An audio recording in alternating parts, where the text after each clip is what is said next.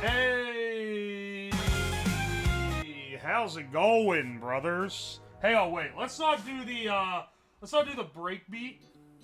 Let's do the Toho background for this one. Run it back. There we go. So excited. Oh, hey, Soy, welcome in. Welcome in, everybody. All right, we're gonna be doing some cool retro tech today. Both with tubes, and we're using old control chips too, because they ain't made to drive this thing since like the 60s. I don't even know when they stopped. Wish there was a Garfield version of Wires. I don't think I've ever heard anyone say that. You mean like the Wires emote, but it's Garf? You nerd, shut up. You too. How'd the butt plug robot turn out? It works. It fucking worked. I could drive it around using the vibration controls. It was epic. I'm a normie now. You get one wagey job and you start thinking you're a normie. No. You can't be converted that easily. Come on, son.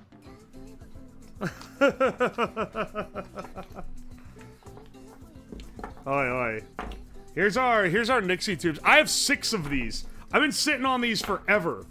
I don't even remember. I don't know what I paid for them. I bought them ages ago. Because I think I got a good deal or something. They're IN-1 Nixie tubes, so you have to look at them dead on to see the digit. I guess from desk height, it's going to be about this big for a digit. Did you see the Ohio guy that is shitting so much COVID out, it's showing up in statistically substantial quantities? Yeah, I actually have. That's a crazy thing to ask if I've seen, and I actually have seen it. I know it's more wild. Being like, have you seen the guy that's shitting like turbo COVID? Or the fact that I immediately know what you're talking about when you said there's a guy shitting turbo COVID in Ohio. I'm turning, the thing on here. That's possible? Yeah. They examined the sewage for COVID traces, apparently. And they have like a big like XY graph of all the variants. Because there's like a bunch of different like sub-variants of it that aren't really that different, but like, you know, they're slightly different. And they're all up here. And then way down here in the corner, separate from all the other ones, is a completely different variant that is held by apparently one dude in like Columbus, I want to say? Columbus, Ohio? That is just like, he's shitting out pure like turbo COVID.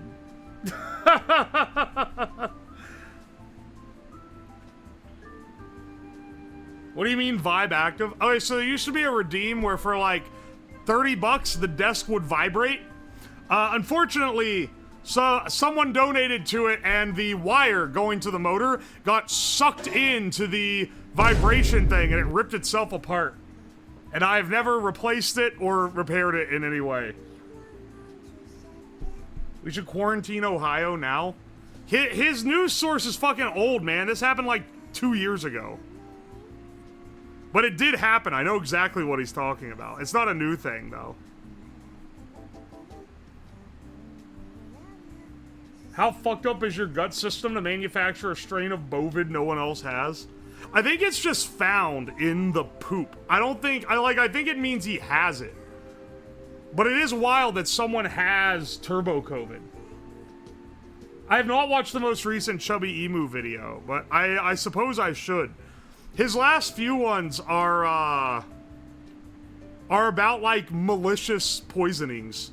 Because he did one that was, like, how the worst roommate ever killed his roommate with poison. And then this other one is, like, this woman cheated on her husband. This is how it ruined her life. Which means it's probably another poisoning video. I don't know Ohio, all I know is time is different. Where did the Ohio meme begin? By the way, I'm brushing the dust off the terminals. These things are covered in gunk. Oi, oi. What are you creating today? So today, we're gonna build a little counter that can read how many times new subs happen in chat, and it increments. Basically like a little, and I'm hoping we can put it like down here, or maybe like over here would probably be less obtrusive. It'll probably only need to be 2 digits, honestly. We have all these tubes because I just have all these tubes. Maybe I'll make it 3 digits. We'll get a little ambitious. 3-digit subs during one stream, maybe during like a subathon. I don't think we'll be cracking that like any other time, though. The worst roommate cheating story was the woman who took the kidney from her boyfriend and then cheated on him, then got sued for his kidney back. Wait. He sued her for the kidney back and got it? I thought that was like, I thought it was a no backsies type scenario. Isn't like one of the central plots of the show Lost that the one guy's deadbeat dad brings him back into his life so that he can give him a kidney and then he kicks him out again? He should have had this landmark case on his side, dude. His ass could have sued him back. They are tube LEDs. Tube LEDs. Wait, are you talking about these? These are Nixie tubes. These aren't LEDs at all. They are, okay, so the way they glow, I want to pick 2 that are roughly on center. You can see some of these are a little more off-center than others. I don't know if you can tell from this distance. But some definitely are. They don't glow in the same way that an LED does. It's in the same way that like a neon sign glows. It's that kind of reaction. So they require pretty high power, which is what this guy's for. This will give you about, I think it's 100, it's adjustable. It goes from like 130 to 180 volts DC from 12 volts DC. Doesn't need a very high current. Just needs a decent amount of voltage to glow. It's a thermal reaction, not a chemical reaction. It's neither a thermal nor chemical reaction. It's an electrical phenomenon.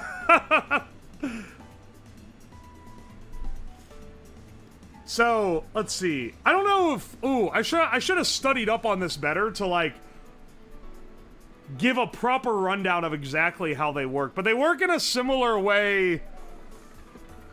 What's a good, like, I mean, neon sign is like the best analog, probably.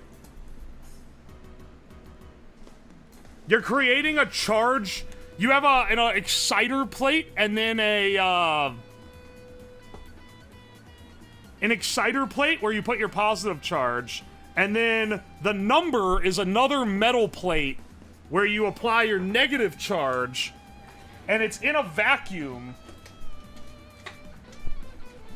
that's backflashed with a little bit of gas, and when the electrons excite around the receiving plate, it glows. So here, I'll show you what it looks like. What number you want to see? Let's show like a 4. So each one of these little pins on the back shows a different number, right? I just turned the lights out because it'll make it easier to see, but you can see it in the brightness too. Alright, so then connect it to the power supply.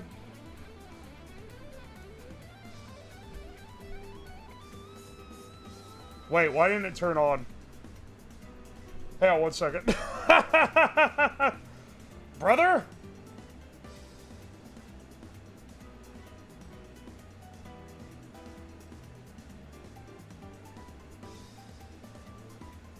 Brother? Hang on a second. I tested these before stream. I know it works. So don't even at me on that. Oh, there we go. The connection must not have been good. Wait, you can't even see what it says. There, now you can. We might have a visibility problem. We have a bit of a visibility. Am I No, you can see what it is. Okay, no, never mind. Sorry. I forgot that the monitor that I see my feedback on is an incredibly, it's like a really cheap monitor that I bought new for like $50. Anyway, it's so washed out on color that on that monitor, this just looks like a glob. But on my normal monitor, it looks fine. You can see it in the bright. Not as well, but you can see it. We can also turn the voltage up. So if I adjust this here, makes it a little easier to see. 3 followers, nice. It's not counting the total number of followers. Oh, might be a little too high voltage. Turn that down a bit. That's why you don't crank it all the way.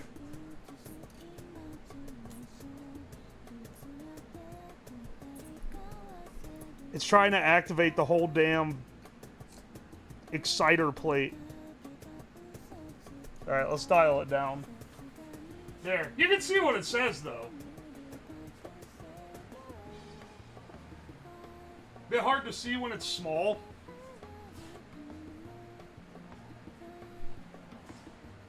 Yeah, it's not the easiest for sure. And it's gonna depend on how good of a quality your screen is. Which is like a little bit finicky for sure. It's very obvious when you turn the light, when you turn the overhead light off. Is it supposed to burn in like that? What do you mean burn in? It's not burn in when you remove it. It turns off.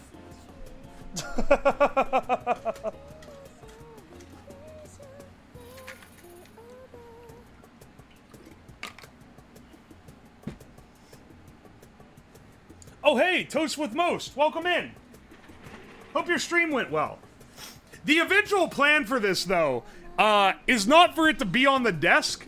It's for it to, be on the little overlay that I'm gonna make. So, here's the plan. I have that old monitor, the green text one. I want to have that monitor and, like, some cool analog stuff on the side, and I'm just gonna have a dedicated, camera pointed at that. Yeah, the Apple monitor. Gonna have a permanent, like, camera pointed at that that's mounted. It's, like, hard mounted to just look at that, and it's gonna have, like, the chat terminal and then, like, the numbers down under it with this. And then, like, maybe some, like, stuff on the side for different things. That's what... No, I want that for a different thing. Because that's not really the same era. This is, like, old shit. But that's the idea. And when that's there, that's going to be in the dark. Because you're not going to be able to see it if it's not.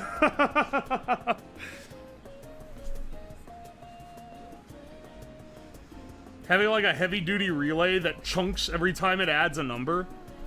I could have it, use, like, a solenoid every time it does it, honestly. That wouldn't be a bad idea.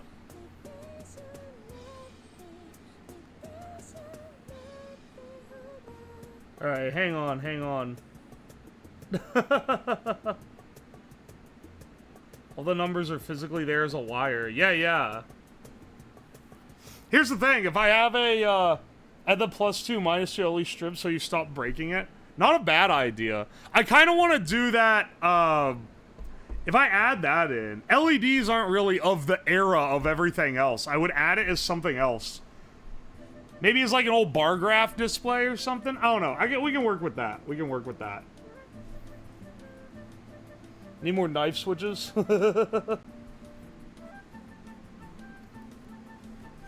Alright, but for now, we need to build our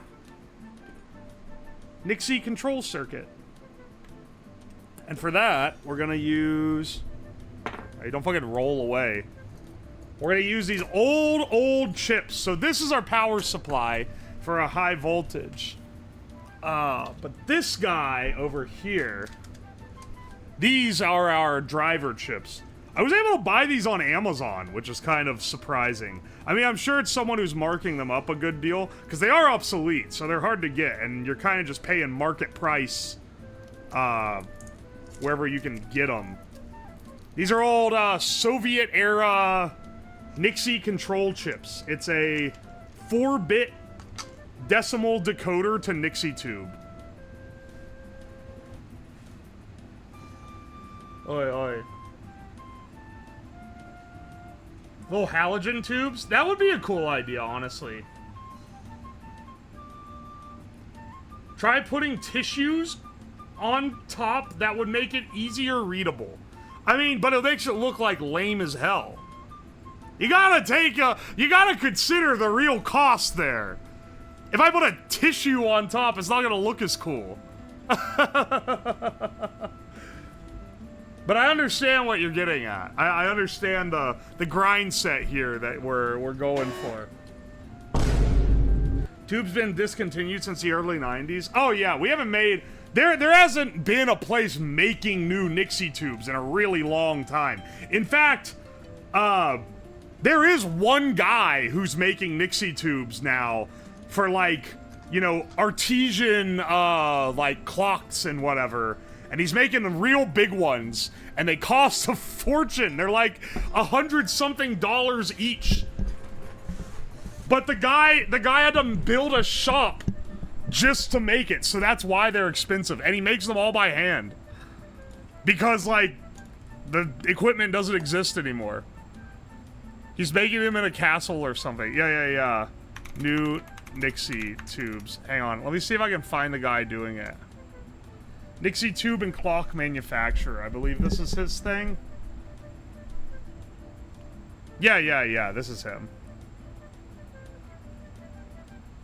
How much are they? It takes him 3 hours to build each one. But they are giant. So I'll give him credit on that one. Have you used instead of tissues the diffuser screen layer of a TV? Okay, but like, I don't know if you heard me before, but like, this isn't gonna be in a bright area. You should be able to just see them. In fact, hopefully today, we'll have the time to set that up. Okay, if I want just a Nixie tube from this guy making his fucking artesian-ass Nixie tubes, how much does it cost? He has the 6 Nixie option. Hang on. Well, he sells the entire clock for 2,600 euros. So I'm gonna assume that the individual... Why is it not giving me a price? Oh, one Nixie tube is 145 euros. 6 Nixie tubes is 870 euros. Wait, why is the clock so expensive? Artisanal obsolete tech dealer? I mean, he's not even dealing old stock ones. He's like... These are like brand new, he's making them. It's cool that he's doing it. And like, it is like, they are giant. They're made for, they're bigger than like they used to make them. Does he smoke crack? No. He knows that there's a good market for giant, brand new Nixie tubes. There's more in the clock than just the Nixies. There's fucking... Brother, there's another $1,500 in the clock? I have high doubts, actually. I have incredibly high doubts about that.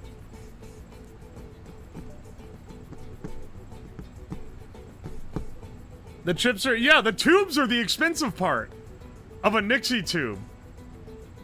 We constantly... Wait, firm... Hang on. I need to show you guys this, okay? I was just looking at it on my own. I didn't think it was this involved. Oh, hang on. I'll show you guys this guy's hustle, okay? Let's switch on over to,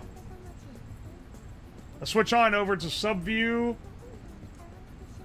Window capture. This guy. This is his Nixie tube clock. Beautiful Nixie clock. The only one you can buy that has these big tubes and is like designed in its entirety to be a nice looking clock. So I'll give him some credit for that, right? But it is $2,400. And it's out of stock everywhere right now, apparently. Ooh, you get it different color. Oh, the 2600s if you want it in gold. I mean, like, if you're gonna go through all this, surely you're gonna at least get the shiny silver, right? And it does look really cool. They're real nice, bright. Not as fragile as it looks. It's robust and takes effort to damage it mechanically. You can reliably lift the whole thing by the tubes. This dude's trying to make money on the resale value of his damn tubes. At this price, I'd rather learn how to make it. It's pretty involved to make a tube. You need a lot of equipment. Firmware updates? We continually develop function of our clocks? Brother, why are you getting a firmware update to your clock? This thing doesn't need to have any firmware updates. It should just work.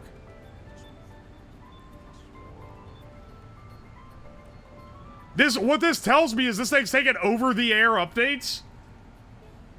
The stuff we make for work doesn't take over-the-air updates, and it's like professional equipment. This dude got it working on his damn clock.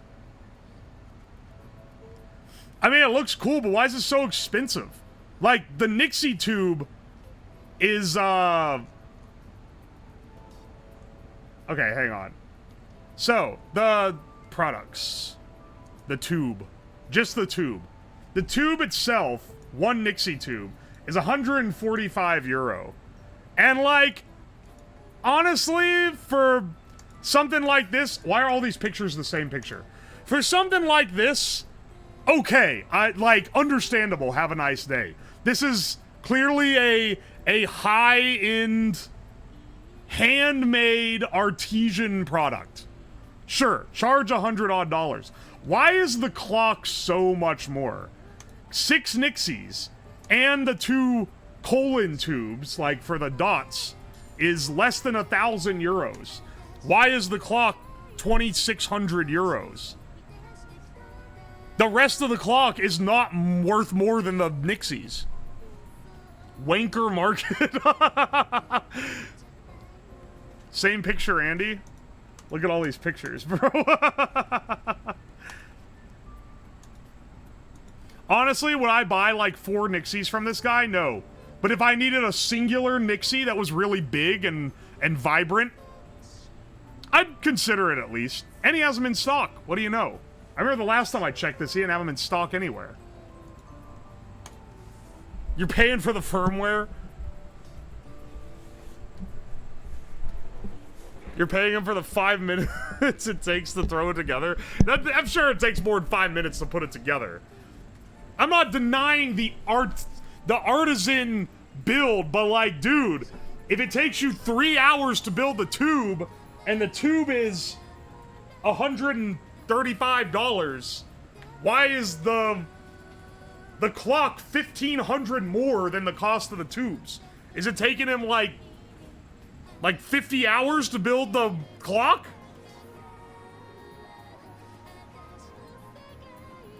Yeah, they were sold out for years.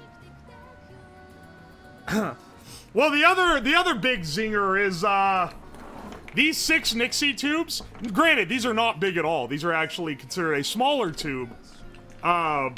These 6 Nixie tubes were like 30 bucks, not each, like all of them.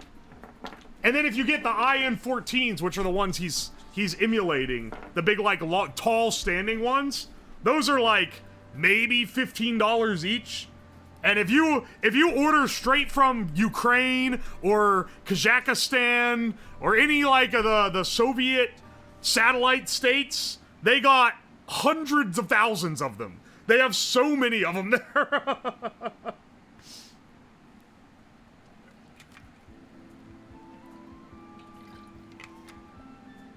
Maybe you're paying for the fairies and the tubes that make it light up. True, they do charge a high price. Yeah, Ion 14 aren't that expensive. Honestly, I probably should get some. If people like this stream, then and I get a pretty good system going with these driver chips, then I'll just fucking invest in Nixie tube technology. Because they ain't that expensive, and they do make a normal project look really cool.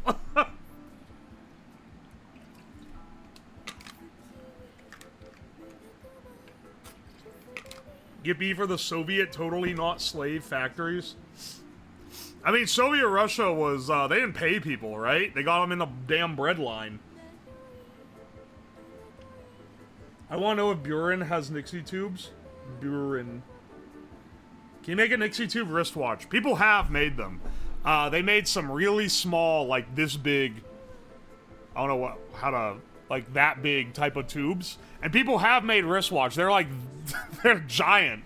Because they also need a big old battery in there because they draw a lot of current compared to like an LCD or something. You also, they don't stay on all the time. You press the side and then it lights up. Those little tiny Nixies though, those are crazy expensive. They're like 100, they're more than the artisan tubes. They haven't been made in like 50 plus years and they didn't make that many small ones like that.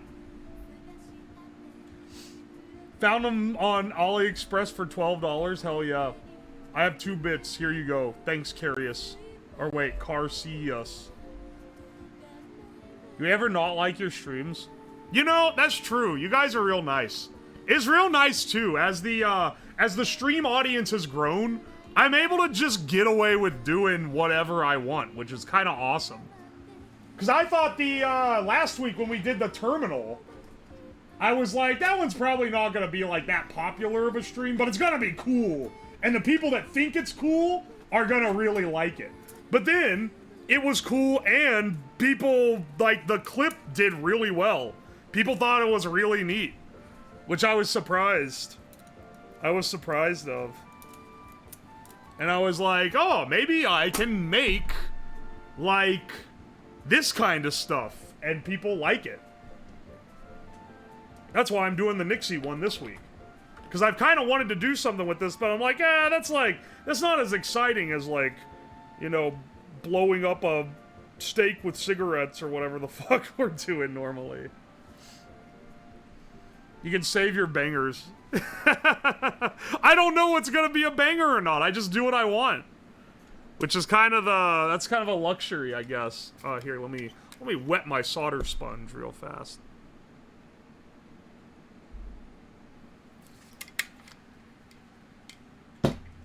Everything has to be the cancer cannon. Well, see, if the Nixie tube things goes well, if this is cool, then and it all works right and whatever, then I want to do a stream where I modify my homemade Geiger counter to have a CPM meter that reads out on Nixies.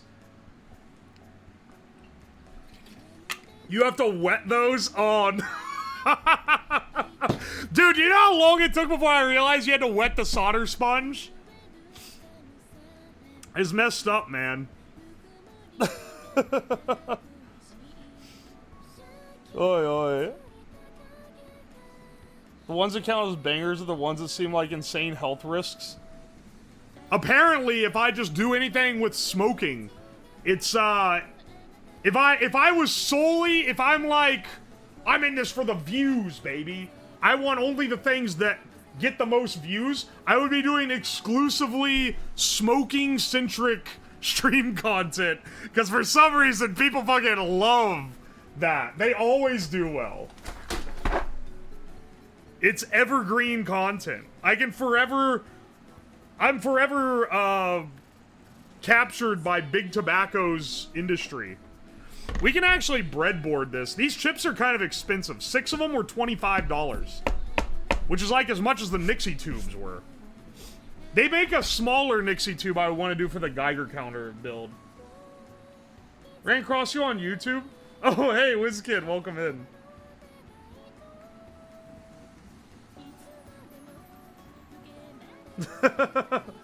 Yo's lab takes his homemade Geiger counter to Pripyat. The guy who built a huge Soviet gas-charged display with a complete custom driver. 256 by 256 pixels?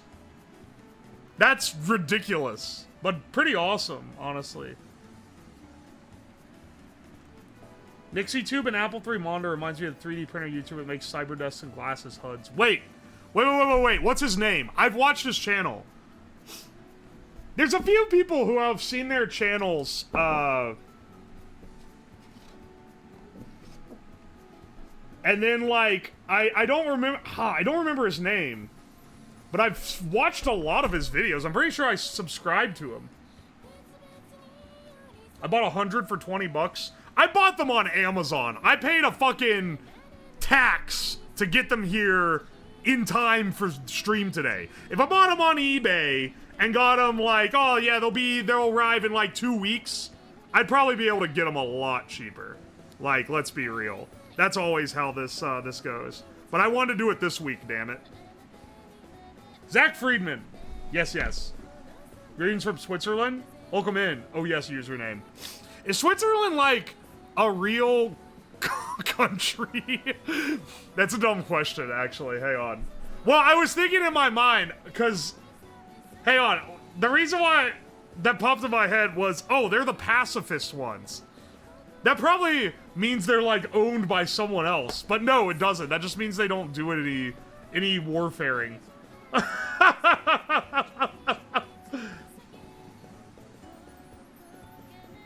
Switzerland is a weird country. It's a bank. It's discount Luxembourg. I thought Luxembourg was a city. Is Luxembourg a country? We're not gonna talk about this anymore. You guys are gonna roast me. Switzerland has 9 presidents. Do they, like, fight every time they get into, every time they try to do anything? It's a very tiny country. It's both? Oh, so it's like a Singapore type of deal. They fight to the death. I like when you fuck up Europe stuff just to weird out the Europe people. It is, I'll admit, sometimes I do it just for the love of the game. I'll be completely real. I'm not always a complete idiot. Sometimes I'm like, it'll be really funny if I'm like, you tell me Germany isn't owned by Russia? Or some dumb shit like that. Because then people are gonna be like, whoa, how could you think that?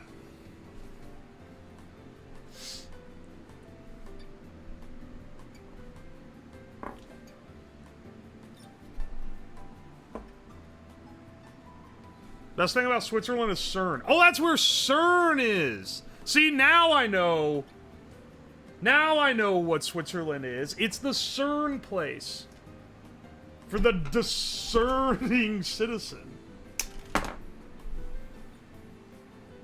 You told me a shrimp fried this rice? Hell yeah, brother. Do you own a multi-tool? I don't own a multi-tool. You mean like a... Oh, what is the one that everyone has? Is it a Gerber? The ones... It's the little flip-out plier thing, right? I don't have one of those. But they're pretty cool. I don't have a socket. So, I'm like, how do I interface to the Nixie tube? Well, let's just wrap wires around the terminals. And maybe we can, like, solder them, but I don't know if I want to do that. No, you can't solder to the ancient Nixie tube, dude. That thing's worth an entire $5.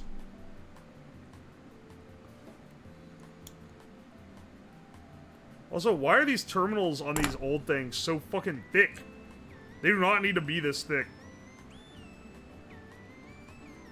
There's not a lot of current going into it.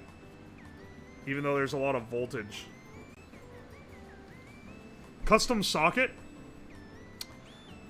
That's not a horrid idea, honestly. What's like the... Wire wrap's a valid option? Honestly, yeah, they did do that back in the day.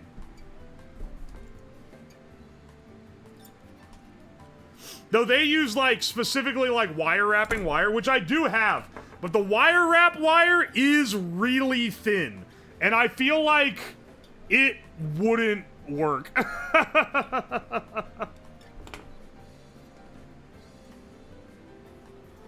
They also used a specific tool for wire wrapping that I don't have. A little thing that would go around the pin and link the wire in and then wrap it for you.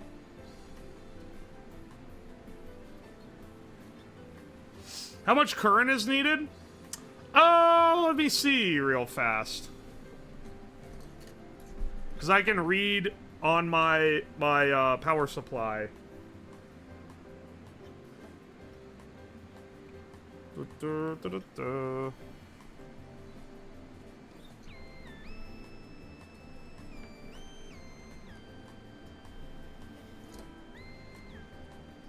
see here. I need to be careful not to touch the ends, since it is high voltage. Can't touch it while powered. Might get a little nasty zap.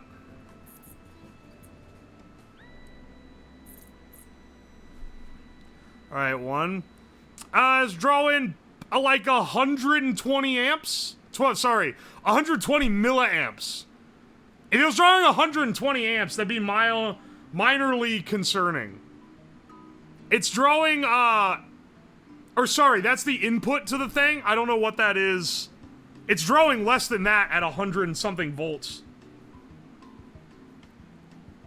At the input of the voltage converter. It's 15 volts getting converted into that. And it's 15 volts at 120 milliamps. It's 1.7 watts. So, if you work backward from the wattage, well, that'd be power equals voltage times current. You assume the voltage is like, I'll say like 170 volts? Yeah.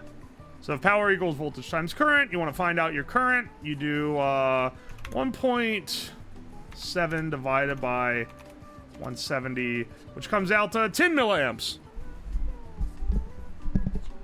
Not too much.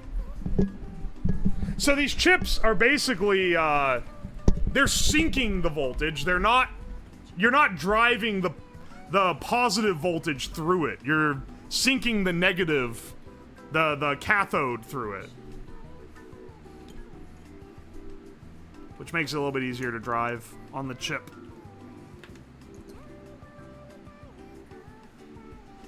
Yeah, all the pins are common, so the chips are effectively open drain sinks.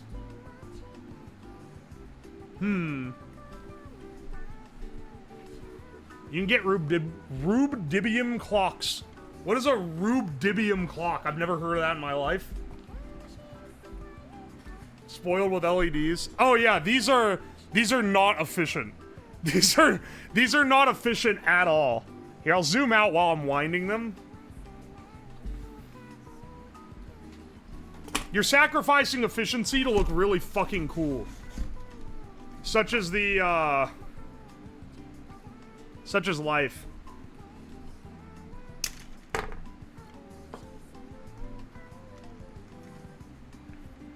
Atomic oscillator clock. Wait, like an atomic clock that has the atomic element in the clock? What the hell? They make that? You can buy that? An actual low... Yeah, so for anyone who doesn't know, because do you guys remember maybe they still market like this? I haven't seen it in a while, but at least back when it was newer, they would market atomic clocks. Whereas a clock that keeps its time via a radioactive source. It's very accurate. But an atomic clock in that sense does not have a radioactive source in it. It has a radio chip that can receive a signal, a timing signal, that's put out by this one place in the US that has the radioactive source and has a synced clock. Didn't actually have the radioactive part in the clock. So it's kind of cool, the idea that you can have one that has it in the clock. I know that they also make quantum random number generators that you can buy that have a radioactive element that they're pulling, like, it like has a receiver plate that can detect where particles hit, and it randomly generates numbers based on that. And you can buy one on a chip. They're pretty expensive. I think they're like $3,000 or something. Well, you can buy them. The GPS reference clocks aren't that bad. Depends on what kind of experiments if you need to go with the atomic ones.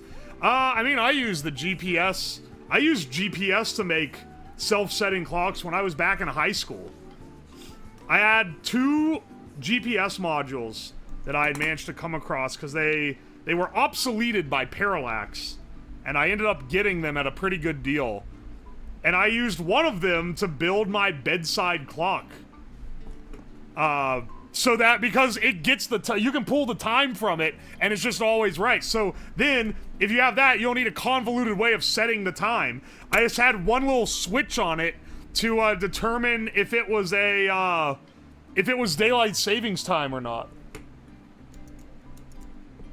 You can buy this for $60 on eBay. Oh, that's sick.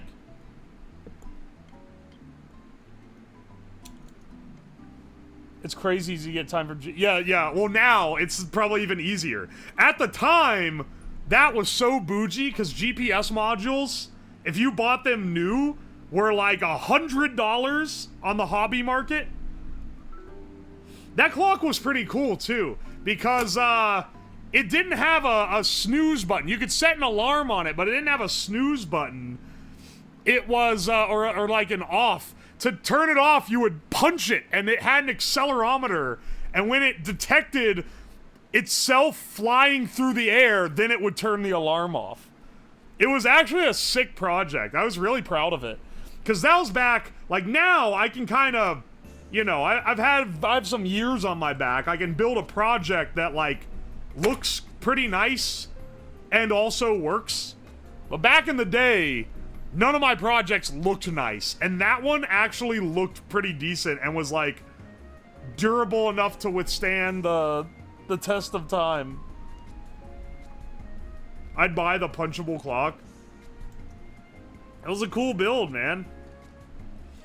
It also had, because it had, like, a clock display on the front, the accelerometer also detected which way up it was, so you could flip it either direction and it would flip the time to match. Which had an entire, like... It sounds basic, but I remember working a lot to get it to do that right.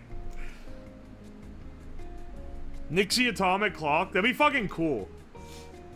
Well, as I said, if the Nixies work pretty well and are easy enough to control, I'm gonna start using them for, I'll start using them for stuff because, dude, any of the nuclear projects where you need a readout, it instantly becomes, like, cool if you stick a Nixie tube on it. Like, it's the same, I think it's gonna be the same level of difficulty as, like, a 7 segment, except it looks way cooler. I made a Nixie sub counter for my husband a while back. It was one of my fave projects. Oh, you already made this. How many tubes do you have? I have 6. Where's the other? Here, I'm missing this guy. But I don't think I'm gonna make all 6 on this. This is just to count the new subs per stream. And maybe I'll use it for some other stuff. I don't know. I could count new subs. I could count new follows. I could count, like, donos or something?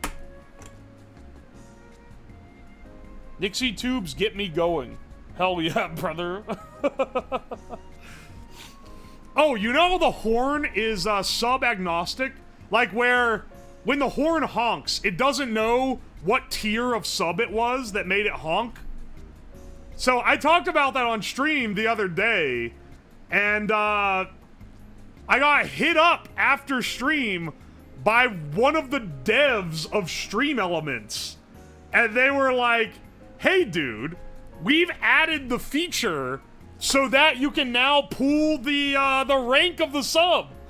So I gotta add some new features that use that, because now I can send commands to that thing because it reads the Stream Elements chat messages.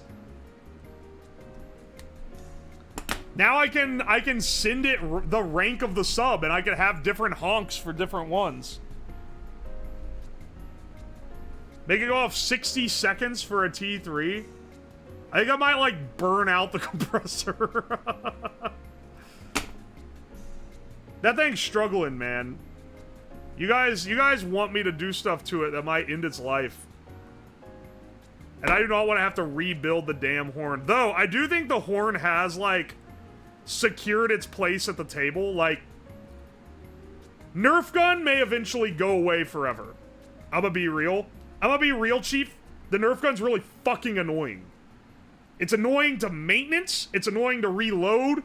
It's annoying when people shoot me with it in the middle of the stream, and it isn't that expensive or anything. And I don't want to make it more expensive because you often miss, and people are always bitching about it. It's probably gonna go. Nerf gun is probably gonna go at some point. The horn is like too much of a staple. The horn cannot go.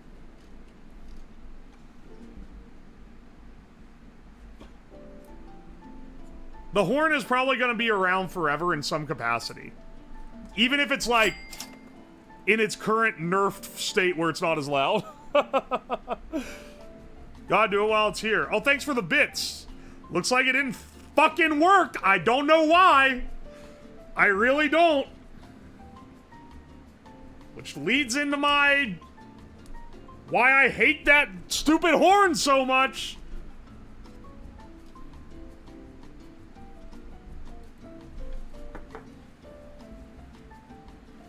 Auction off the Nerf gun? That'll be a hard auction because that's my Nerf Stampede from when I was a kid, and that gun kicks ass, man. I kind of still want it to exist. I just don't want it to be a persistent bit redeem, you know? Like, something I can pull out for a stream. Oh, here's a special thing where you can shoot me with the Nerf gun. Fine. But, like, it being like a persistent every stream thing that's this cheap and people get this bitchy about is not worth it, man. People complaining about shit constantly is like #1 way to get it removed. Is tier 3 gonna be like Train Blast? I'll say, so I do have a train horn. I can make the T3 a train horn. Wouldn't be a bad idea. But the train horn is reserved for expensive donos. Because that one is actually loud as fuck, and it scares the hell out of me when it goes off. So, I think I might devalue it. Because a tier 3 is cheaper than a $40 dono necessary to activate the train horn.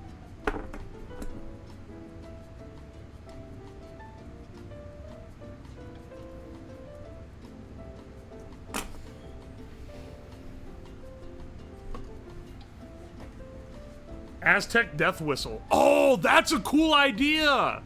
I even have one of those things, man. 3 left? Hang on a second. 2, 1, 2, 3.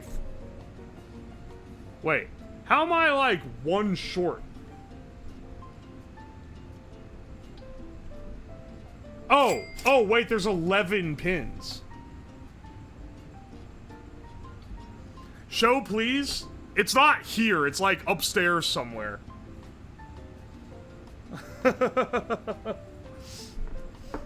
Infinican, thank you so much for the bits. I'd like to bring back the bells at some point. I like the bells. Hell, even just, like, 1 single bell that you guys can ding would be a pretty cool little redeem. It's pretty unobtrusive to the stream experience as well. If you could pay $1 to make a bell ding, I feel like that's like a pretty satisfying cheap redeem, you know?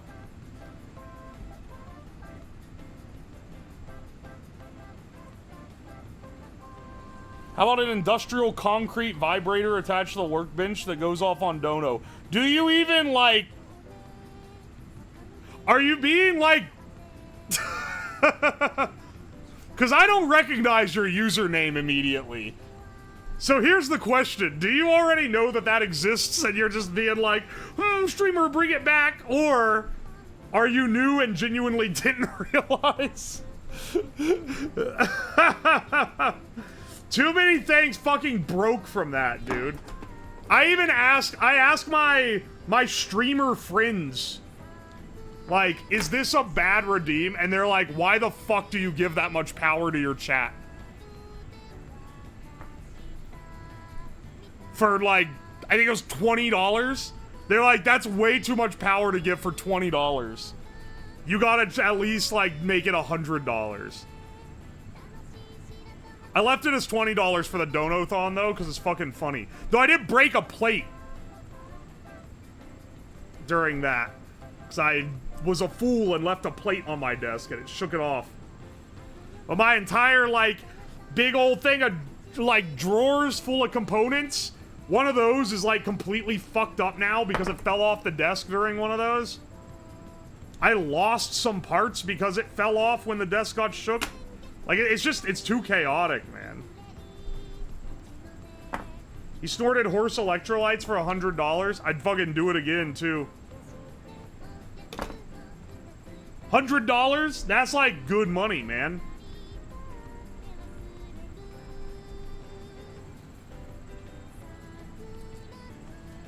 Have to dig through and find clips.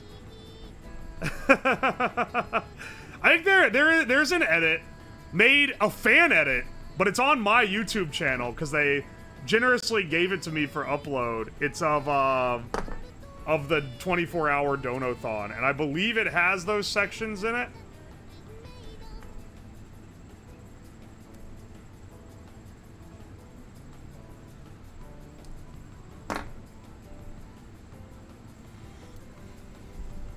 We almost got wires on all the pins here. Do you still smell apples? No, the apple smell faded away after stream, don't worry. That said, that was an intense apple odor for a bit. Just a reminder to sub to YouTube. Hell yeah, brother. Exclamation point YouTube for the link. For anyone else who wants to follow the YouTube. We're past 50k subs now and climbing. It's been good going on the YouTube, dude. At the rate that YouTube channel is growing, we might be able to hit 100k in the next 6 months, which would be crazy.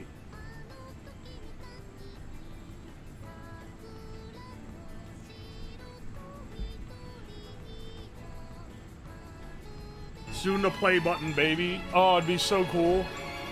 It would be so awesome. It would be so cool. Hey, 2Max, welcome in. How's it going, brother, man?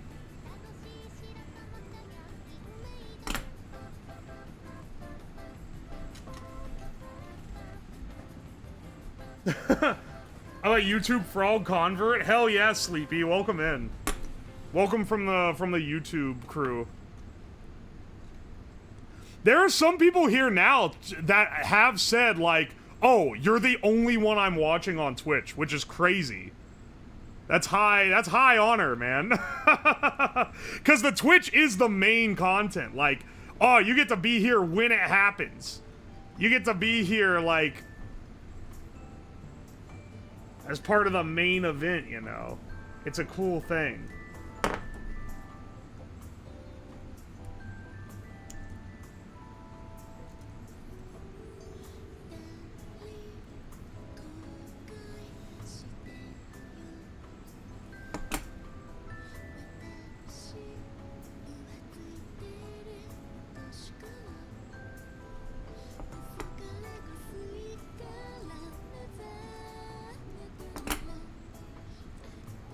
Too loose. Oh no, wait, there we go. It's fine. Some of these are probably loose. All right, there's our positive. And then we should, okay, hang on. Let me print the data sheet for this chip out. So that I can get the thing wired up. The only VTuber I watch? Hell yeah. Well, that is also because I'm like barely a VTuber. which works to my advantage. Because there are parts of, like, the VTuber stuff that I like the fact that I can be completely anonymous, and, like, I can do variety content. But there's other parts that I'm not as big of a fan of, so I don't fully attach myself to the label of it. Love how many leads? Yeah, one for each number, man. How much were the Nixie tubes? They were $30 for 6, I think. I bought these years ago. I've been holding on to these since, like, 2019. These are pre-COVID tubes. Like what? Don't let it smile me. I don't wanna go after the homies like this. But they tend to encourage massively parasocial behavior for monetary gain, which I am not crazy on. When you come to this stream, if you pass the vibe check, then where we can be pals, there are people in chat I've made friends with that I'm like, yeah, okay, this person's a bro. But if you don't pass the vibe check, if you're a little odd, then, like, you know, you're gonna get a little ragged for it. I ain't gonna sweet talk anyone for money.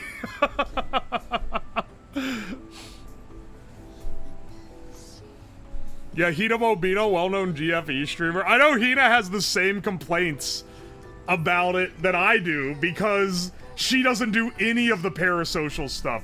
And she also gives people shit if they don't pass the vibe check. It's a, I don't know, those are always the channels I liked watching. The roasting keeps chat in line. Just know that it's never meant, like, you know, we don't take ourselves too seriously here. You guys roast me, I roast you. It's not meant as, like, it's not meant in bad faith. It's a two-way barbecue. Hello, I watched the vape steak video. Oh, hey! Ashplay, welcome in. Dude, this vape steak video's doing well. People fucking love me doing shit with nicotine and steaks. Nicotine processes and steaks are a, are a banger content, apparently. Oh my gosh! Wait, why did the horn not go off? AV, thank you for the $40? Hang on. I'm gonna go reset the horn, because that should have gone off. And then, I bet it's been a while since I reset it. It's been a long time since anyone's donoed on it. And then, mods, you can give them a refund. We allow refunds on the high cost. The high cost redeems.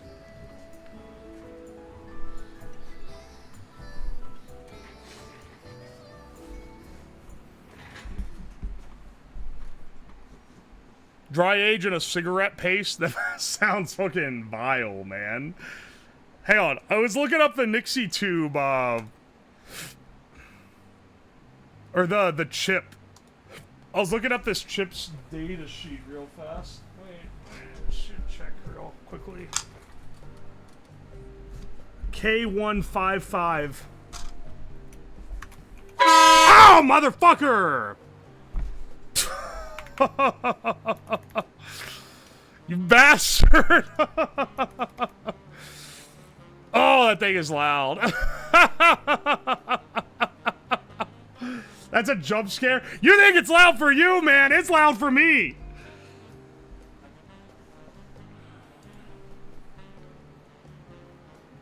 My ears, bro. There's a reason it's expensive. There's a reason it's expensive, dude. Hey, hang on. Data sheet.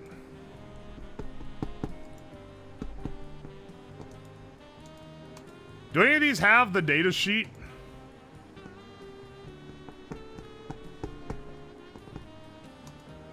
Because I kind of want to know what the operating voltage is. I'm assuming it's not that high.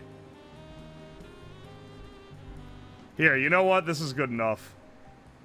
Open image.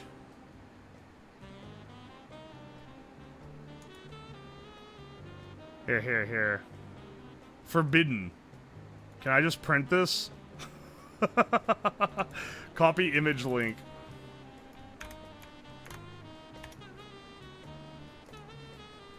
Print. Yeah, that should do it. Smoking steak and cigarette smog wasn't vile? I mean, that was pretty vile, I'm not gonna lie. But, like, part of the joy of the cigarette steak is the, like... It's not just the trying something that's gonna be kind of gross. It's building a ridiculous contraption in order to do it. That's, like, the real... That's the real one, man. I don't know why this has the function table. Like, obviously the function table is going to be... You send it in binary.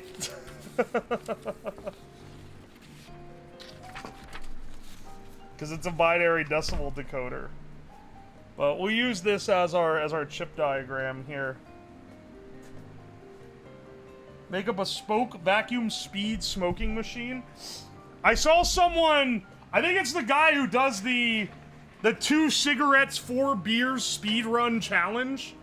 That guy, he's one of my new fave YouTubers.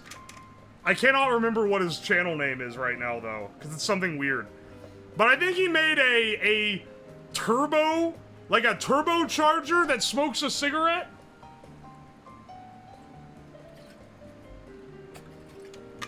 Which is quite funny. Tinnitus is hearing with spice. Unfortunately, I already have tinnitus. This ain't doing me any favors, though. Came for the contraptions and gizmos? Hell yeah, brother. How many miles per sig does that sucker get? There's gotta be a decent amount, right? Hang on, wait. Is 10 0? Or is, I gotta see.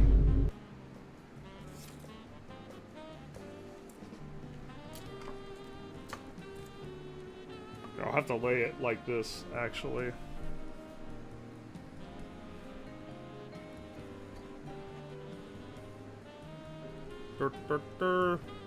I'm assuming pin 10 is 0.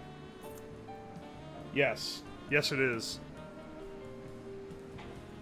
We gotta launch a rocket with this?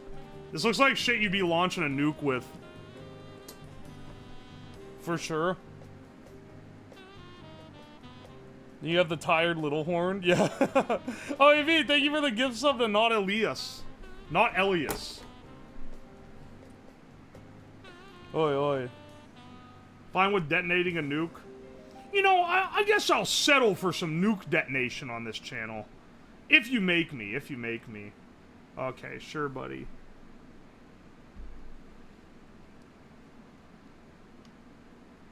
Okay, 1. Wait, they aren't even in order. 2 is over here? 2? 3 is down here? Why are they out of order?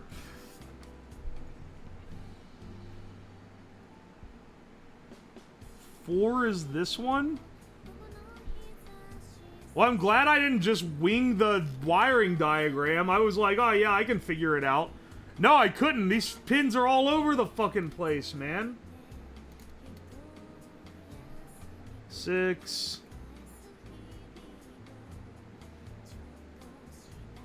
What is this? 3? That's supposed to be here. 6.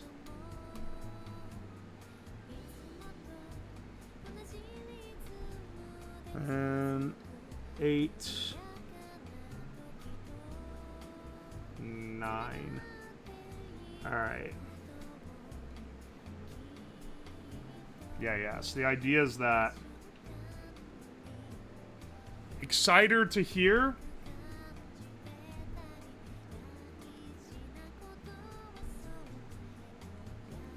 You guys can get a clear view on the... You can't see the fucking chip down here, though. $200 dono for nuke detonation. Yeah, $200 dono. the lights turn off. The lights in the room turn red, and it starts going. Nuke detonation incoming, and I have to run and to the terminal and type in a code. And if I don't type it in time, then it heats up a nichrome wire in a box full of steel wool and sets the basement on fire. That sounds like a great idea. What ship are you wiring to? A KN-155. I would say a KN-15. That's not a KN-155. It's a common cathode tube decimal decoder. It hasn't been made for many years. It's an old obsolete ship. But we need it for this project. Just pull out a global and wait for Ohio to disappear. Look, you other fuckers hate Ohio. I live here. I want it to thrive.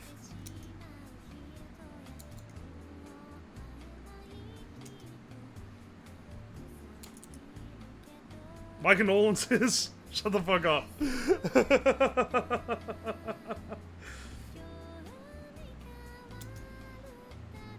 Ohio deserves nice things. I know. We've had it bad enough. We had a river that caught on fire. But then we fixed it. Don't worry. We fixed it, and then they were so proud of us for fixing it that they made a national park that contains the river. Basically just being like, now that this has national park protective status, you'll never be able to fuck up this river so bad it burns ever again. Why do you live there? You're an adult. You can live where you want. Listen to your child. At some point, you realize that being able to live a good life is more important than being able to live, like, near a quirky fusion restaurant in a coastal city. I chose to live in Ohio because I realized I can own a house for, like, $200,000. And my mortgage would be less than most people's rent.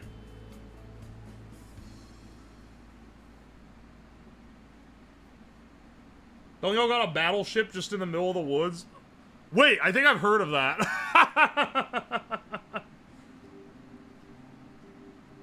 I live in LA, paid $29 to park at Target. I've been to LA twice, and I hate LA. I don't like big cities in general, but LA is the only city that I hate. I hate it with a vitriolic passion. It is maybe the worst city on earth. It's legitimately, like, the most miserable place to get around anywhere. I don't like New York City, but I like it more than LA by a pretty considerable amount. Because at least in New York, I don't have to drive. I can catch the train places. And, like, the train sucks, and you feel like you're gonna get stabbed everywhere. But, like, in LA, you gotta drive, because they don't even have, like, public infrastructure, man. There's nothing. The whole city's built on bullshit. I hate it so much.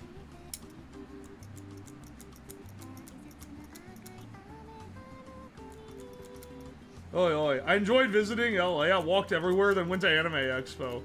Isn't Spider-Man from New York? Yeah, he's from Brooklyn, I believe.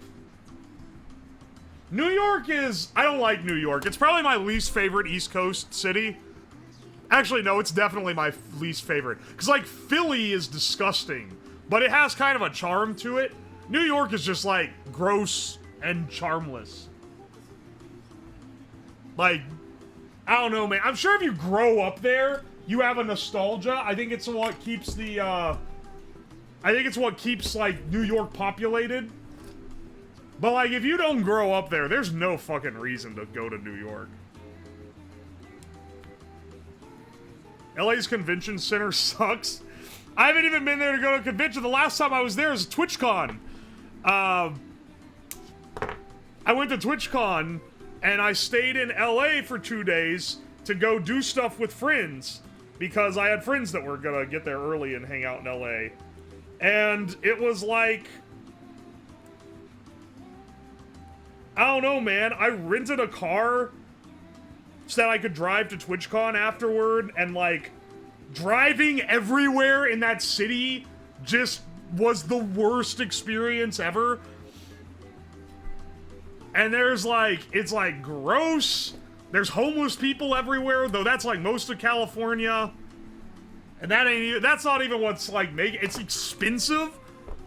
I went to pick up a friend from a Best Western hotel, and they wanted me to pay $5 to enter the parking lot to pick him up and leave. It was $5 for sub 15-minute parking lot access. That is maybe the most insane at a fucking Best Western that looked like you'd get shot outside of it. What the fuck are they charging for parking for? That's the only place on earth. They wanted to charge you to park at a damn CVS. They charge you for everything. Everything you go. I'm surprised they didn't have to put $1 in to, like, use a bathroom. Oh, wait. I know why I didn't, because there's no public bathrooms anywhere.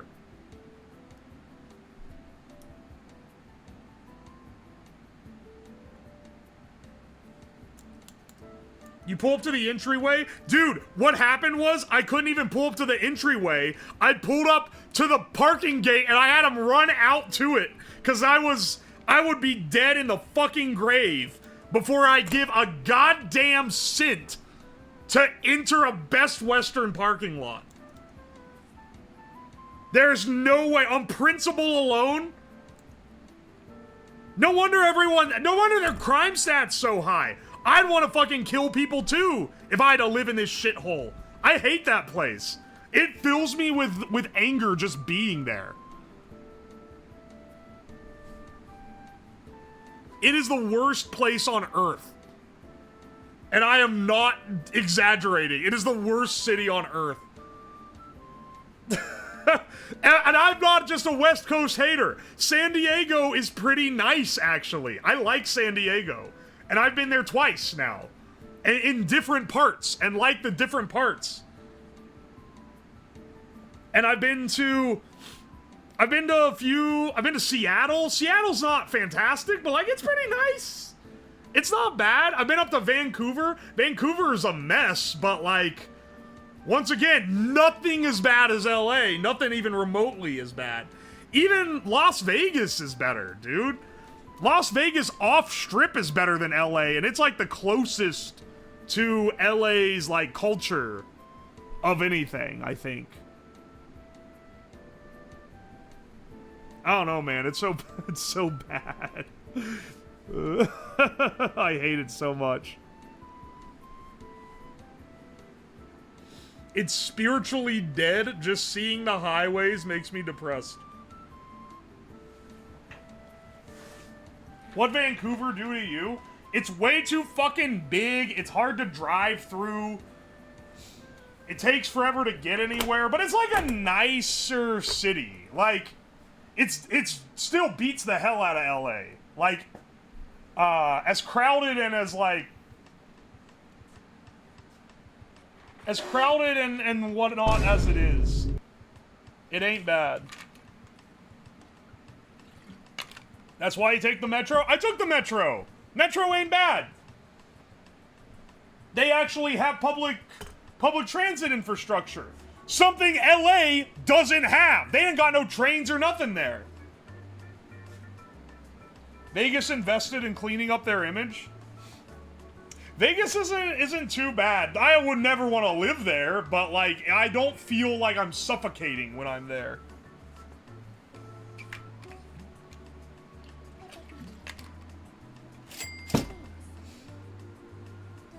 Trains are cool. If you have a big congested city, you fucking need trains. Like, I'm not one of those, I'm not a insane train enthusiast. Some people like jerk off over trains and shit. They're like, yes, public transit. Fuck every car. I never want to have to drive anywhere. I'm not like that. I like driving well enough. And I think that for like long distances between cities, it's fine. But like in the city, you need a train. If you're that big of a city, you need dedicated public transit because driving is ass.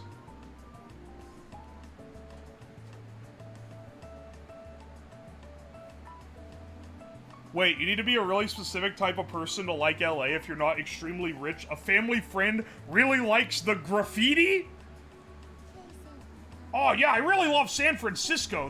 The human turds on the street really, you know, it's a vibe you just don't get anywhere else. And by the way, I don't even rank San Francisco as low as LA. I think San Fran is a better city.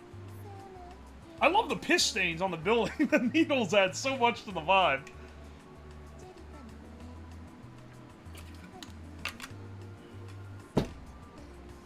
H-1? Yes. Yes, that is what these are. I don't know what that Cyrillic letter is, so I say in, but I know it's not actually an in. It's something else.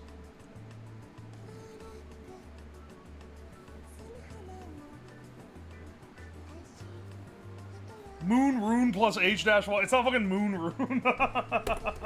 It's a, it's I-in-1 is what they call these in English. San Fran has more culture, but the crime is worse. San Fran feels like it has a cohesive culture, even though I do feel unsafe every time I'm in, like, the downtown area.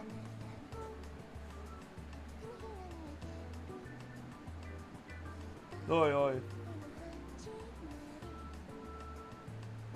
The broken glass bottles really add character. You cannot pay me to have a car in San Fran? I would not. Okay, so I will say the difference is I didn't drive in San Fran. I get Ubers or, like, transit everywhere. I am not fucking driving. I did know someone who went to, one of my friends that went to Off-Kai last year went down to the, whatever the pier in San Fran is, last year and got fucking robbed. So, I don't know, man. That one, it's pretty shitty, but...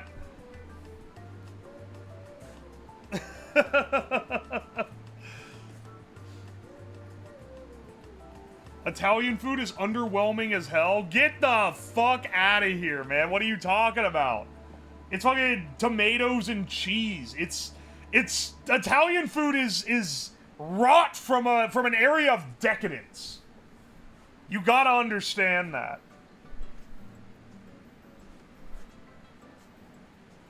Went to Off-Kai probably deserves. Shut the fuck up.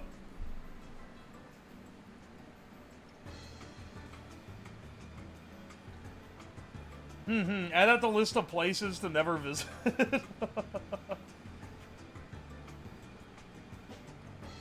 Dude, you had to have... claiming Italian food is overrated is crazy. Have you only had, like, the shittiest Italian food ever? My apologies. I'm sorry that your experience with Italian food is like dog shit. Because it's pretty good as far as, like, world cuisines go. Though I will say, because like, Italy is in, like, the cradle of civilization, they get a lot of really good fresh ingredients there. And it's like that anti-French food. French food is like, oh, here, you take flour, water, and butter, and with like 20 hours of labor, you turn it into something special. Like, that's a lot of French food. Oh, here, you boil chicken, but the broth needs to be completely clear, so you have to skim it constantly. You have to knit. It's got to take you hours of work and, like, really, like, high skill, high, like, precision and all this shit. And then Italy's food is just like... It's just like, I squeeze the pizza into the glass and then I drink it and it's the best thing ever. Oh, I put the cheese on the pizza and it's delicious. It's like everything's just basic. It's the simplest shit.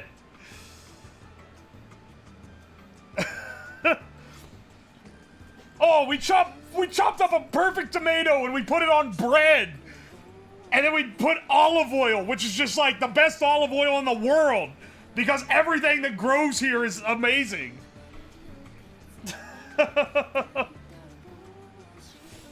Like, everything is just banked around the core ingredients being this insanely high quality that you get when you live in an area like Italy.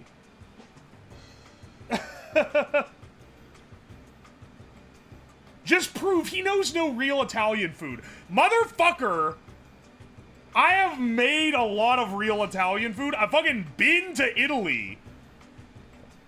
Let me tell you, you go to Italy, you go to, like, a corner store for lunch. Or it's not a corner store, it'd be like a cafe for lunch. And they got, like, 3 sandwiches, 3 paninis on the menu. You order a panini in the US, that shit's gonna have, like, this thick of filling and then some bread on it. You get the one in Italy, it's fucking, like, one thin slice of, like, maybe a pastrami or, like, some kind of cured meat. Thin layer of some kind of sauce. And then, like, the best damn ciabatta bread you've ever eaten in your life. And you know what? It runs fucking laps around anything I've had anywhere else as far as, like, sandwiches go. The fillings on that sandwich were, like, that thin. It was so basic and simple, and it was perfect. And all the food there was like that. The pasta was all, like, here, if you get pasta in the US, they're making, like, a cream sauce, and they're throwing a bunch of shit on it, and it's good. I like American Italian stuff. It's tasty in its own right, similar to, like, our pizzas. But, like, there, they put, like, one sauce. There's, like, no extra notes. It's like plain, like, homemade noodle and, like, one sauce and nothing else on it. And it's the best thing ever. The pizza has, like, it's like sauce, cheese, basil. That's it. I don't know if that's, like, what, like, you eat just on a day-to-day. The pizza one's probably more of a, hey, we know tourists are gonna come here and buy pizza thing. But all the other stuff was, like, pretty authentic, I feel like.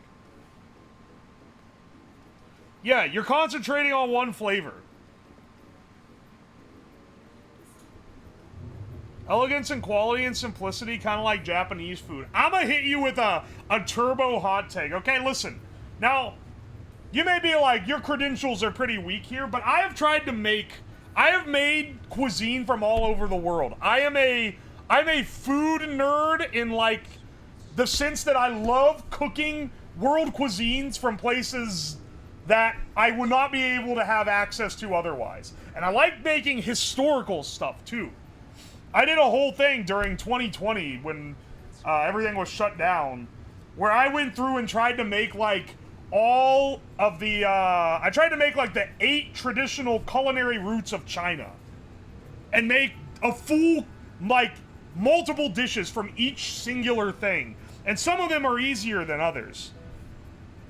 But, like, I've done that for a few different countries, where I just go through and try to, like, dig through the history. Oh, how did this cuisine start? Let's find the, you know, the root recipe, and then go through some stuff and try to, like, make it. I had to get people to translate shit for me when I was doing that for the Chinese one. And also for I did some for northern India. I haven't delved into the rest. But, like, the northern Indian region where it borders, and there's, like, a sort of natural fusion cuisine. Like, I've gone into that a bit. I try to make stuff from all over the world, is basically what I'm saying. But I'm trying to add some credentials to my name. The reason why I'm explaining this, I'm trying to add some credentials to my name before I say that, like, traditional Japanese food is kinda ass. If I'm being honest. It's kinda ass. It's really bland. It's really bland, and they do not like strong flavors at all. It's like, it's really subtle, weak flavors. And the stuff that tastes good came later. They got colonized into having flavor.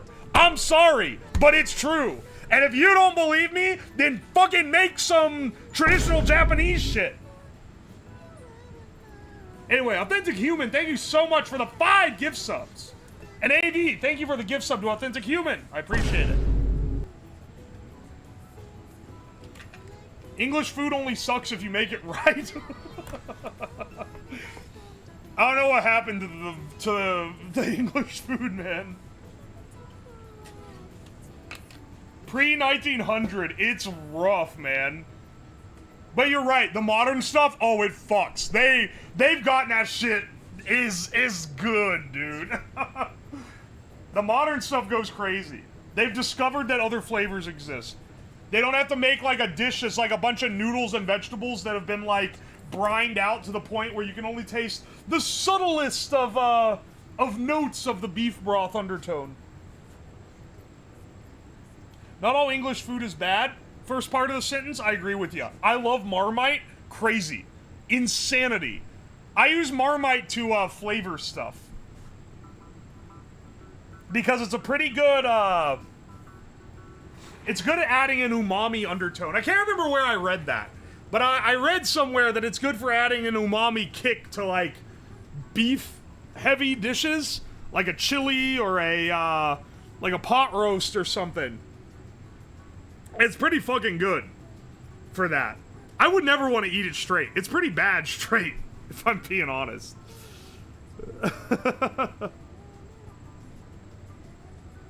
Alright. A. B. C. D. Alright, so that's our digits. When we power this up, assuming I'm not fucking it up,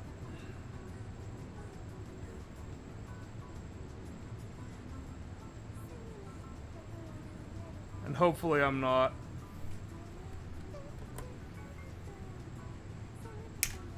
then we should have a 0 appear here. You can fuck these up without damaging them. Yeah, I imagine they're built pretty sturdy. Old tech often is. The cost of sturdiness is speed, which is why as we build things faster, they get more fragile.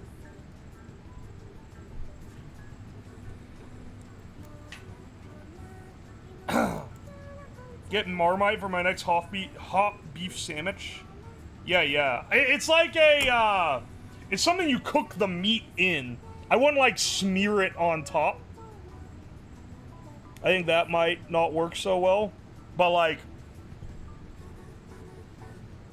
when you're, like, cooking something down, you put some in there that disappears into the dish. Works pretty well. Fuck!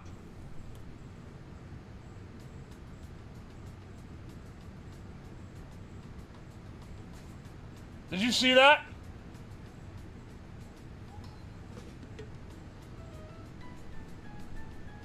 Wait, where did that smoke?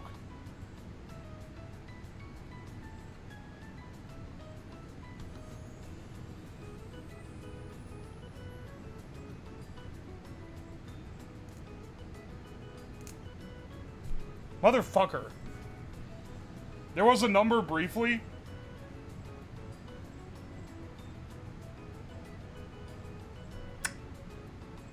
Welp. What is the power spec of this chip? Because I'm pretty sure I just overdrove it.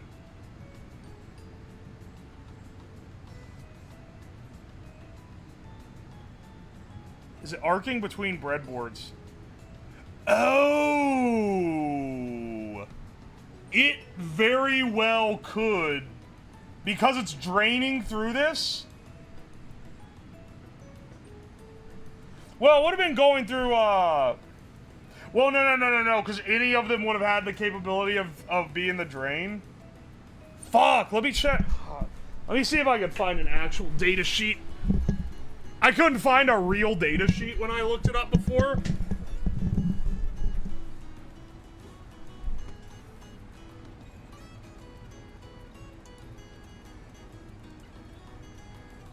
Yeah, hang on. Checking the clip. What did it do? Glad you got the 20 seconds leading up to this.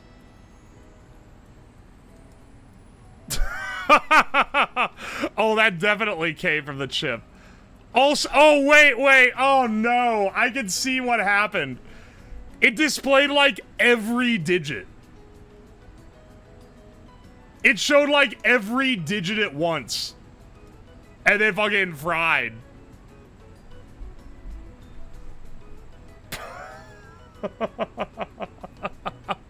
Whoops.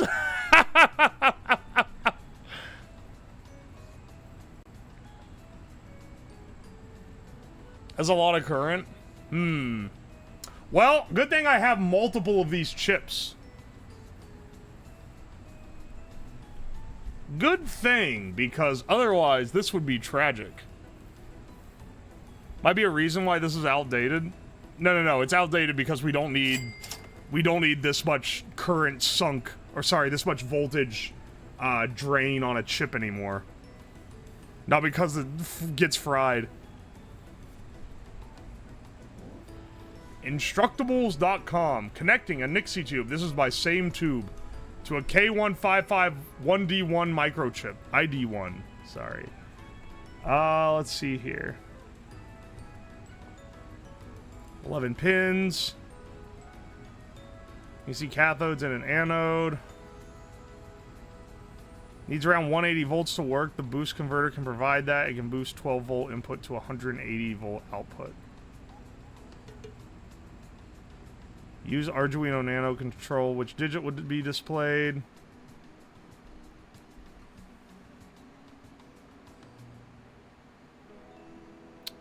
I see here it says include a 20 k ohm resistor between the voltage and the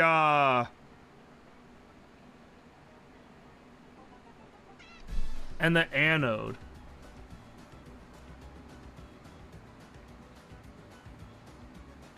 Well, this sucks. How much did that chip cost? It was a lot. That was like a $5 chip. It's a lot for a chip. It's not like a lot in the grand scheme of things. Well, whatever we do better work, because, like, I can't afford to fry another one.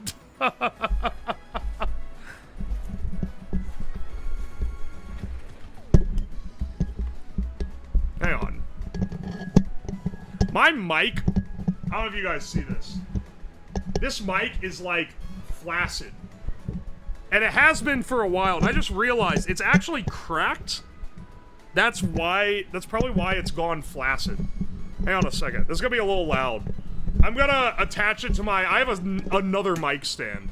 I'm gonna attach it to so it stops fucking spinning. Is that a chemistry stand? No, it's what I use to hold my mic.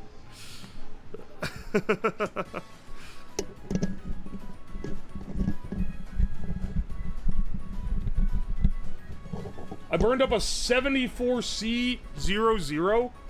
That jewel cost $100? What kind of chip is that? I mean, I have burnt an FPGA before, which does arguably cost more. Hang on. Another thing I need to check. Am I overdriving my chip? Datasheet. The VCC of this thing is being run by 5 volts. So let me run the chip's VCC at 5 volts.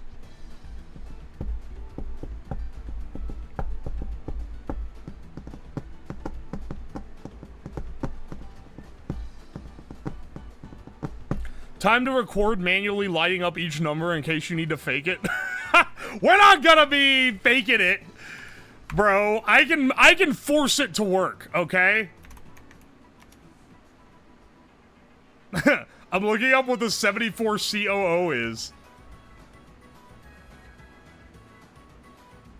Wait, this is just a NAND gate.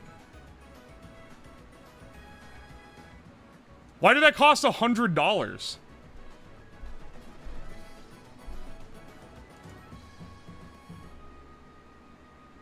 Oh, because they're obsolete? Why did you pay $100 for a NAND gate? Operates at 15 volts?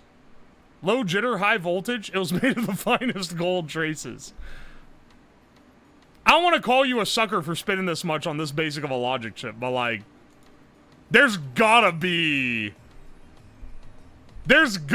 a better way than a $100 NAND gate chip. Maybe I'm crazy here.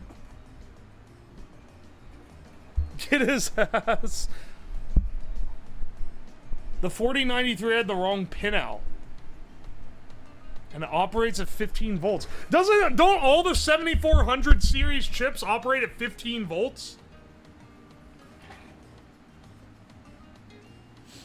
Anyway, I fried an op amp that was worth $20-something. That's probably the most expensive chip I've exploded. I think part of this might be that the input voltage is just too damn high.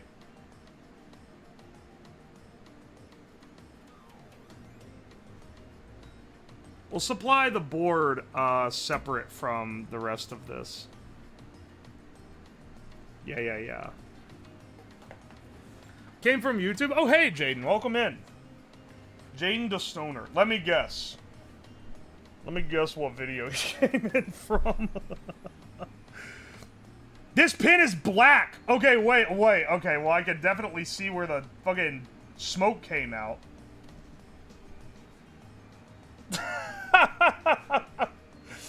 Oh, man. Right at the power pin.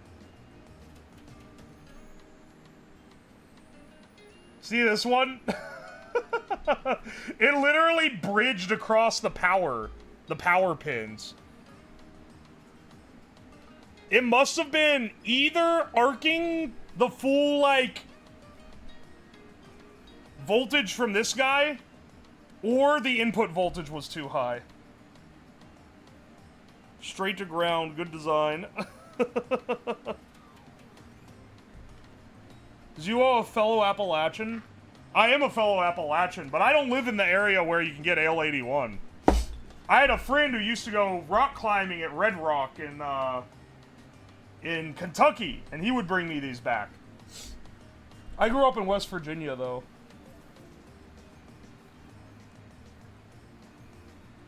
Working through your old YouTube VODs? They're massively out of date. I know. Hang on. If Akuma's still here, hit me, Akuma, message me your, if you're still down to help me catch up the VODs, message me your email address that you want to access the YouTube account from, and I'll add you as an editor, and you can just upload once I give you the ability. Oh, I like the song. Hey, Lava, how's it going? Didn't you tell me you wanted to kill me because I use this playlist? Weren't you like, use the new playlist, the one that's like the jazz versions? And then, but then I lost the link you gave, so I never was able to download it. Anyway, Akuma's actually good at shit, so he'll make sure the VODs are updated. And if he's really fancy, he can cut the starting soon part out, so it just starts at the stream. No, I like the song Country Mama, West Virginia. Oh, West Virginia, Mountain Mama, take me home, country roads. Going back and forth between old and new.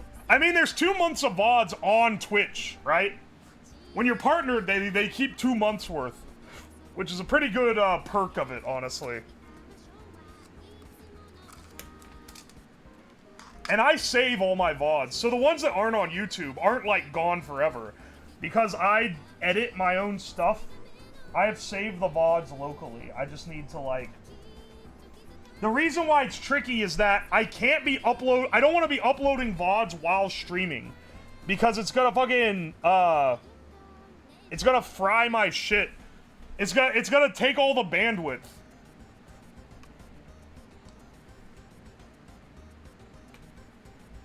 So then I gotta schedule, like, around the streaming.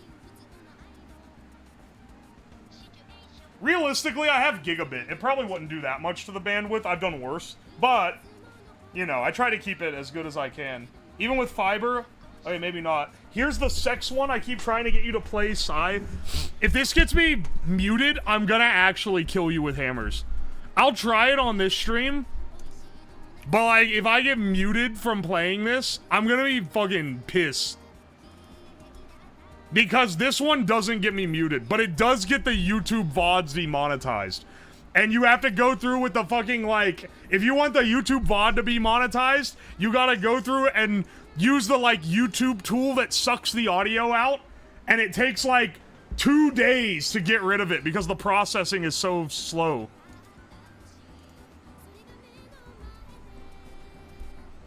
Catch me up what's going on here. We're building a sub counter that displays on Nixie tubes. Nixie tubes are like the old glowing displays they use in like, if you ever played Fallout, that's the displays they show on like the power armor controls. It's a real, if you've not seen it, it's really cool. Anything before eating Gorilla Biscuits is out of my range. Alright, well, the VODs are going to be uploaded out of order, but put the date timestamp in the title. And we'll be good. Do you not record your VODs through OBS? No! I download them from Twitch afterward. Why, you ask? Someone asked me this the other day, why I do it that way.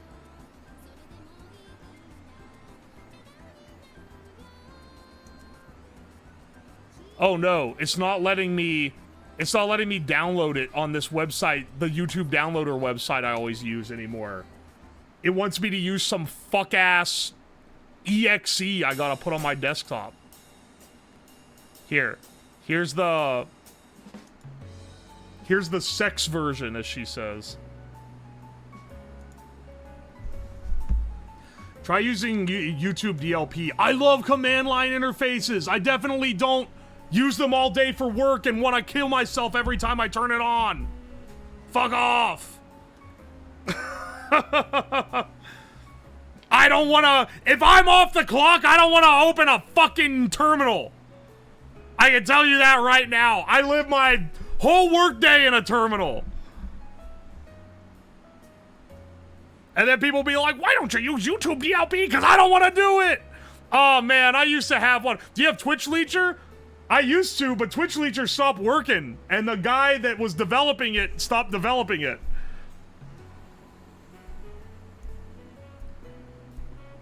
Seal is a good alternative for Android. Android? Dude, I need it on my PC, though.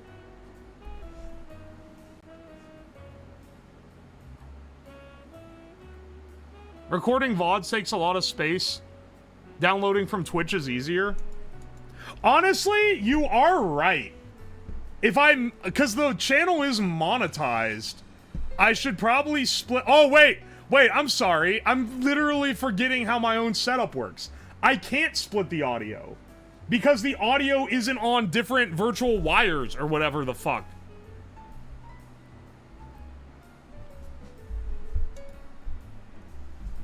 The way my audio works, it's all analog, okay? It's not digitally split or mixed. All the audio from the desktop and from all the mics comes into a mixer, and then everything in the mixer gets mixed, and I can hear it on my headphone monitors, and then so I know exactly what it sounds like, and then that gets piped back into the PC, and it all comes in as one input. That's it. The only time it changes is when I have people in a collab, because then they hear their own voice echoed back. Old school studio setup. Here, Yuo, you bring tears to my eyes. What is this? What do you mean I bring tears to your eyes? Let me tell you the best tool I ever used for... Wait, what is this? Is this a YouTube downloader? Save. Alright, hang on a second. Copy.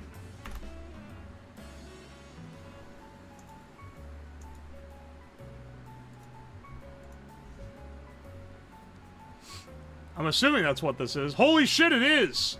Ho ho ho ho ho ho! Bless up. Bro, you can just spend weeks tweaking your setup. Bro, no! Why are you doing it the analog way? No, you should do it this complicated digital way, so that when OBS drops a new version, it breaks all your plugins, and you have to spend 20 hours reconfiguring everything. Wouldn't that be awesome? Shouldn't you do that instead? No, bro, you should totally do it. Think of the flexibility. You'll be able to tweak the different sounds of your desktop. I love analog stuff, man. I love it because my job is all digital shit, and it always fucking breaks, and I hate it. I hate dealing with it. I hate dealing with digital bullshit. Miss me with that. I already try to program as little as possible for any given project. Bro is an actual Luddite. I learned how to program when I was 10 years old. I've been building shit since I was a fetus. Let me fucking...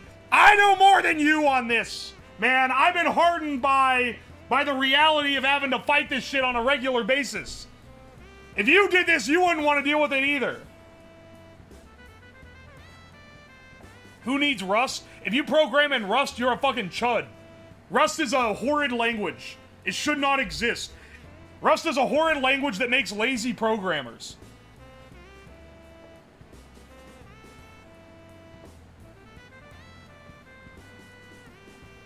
My bad for telling your ass because people out here bitching your ass out on YouTube for audio. Shush!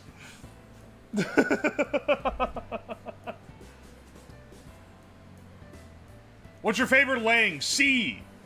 The holy language. Not holy C, though. That's a little too whack. Oh, what a beautiful language C is. Really? If you want to really get some fun? Oh, man. Assembly on a chip where the program memory is not locked. Oh, baby. That's like... You can do such fuckery with it. It's crazy. It's beautiful. It does exactly what you want. You never have to look up a fucking library. You just know what the commands do. You got a data sheet and that's it. I hate reading. And I want whatever language makes me do the least of it. If you write in Rust, you gotta read the fucking docs like your life depends on it. I come in here and get PTSD. I've done that in ROM hacking. Oh man, I made my own microprocessor with an FPGA that had a fully rewritable program stack so that you could write code that would rewrite itself to change results. It was awesome. You could make it so light and so fast. It was crazy.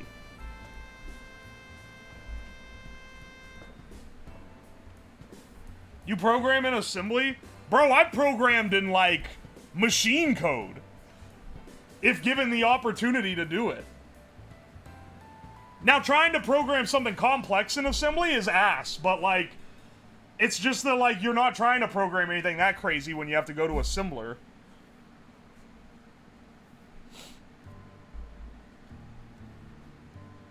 Will it just be a set of numbers that grows with subscribers? Or will it be able to display the name? No, it's only numeric. Each one of these displays has 10 numbers in it that glow. They don't have any alphanumeric capabilities.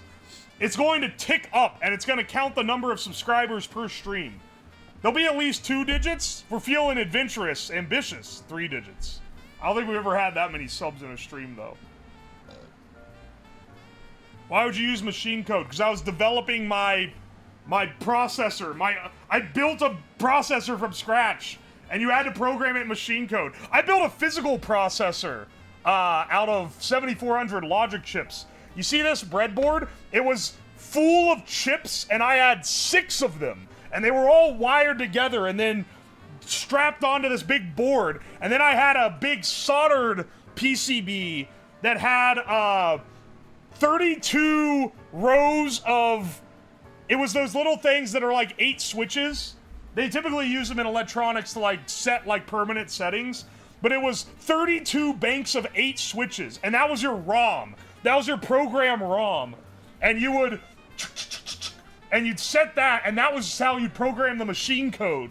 Is you would physically change the bits on each of the ROM switches.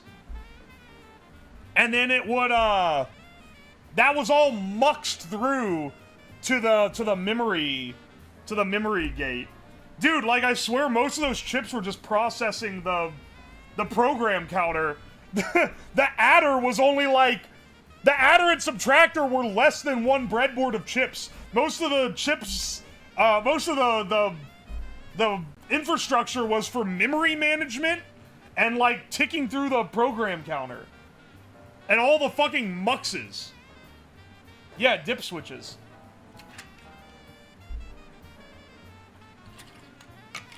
Did you have several Ks current limiting res in the anode? Listen, man. I've already realized I need like a 20K resistor in between. Maybe, look, hypothetically, let's just say I didn't think of it initially, and we'll say hypothetically blew up the K155 chip.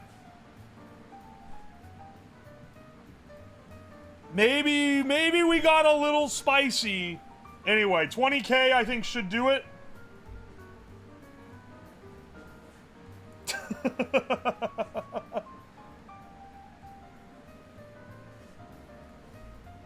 Here.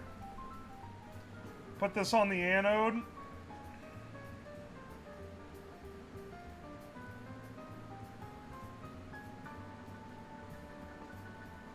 Mr. Yuo, why are you so mentally old? I'm sorry, what do you mean mentally old? I don't know, why are you so mentally young, you fucking baby? What the hell does that even mean?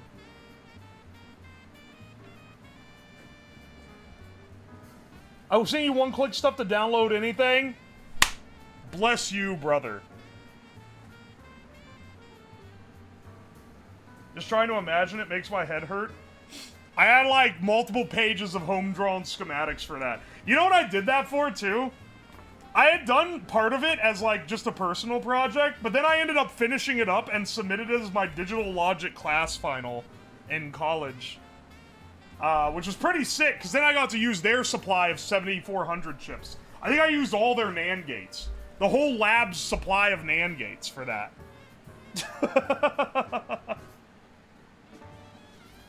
Can't work anything newfangled and you program in C and assembly? That's true. Hey, I remember now that you're an engineer, Toxic. I'm remembering the lore, because remember before, I kept thinking you were like, I don't know, maybe like a dirt scooper or something at the local landfill. But now I know. Now I remember. And I'm reminded now again because you knew what C and assembly were. You say you live behind a dumpster? He acts like a gremlin in chat, man. I don't know what to tell you. Don't get me wrong. I have a connection to Toxic. If he disappeared, I would be sad. He is a guy. Maybe I've made a mistake in letting him become a guy, but he is definitely like a guy in chat at this point. It's a love-hate relationship. I worked at a warehouse and was fully covered in tire dust at one point. You're not far off. Yeah, I've worked some gross shit as well. Sometimes you gotta make ends meet.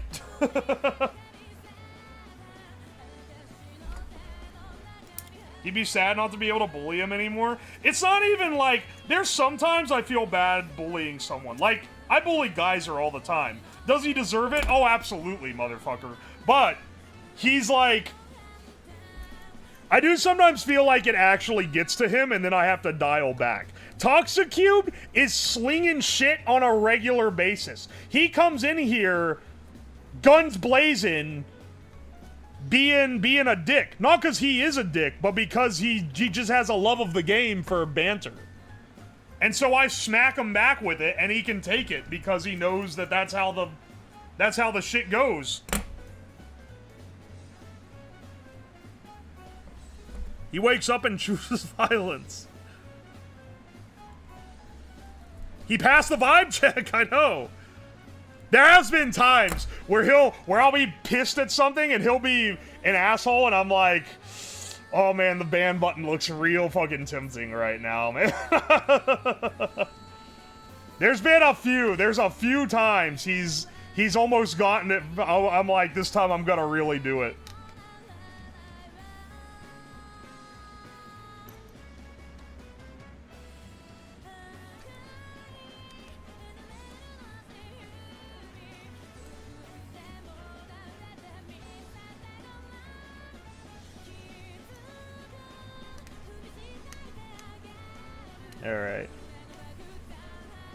Oh, here. I should probably tune this before I plug it in. Look at this fancy new... I got a set of these power converters from Amazon. I think it was 4 for like $12. What a fucking deal, man. They got a little LCD, or a little LED 7-segment display on there to tell you what the voltage is. Out should be... Okay, see, it's at 14.1. No. Drop you down to like 5 volts, motherfucker.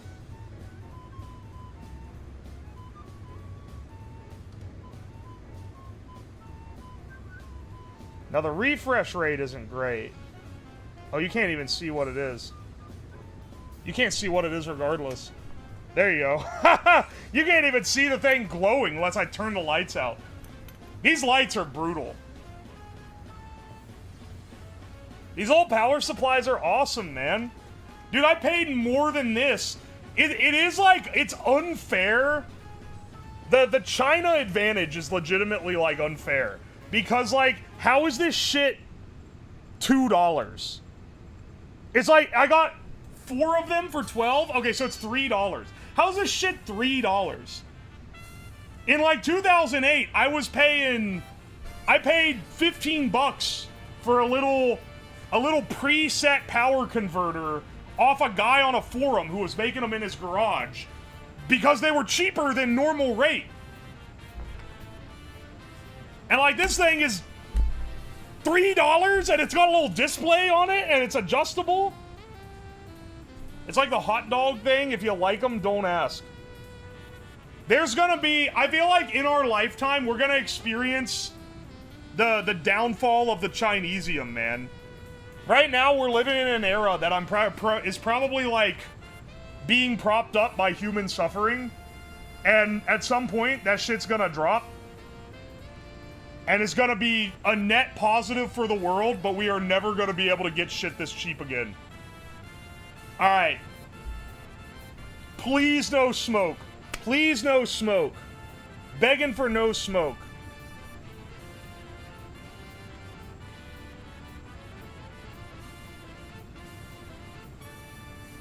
Double check the wiring diagram too. I've got the current limiting resistor. We've got the voltage scaled down. I don't want to lose another $5 chip, man.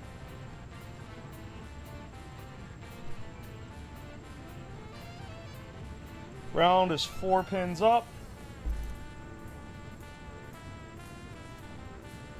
2, 3. Power is right across from it.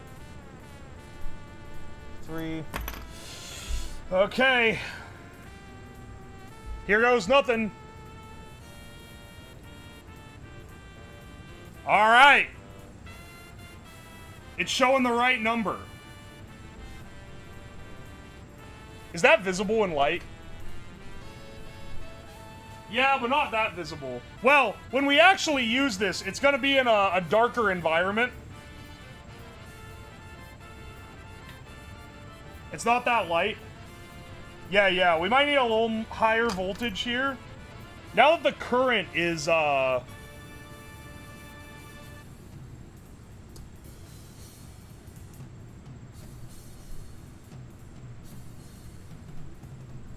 Now that the current is limited, hopefully we can run it a little higher voltage. Oh, and then, now, we should be able to, like, switch over, so... 1, 2,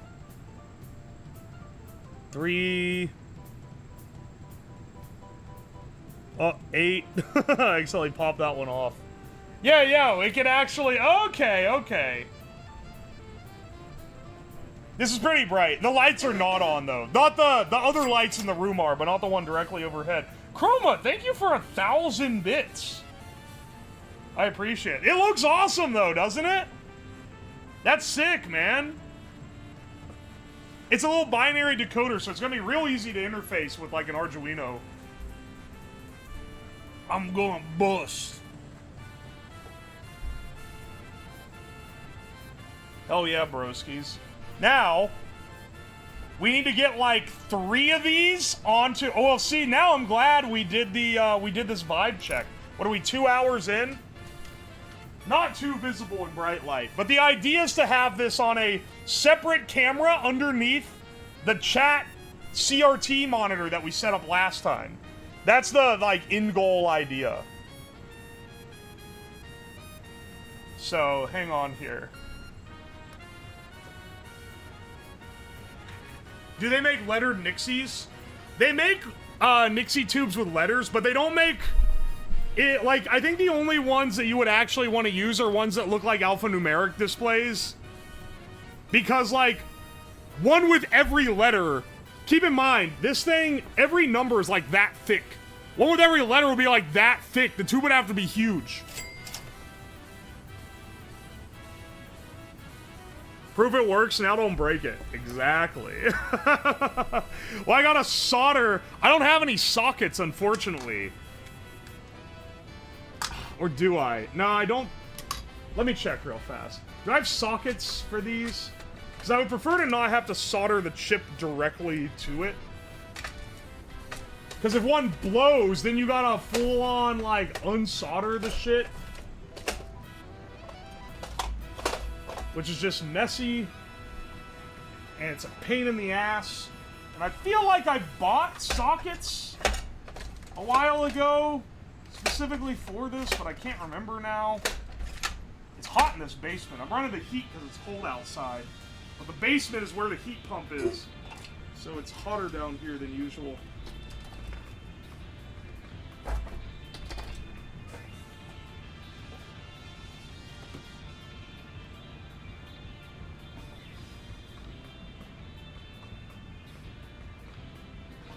Let's see. The reality, you always building a Nixie tube counter brings me immense happiness while sobbing as yet to watch Steins Gate. I've seen Steins Gate! I was considering on this stream building the Steins Gate, like, universe counter thing. I can't remember what it's called, but I know what you're talking about. I kind of want to do that, but I don't have the right kind of Nixie tube. These are what I had. Nixie tubes I can't get shipped fast.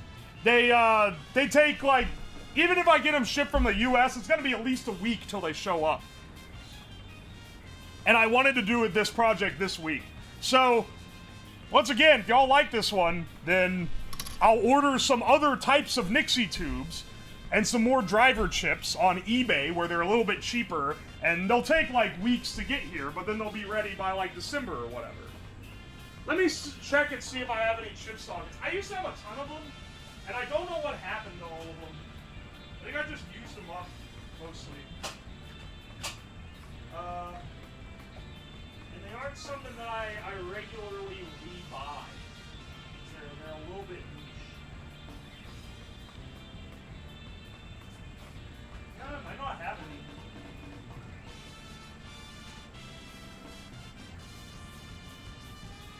If they aren't in this thing,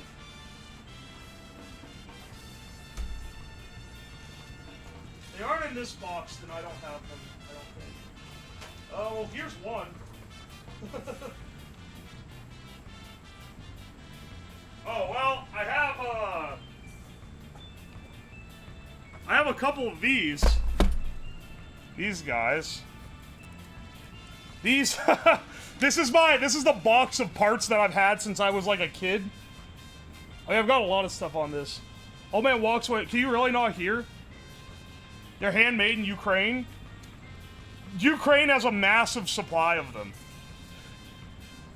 These sockets are for, I know what I originally bought these for. I bought these in, like, the late 2000s for Parallax SX chips. These guys.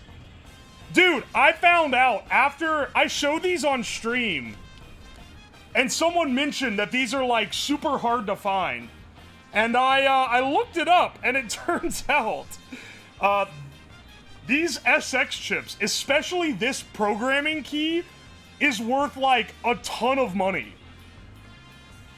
These are, like, this sold on eBay for, like, $1,000 not that long ago. So, I don't know, man. Maybe I should liquidate my stock. Because if you work at a company that relies on these, Like, you can't buy any of the stuff anymore.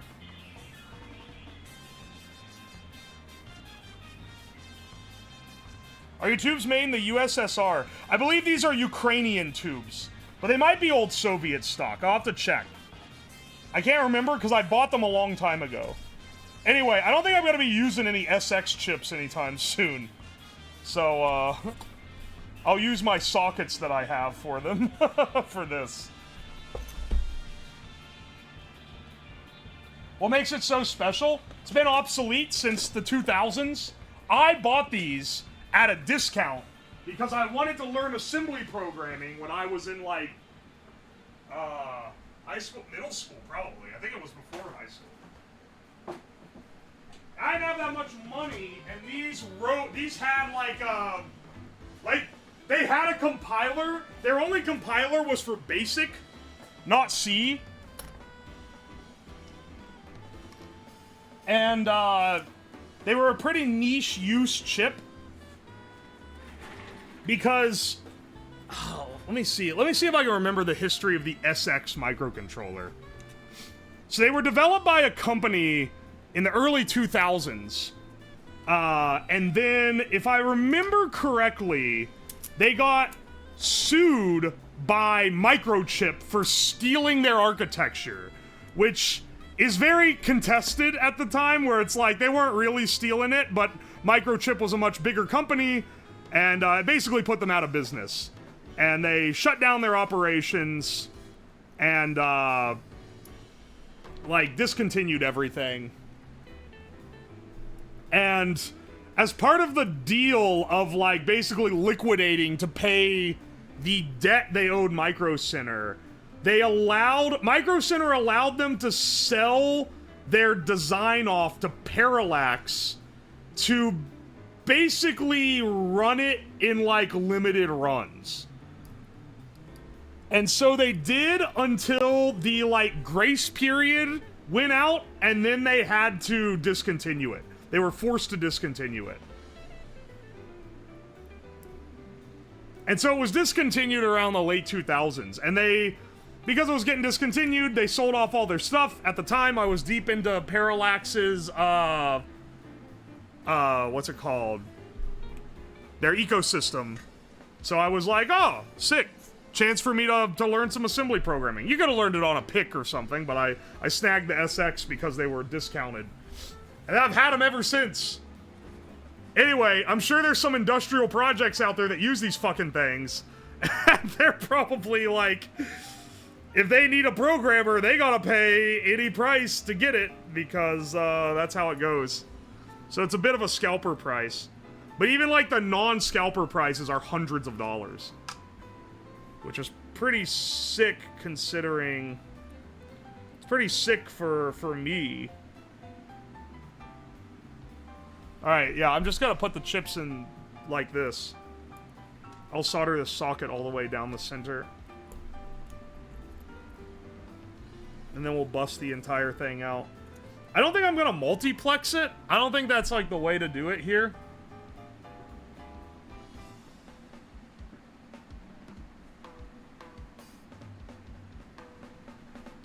Congrats, Microchip, continuing on the scared shitless of competition thing.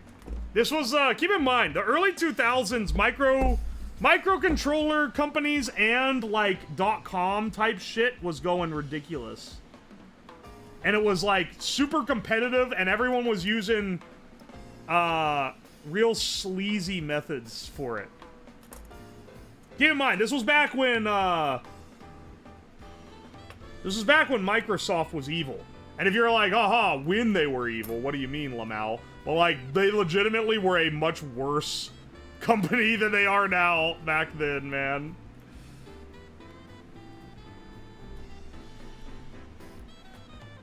With all their DirectX pushing and stuff to shove out OpenGL as like an open source graphics driver. They wanted everyone to be on their shit.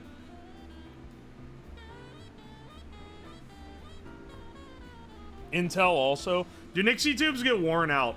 I think they do. There's definitely mechanical wear on them because they get warm.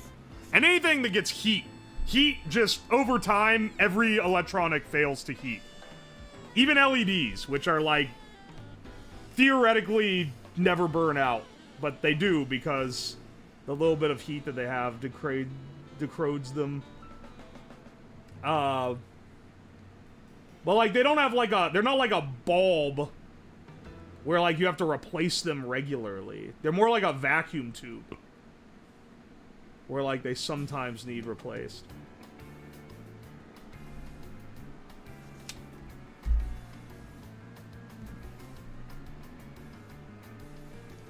Your great-great-great-grandchildren gonna be disappointed when the LEDs burn out. LED bulbs actually do burn out because they overdrive their fucking LEDs. If you modify an LED bulb, like for your house, by giving it some extra elements, you can make an LED bulb that will effectively never burn out. It'll burn for 100 years.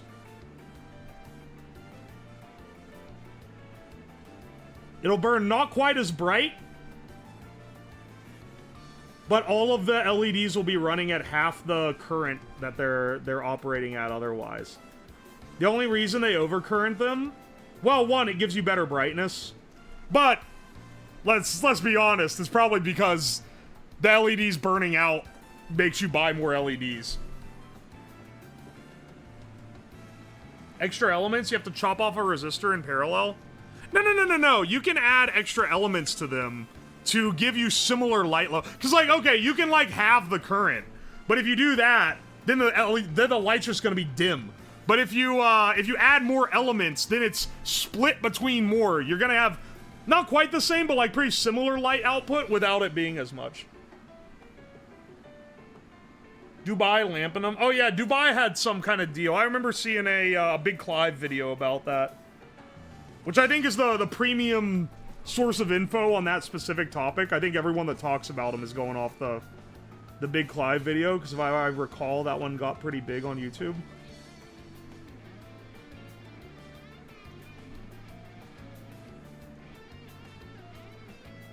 Is it wild that I'm pretty sure Big Clive lives off YouTube. He's not like a big YouTuber in the sense of, like, you know, some Mr. Beast shit or whatever, but, like, he definitely makes, like, he makes some crazy good videos on it. And he puts them out all the time. He puts out content like mad. I've seen so many cheap eBay crap teardowns by him. I've legitimately, like, learned some stuff. Even, like, I watched him before I was a degree-holding engineer. And, like, even now, having worked with a lot of stuff in my job that has increased my knowledge, I'm still learning stuff watching his videos. He's a performance engineer. That's his main job. TV, theater, shows, and concerts. That's sick. He's semi-retired. Okay, so I figured that was what he was doing. As a novice EE, watching his videos teach me new techniques. Yeah, I know. Because it teaches you practical shit that you will not learn in school, I can tell you. And it's really valuable to have that.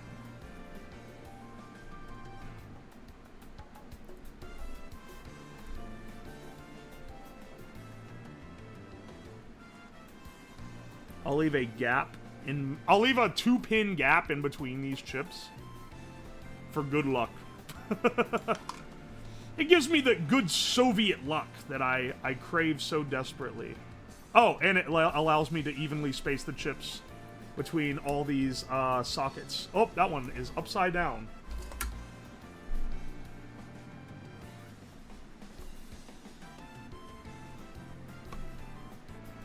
I learned a lot doing his... Dude, yeah. His reverse engineering method where he prints out like a zoom in of the thing and then traces it all and writes it out. I've done that before. It's really useful. I've learned a lot about reverse engineering stuff. And just like, I think something you can really learn, especially if you're going to go into like product dev or something that's useful. You learn how things are made on like a professional level. Like, you can learn a lot doing hobby stuff. I mean, I learned my entire everything on hobby stuff. I've been a hobbyist since I was a little kid. But, like, that doesn't teach you how professional engineers design things. And watching him tear it down and show you does kind of show you how, like, professionals design things. Kvass is the best way to get that good Soviet luck. Isn't that the, like, bread liquid? Isn't that drink that's, like, it's supposedly not alcohol, but it is fermented, so it's, like, very mildly alcohol? I don't often move my camera angle, but I am for this, because I think you need the up close to see what the hell I'm doing.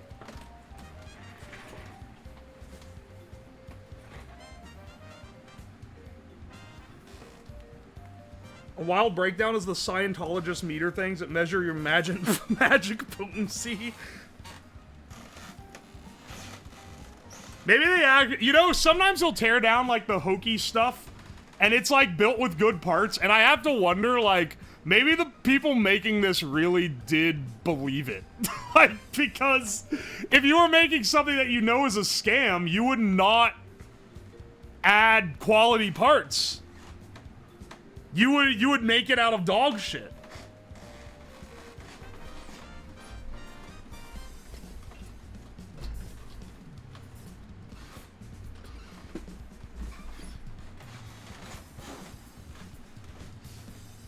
Love when he tears it apart and it's just wires poking out of the mains.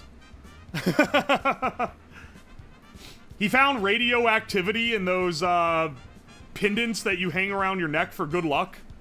That was, I think, one of the crazier ones that he did. It's pretty awesome, honestly. I'm like, that's insane.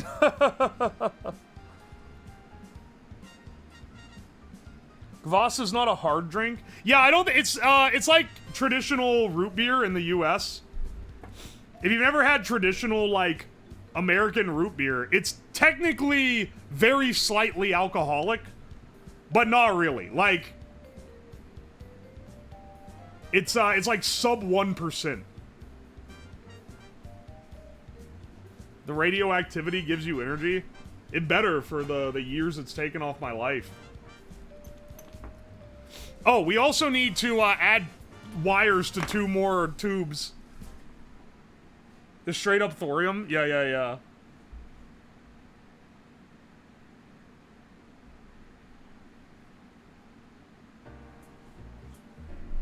Aye. Hey, hang on a second.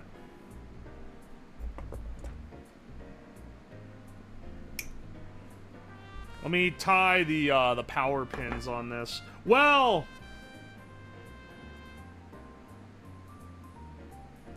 maybe one side being 5-volt power and the other side being the input power is not a bad idea. Especially if we end up strapping this guy to the backside, just to kind of hold it all together. Because I want this to actually be a semi-permanent part of the stream. We'll tie the grounds, though. So ground to ground we'll solder in place.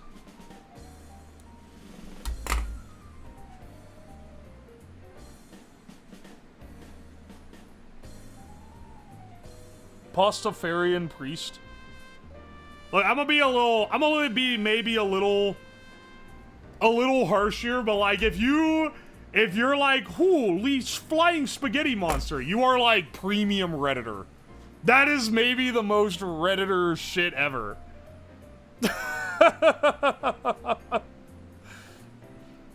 I'm giving more credit to the fucking Scientologists because they at least actually think what they're saying is genuine. And there's many of them that mean well.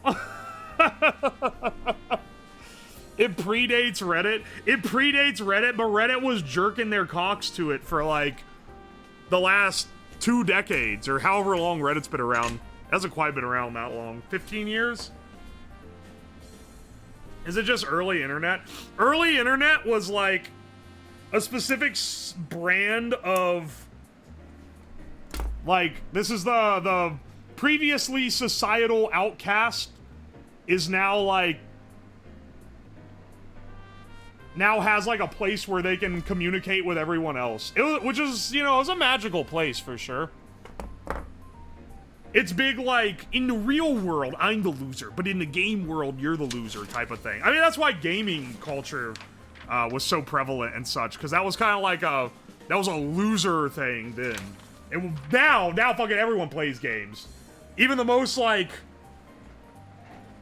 abstract from internet person ever is probably playing like FIFA or some shit.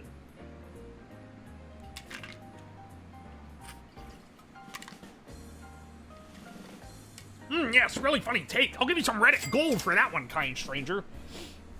Do we get a magic smoke counter? No, I don't smoke things that often.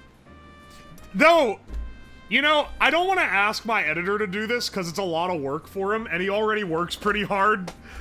But, like, it would be funny to make, like, compilations where it's like every time thing has happened, every time the desk has been burned, every time I smoked a component.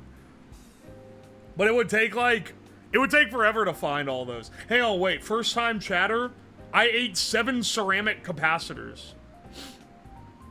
Are you feeling energized, brother? Magic smoke steak. We need to, it needs to stop.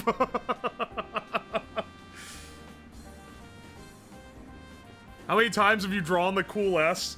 How many times have I fucking drawn it backwards? I've drawn it wrong so many times, it's actually embarrassing. It's legitimately embarrassing how many times I've drawn the cool S incorrectly. You gonna need to know why you ate those? You're asking too many questions. He's just a silly little guy. You only drew it backwards to be correct on the cam, but it's not correct on the cam. The cam is the right way around. What do you think the cool S stood for as a kid? I didn't think it stood for anything. I thought it was just a cool S. I didn't think it was made by a fucking higher power. I thought it was just, oh, if your name starts with an S, you can do the cool S. And it stands for you. And if it doesn't, then you're just doing it because it looks cool.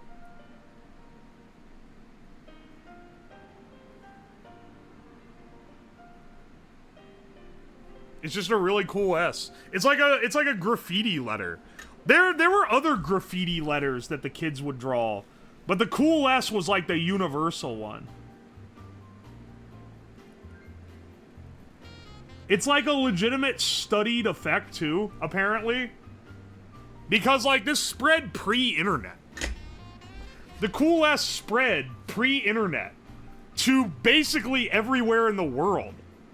Like, you can find it in almost every culture in the like 90s to 2000s of kids drawing the cool S, and they draw it the same way. Yo, Linus Blanket, thanks for the 500 bits. Does breathing the magic smoke give you powers? Well, I've inhaled a lot of it, so I should be showing my latent superhero abilities shortly.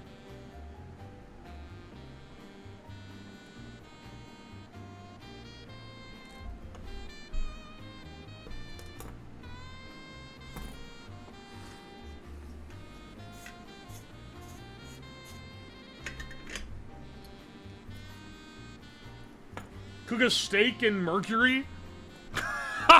That'd be awesome. How hard is it to process mercury? I feel like I couldn't just buy that much. It'd be like considered an active hazard.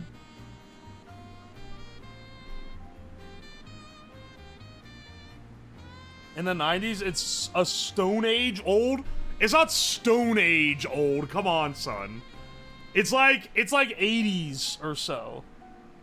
Isn't it expensive? Yeah, but can I, like, process my own fucking Cinnabar or something? That'd be on brand.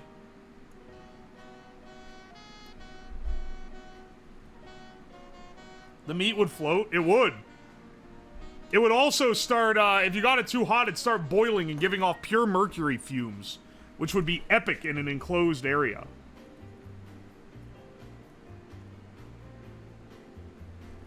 I think maybe I should be a little more concerned for my longevity on this earth than making mercury steaks. I definitely wouldn't be eating it.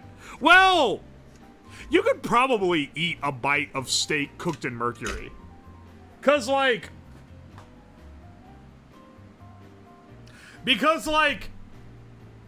it shouldn't absorb the mercury. Come on, man. You can't eat it once? No. Okay, listen. I get that you guys are, like, afraid of everything, but let me cook a little here. Mercury is dangerous in its, like, salt forms, because those are easily absorbed into the bloodstream. I don't think, you can, like, stick your hand in mercury, and you can, like, do shit with the metal and be fine. But, like, the metal shouldn't absorb into the steak. Cody's lab drank it? Yeah, because the metal isn't gonna absorb into your blood. Where you have to be afraid is the salts. Here comes the hear me out explanation.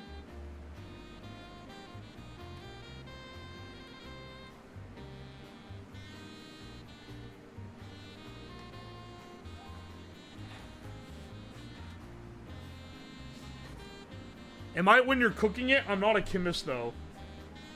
I'm not gonna eat a whole steak cooked in a bath of mercury, but, like, you know what? I'm gonna hit up a chemist. I'm gonna try to, maybe I can hit up a YouTube chemist. I'm leveraging my social media clout to bug a YouTube chemist. Be like, hey, you probably know shit. Or maybe you just make things in your garage. They probably know as much as I do, honestly. Not fucking Nile Red. But, like, someone... Who's the guy that does... Who's the guy that made the nitrous that I use their method for? It's called, like, Apostis? Apostia. I'm a small crying apostia. No. It's like...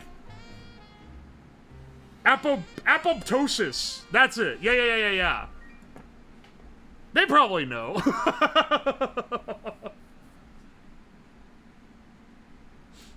Mercury's only an issue when you inhale its vapors. That's what I'm thinking, man. William Osmond? I don't know him. I know who he is, but I don't know him, like, personally. Yo, Hobo Stalker, thanks for the Prime sub. I appreciate it.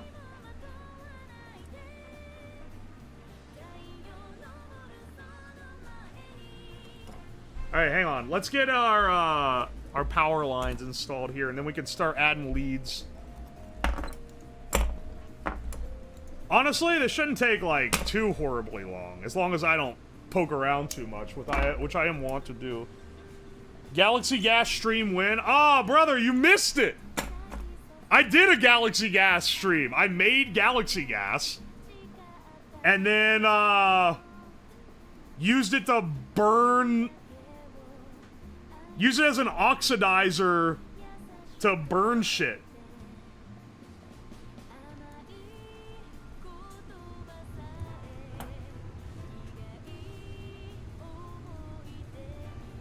Was Benjamin Rush who would serve mercury on toast to medical patients? They fucking loved mercury. They wanted mercury to cure you so much.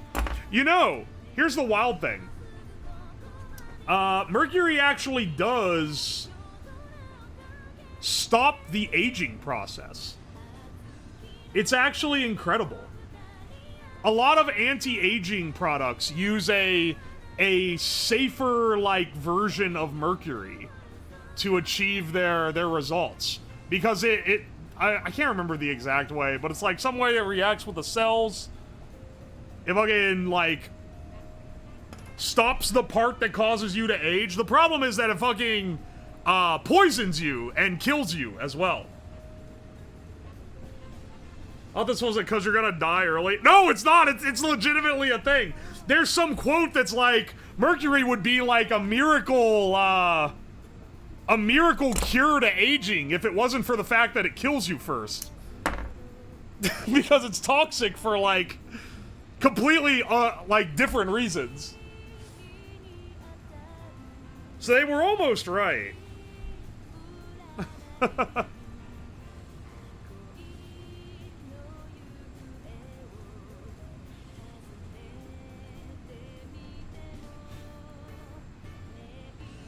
Minor side effects. Immortality in ancient China. Oh, yeah. There's that emperor that's like... They're pretty sure they found his tomb, but they will not open it to confirm because it's, like, disrespectful or some shit. But they're pretty sure it's his tomb because, supposedly, it had rivers of mercury in it.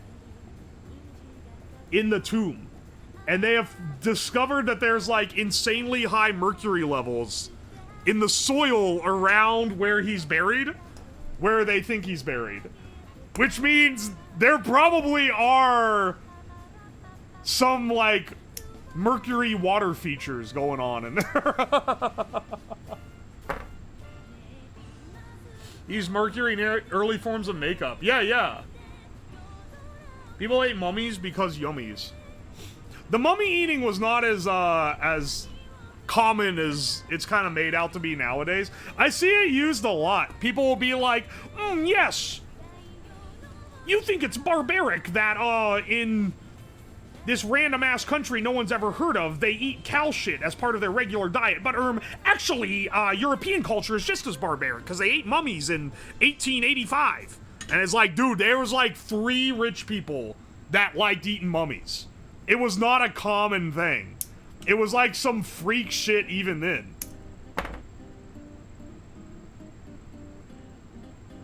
They probably taste horrible. Now, what they did do with mummies, they used them to make paint. There was a pigment of brown that was derived from ground up mummies. And that was, like, in pretty, I wouldn't say common use, but it was, like, more widespread.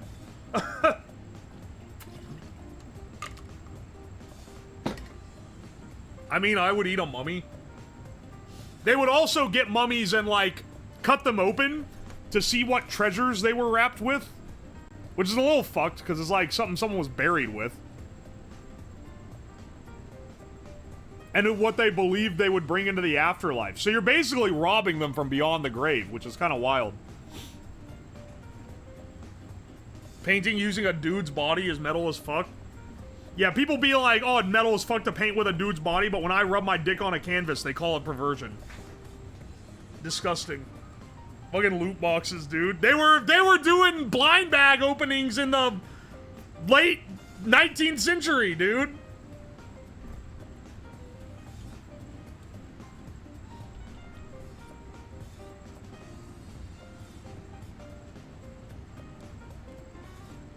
They would fake mummies with murder victims' bodies. Dude, the body snatching endemic in the Victorian era was crazy.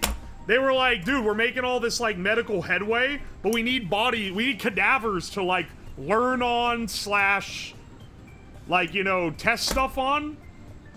So they would just fucking steal dead bodies from the local grave sites. And this was just something that, like, basically every university did back then. On my way to Egypt for some more gacha pulls. When are you making a Frankenstein? When I can obtain a cadaver. H.H. Holmes, the serial killer, was the #1 university supply of medical skeletons. What were they just like, hey man, where's this guy getting all his skeletons from? I don't know, man. Don't ask. They really just didn't give a fuck back then. I mean, I guess when, like, the majority of your population that was born died before they hit, like, age 10, things are probably contextualized a little different. We've advanced a lot in that we actually value life a little bit now.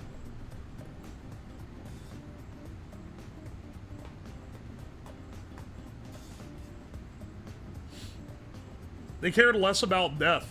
You were surrounded by death.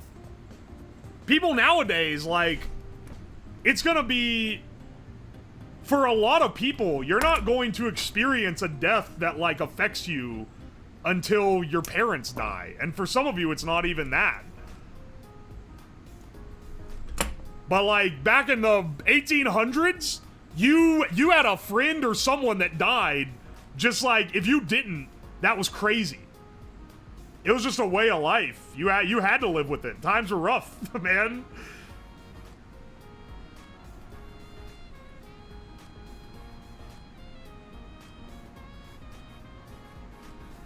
Speaking of Europe stealing corpses, the CPR doll was made from a nameless woman taken from a grave, cased her face due to her beauty. What the hell? It's modeled like it's cast from a person? Or at least the original one was?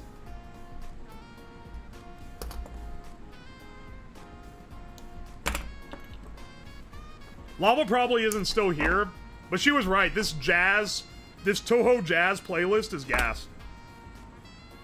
What camera you stream with? This is a Panasonic Lumix. I can't remember the exact model numbers, but it's a Lumix.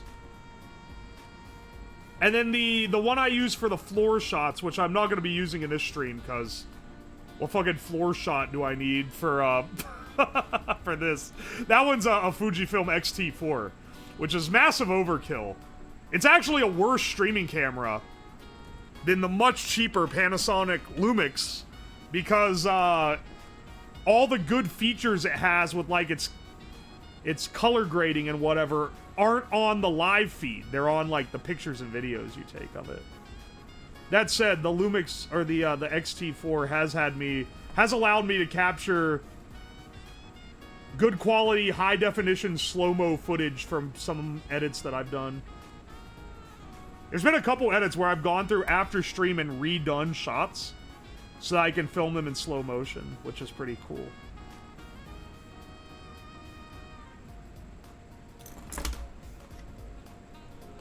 I need to just like bite the bullet and get like a syringe of flux.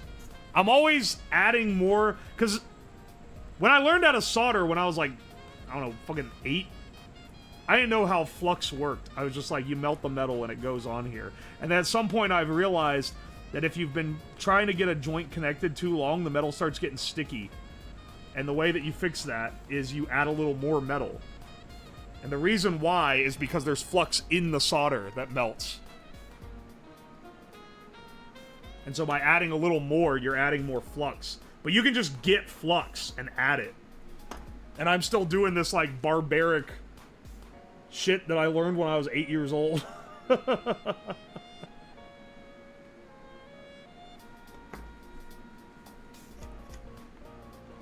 Took me years to use flux. I know! Took me years. Yo, what else I did when I was a kid, though? I also didn't wet the sponge. Glad I'm not the only one getting tripped up on that, because someone here earlier said they didn't know you were supposed to wet it. Mama Possum, thank you for the raid. Hope you's doing well. What do you call a possum's child? It's not like a kit or like a litter. What would they be called? I didn't know that either. Dude, I thought the sponge was just supposed to burn. No, you're supposed to soak it. Scrimblow and Bambinis. Alright, you know what? I don't know better. Gotta get a stream with one viewer set up so I can raid you. Don't abuse the raid thing, okay? I've banned people for it before. It's the lamest. It's gotta be the lamest way to get banned. It's called a Joey? For what it's worth, you can raid in with one viewer, but like from like a real stream. Back in the day, I used to do edits for people. Like fan edits of their clips. And I would stream my editing. This was like when I was starting, like the first couple months I streamed. And I had a thing where if you raided me, you would get put into a pool of people on like a big spinny wheel, and I would spin the wheel to figure out who I edited. Well, these motherfuckers started just raiding in like on some bullshit to cheat the system. They would just start stream raid in with one viewer to be like, oh yeah, look, I raided in, add me to the list. So I eventually made it to where I would check the runtime, and if you just did it, trying to, like, exploit it, ban. Like, it ain't worth it, man.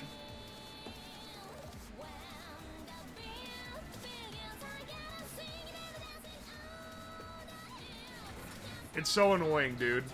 It's so fucking weak. Do you know how often it happened?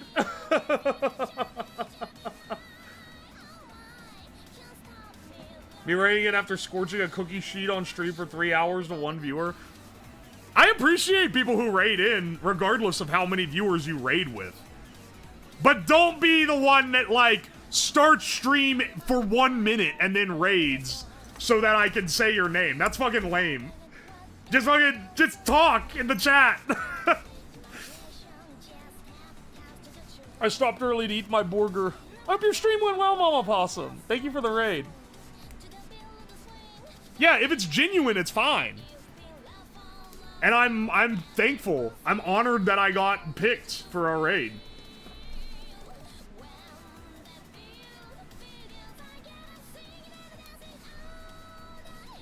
It's just gotta, like, you know.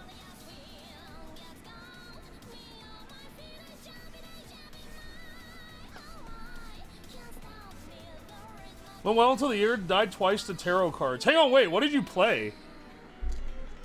Died to tarot cards. I know at least 2 games that use tarot cards, and it's probably not either one.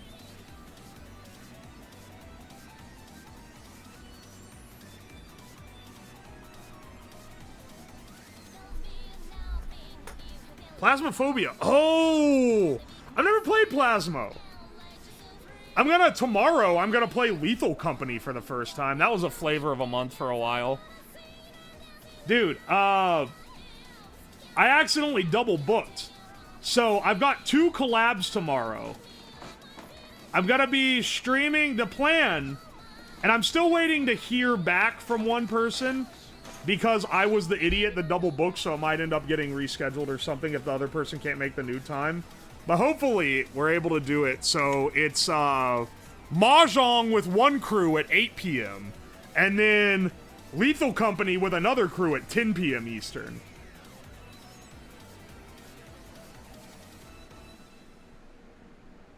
Fingers crossed that I didn't, fuck it over by being a bastard.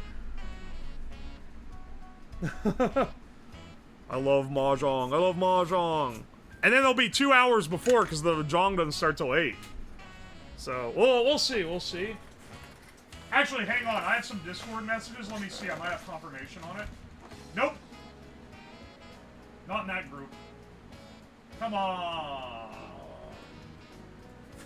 I'm not gonna name names, but a certain person I collab with fairly regularly that doesn't respond to their damn DMs very fast is the one person we're waiting on to see. But I can't be mad because, like, it's literally my fault.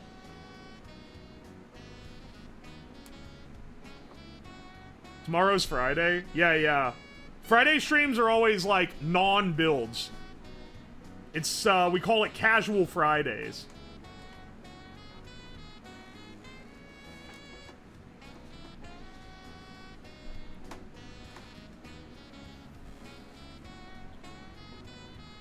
Well, in that Jong rep, it's not Pippa. I don't collab with her often. I collabed with her last year.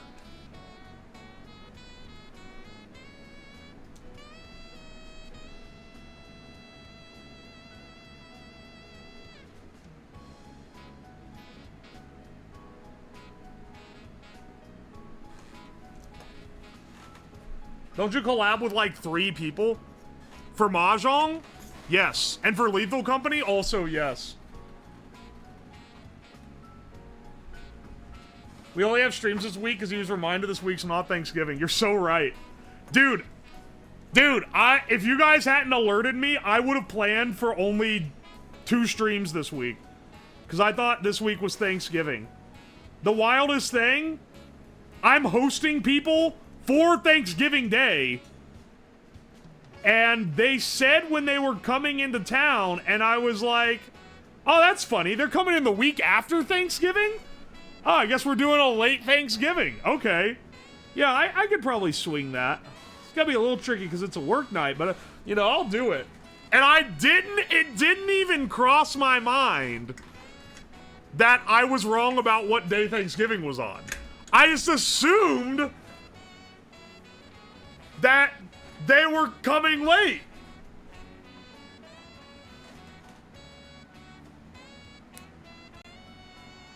His brain is in the grind set.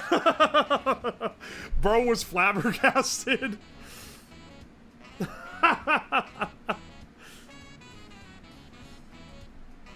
Bro's next level go with the flow kind of guy. I'm on levels of chill you couldn't even imagine. Stress bros?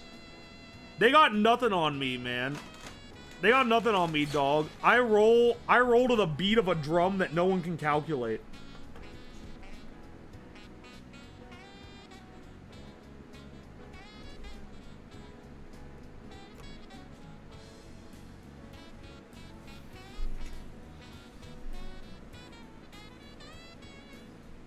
I accidentally bridged this connection.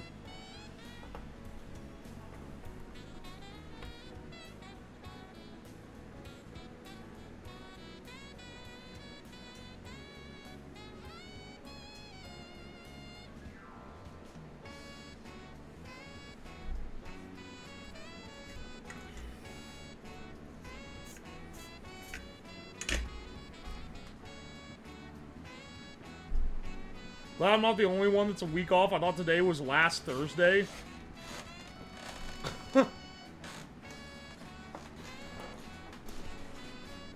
Used to keep my front door unlocked and a few homies knew they could let themselves in whenever. That's crazy.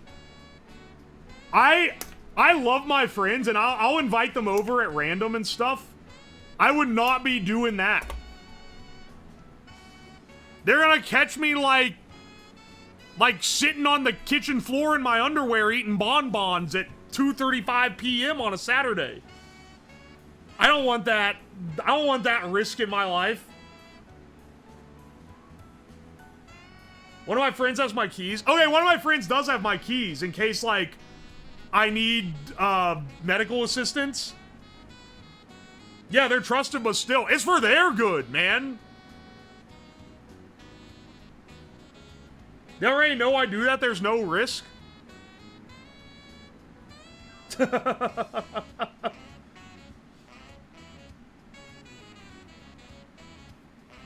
My elderly neighbor thinks it's okay to walk into our house without knocking to ask for things. That's crazy. That's insanity. But that is like adorable old person insanity. Because I can see how they would just be like, oh yeah, they said I could come by anytime. I leave my door unlocked because Canada. I mean, I don't live in a dangerous part in the U.S. I can leave my shit unlocked, but I don't because I don't want random people to be able to walk in. I have no reason for someone to want someone to walk into my house at random. Don't want to give your insurance a reason not to pay out. That's true, actually. If you have homeowner's insurance, if your house gets broken into and they find out your door is unlocked regularly, you will not get a payout. Just a little factoid for you. Someone came over, I was cooking dinner, just said, oh, you want some? Yeah, I can, I've done that. Not like that, but, like at work, I'll be like, oh, you want to come over for dinner? Or like, people like ask to use my garage for stuff or whatever, and I'm always chill with it.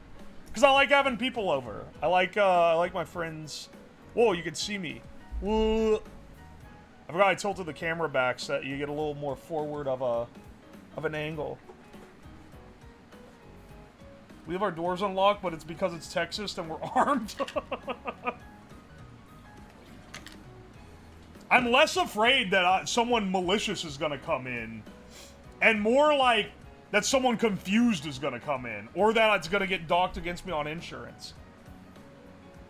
Insurance companies will find any reason to not use them. Not sponsored, by the way, but like, I had to go through, my insurance is nationwide. I had to go through them for my house flooding while I was gone at TwitchCon, They made it really easy. I expected to have to fight them on everything, and they didn't. They didn't try to, like, prove that it was my fault. They didn't try to, like, nickel and dime me on anything. I cannot believe I had a positive interaction with an insurance company. Those guys are normally the worst bastards around, but, you know, I'll give them credit where it's due. At the very least, my local agent is good.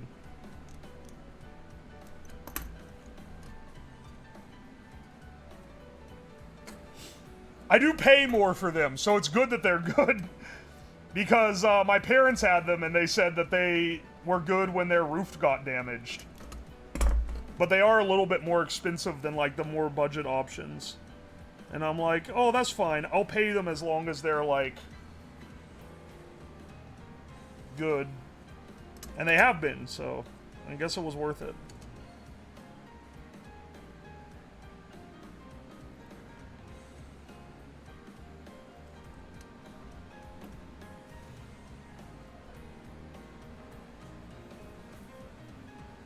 I had a young couple walk into my apartment when me and a friend were mid-blunt at the table. They were just as confused as we were. I offered, and they did not stay. They had to have been trying to find their friend's house or something. It's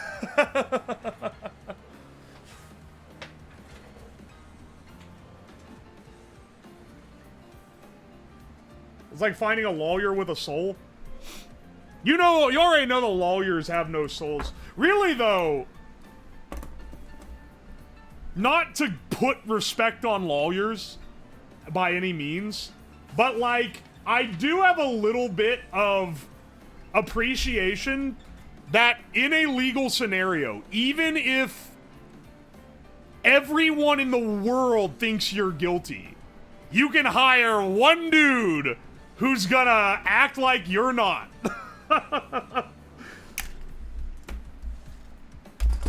So that in the times when you actually are innocent, you got one guy on your side that's fighting to make sure you get correctly. To make sure you get treated right. Like when lawyers are bad at being lawyers so they become YouTubers instead. Your ass is not watching, your ass is not watching Legal. You're talking about, I already know, I can tell, this is a Hina-ism. Even bonus points if they become a grifter. You're trying to say without saying that one fucking guy that's like the VTuber lawyer. You're trying to fucking slander, what's his name? Legal Mindset.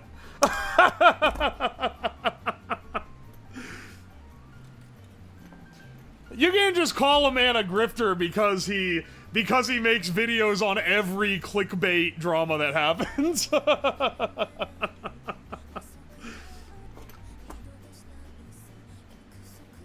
Man is on the hustle, okay? Maybe he's genuinely just... Maybe he's genuinely just a big fan of the underdog in VTuber Corpo Wars, but only when the Corpo is one the general public doesn't like. Legal Eagle legitimately does not understand how the law works. I don't know enough about lawyers to be able to critique what they do. Me critiquing what a lawyer does is like when you fuckers come in this chat and tell me how to be an engineer. So I'm not even gonna try to act like I have anything whatsoever, any dog in that court at all. He's a less successful Saul.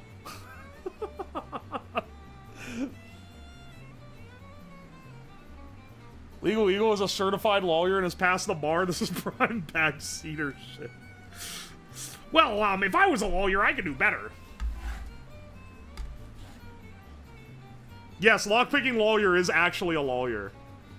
Apparently he's considered like a halfway decent lawyer as well. But he's probably a better lockpick because he's like won lockpicking competitions and shit. He makes it look so easy, dude.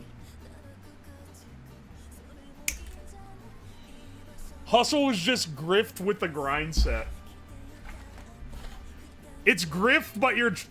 I mean, yeah, it basically is. Here's the thing. It's like if they're bad at their job, you call them a nepo hire. If they're good at their job, you call them carrying on their father's legacy. Like, it's different phrases for the same thing, basically. If someone is, like, fake as hell, then they're a grifter. If they've managed to convince you that they aren't, then, like, now they're a hustler.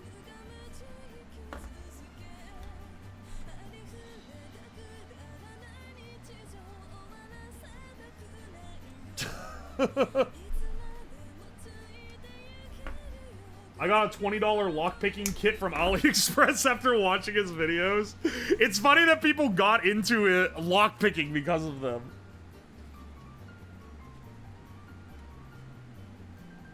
You put so much emphasis on the law when you say lawyer? Well, how do you say it? Lawyer? Like, wait, how do you put less emphasis on the law? It's the first part of that word. Lawyer? Are you... No, you don't have that kind of accent. Lawyer? Lawyer? You don't say it like, oh, a fucking lawyer ripped me off, ain't it? I got a charge on some fucking knife possession. My fucking lawyer couldn't do shit. You don't say it like that's lawyer. Please stop. I gotta hit him with that every so often to filter the Brits out of the chat. It's necessary. Lawyer is the common pronunciation. You guys are not gonna do me like this, man. Why are you saying it weird?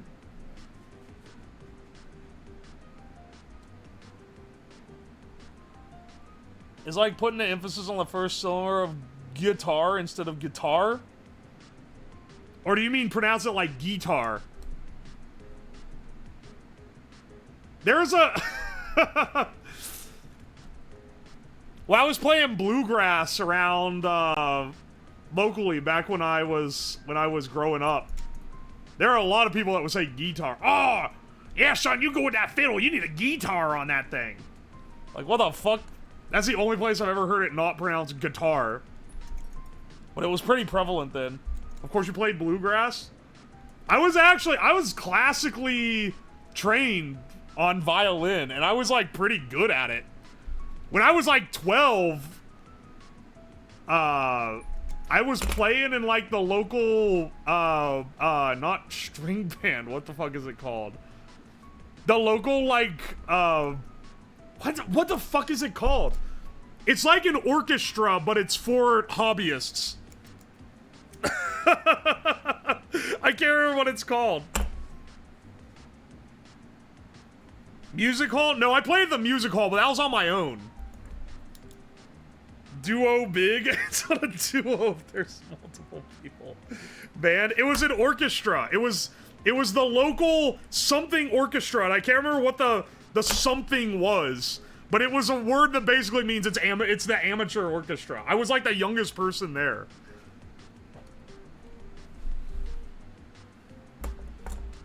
We're gonna go with amateur orchestra, because I'm not seeing the word show up in chat, and I don't care that much. And it's not important either. But then I'd also play at the music hall, I'd play in church. I played a lot. In front of people a lot.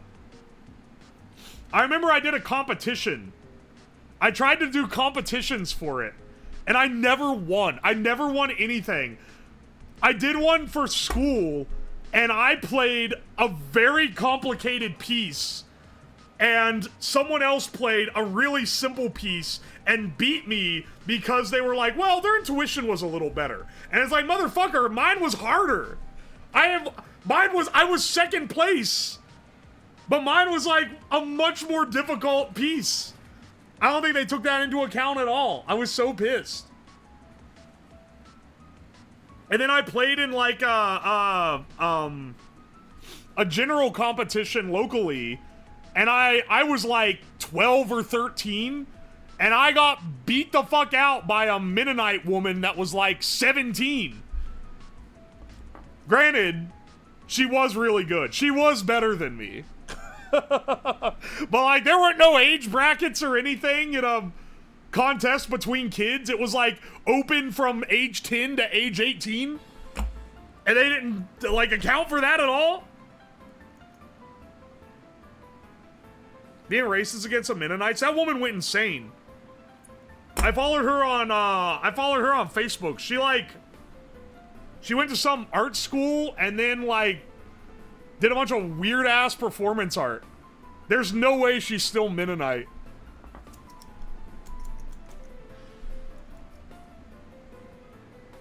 She went to art school in, like, Europe. I don't even know how she afforded it, because, like, her family was not rich by any account, and that's, like, a rich person thing to do. So I guess she saved up to do it? Mennonites have Facebook account? They're not fully Amish. They're just, like, you know, they, like, churn their own butter, but they can still use a computer. They don't pay taxes. They very much did. Because her dad worked like a normal job. He had to pay taxes. You're gonna have Twisted with Amish, dude.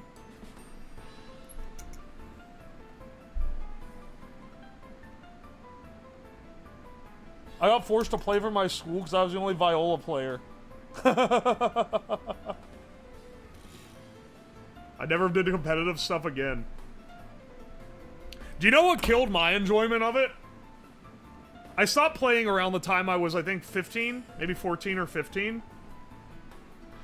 Is because the entire, like, I was good, but I didn't want to practice more than an hour a day. Like, I just wasn't that interested in it to be willing to put in more than an hour daily on practicing it. And they were like, I was constantly being told, like, oh, you're ruining it. You're like, you could be so great, but you're just too lazy. You don't work hard enough. And not by, like, my parents particularly either. Though I occasionally did get some pushback from them. But, like, by, like, the teachers and stuff. And it really just killed my love of it because it became a chore.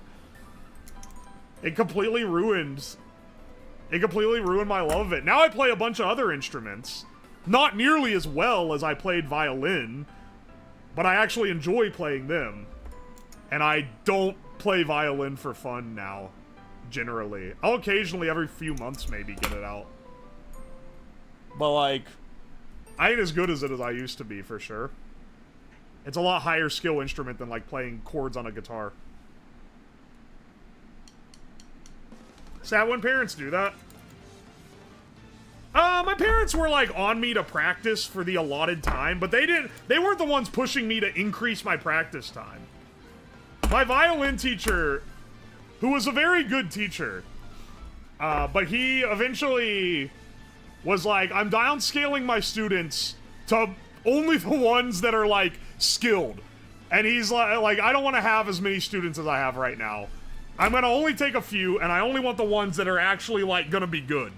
And you can be good, but you need to double the time you practice. And I was like, I'm not playing 2 hours a day. And he's like, all right then, I will not teach you.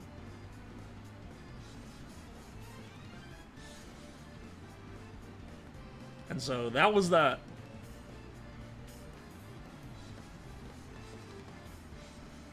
Dude, like, if it was even like, you can practice on days you feel like it. Granted, when you're a kid, I understand a little bit here, because, like, kids are fucking fickle. And if you don't make kids do certain things that they should do because it's good for them, then they won't do it. So, like, I don't fault my parents on this by any stretch. I don't think they were unreasonable for wanting me to practice daily.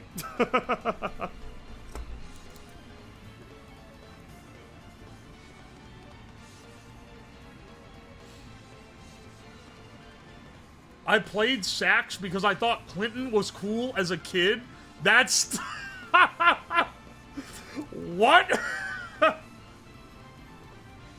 I was too insecure to play instruments around my family. I've always done it in bizarre secrecy. I only do music alone except back in school.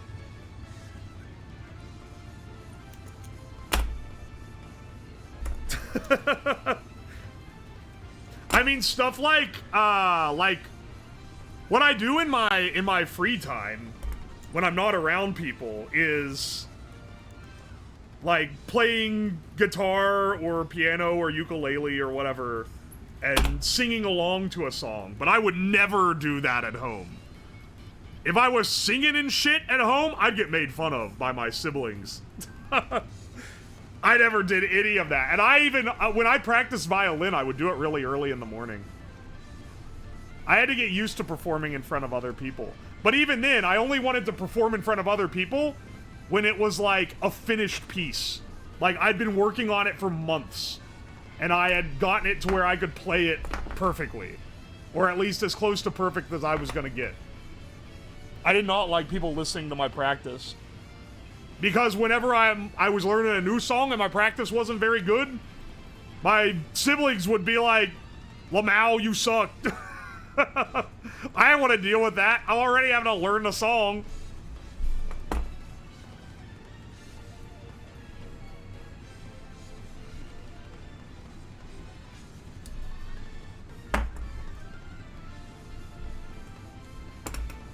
Alright, maybe I'll zoom out a bit now that I'm working on wiring the tubes.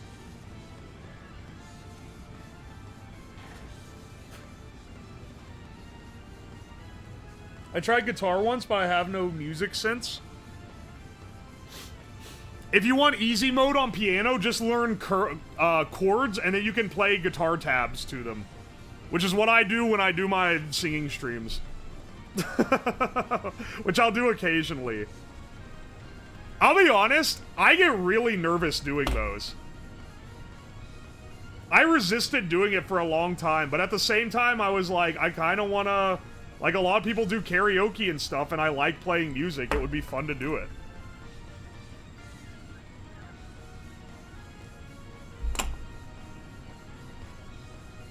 Hello, Sings.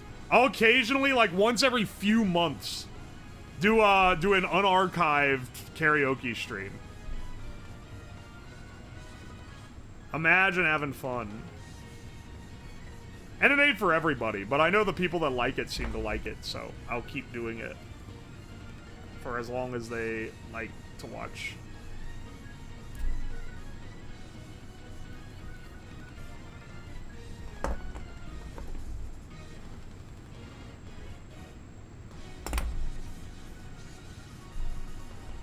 Alright, here we go. Arthur's actual inspiration for the model isn't Richard and Mortimer, but Okabe Rintaru. Glad I got one of you other fools saying Richard and Mortimer.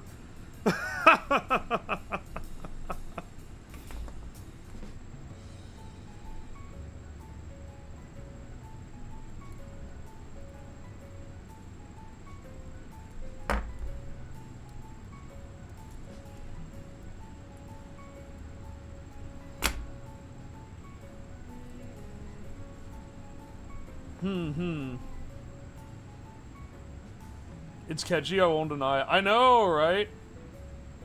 A music stream with you sounds baller because you listen to variety. I have a pretty decent variety. I'm a bit of a music... I almost call myself a music snob. Well, maybe I am a music snob because when you talk to people who watch streamers, I'm typecasting you guys now. Now the lens is turned on you. When you talk to people like shit, you're like, oh, what music do you listen to? It's always like, oh, well, I listen to video game and anime, video game OSTs and anime OPs. And it's like, I am judging.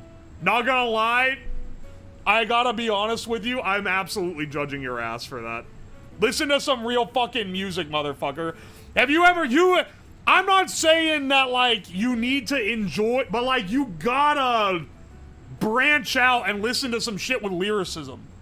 You're missing part of the human experience here. We've been making music for centuries.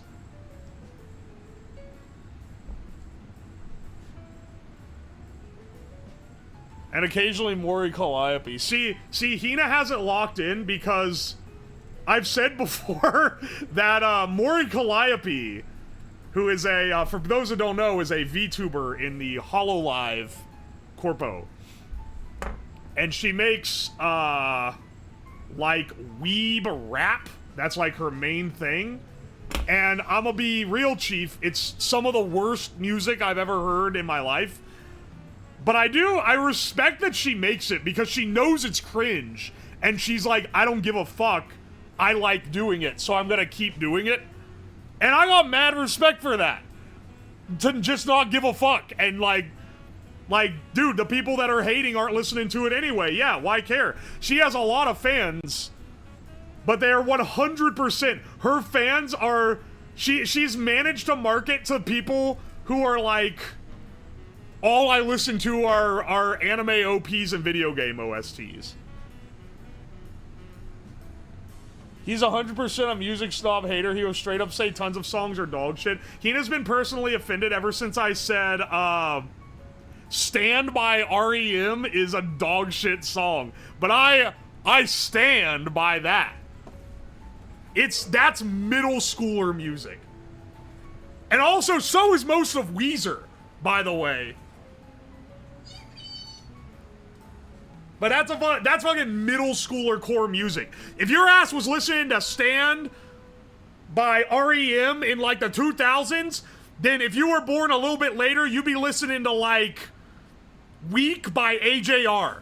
Like your ass is on the Disney adult motherfucking children core middle schooler core music.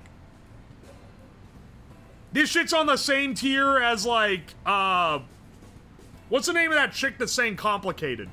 That was like, that was also middle schooler core.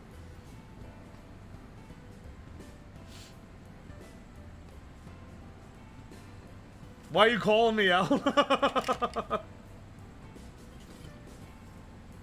You listen to good music like Kaleo and Swans. Don't fucking hit me with Kaleo, okay? Swans is pretty good though, I'm not gonna lie. Don't group me in the high tier Kaleo enjoyers. Some Swans albums are decent. I wouldn't put them on my 5x5 though. I listen to Sinatra, Elvis, Belva Fonte, and Louis Armstrong.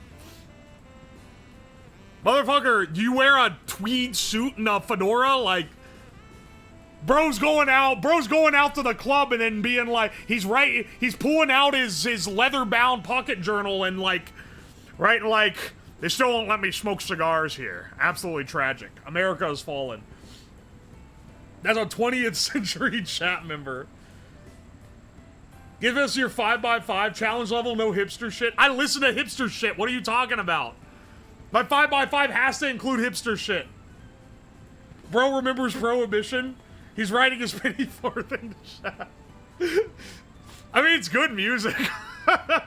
If you listen to only Sinatra, I can't give you like a... I can't like hate on the taste of the music. It's just really old. Who was it that wore the top out drinking? Yes, who are they? Bro that wore the top hat out drinking 100% has ordered, like, mead with the bros.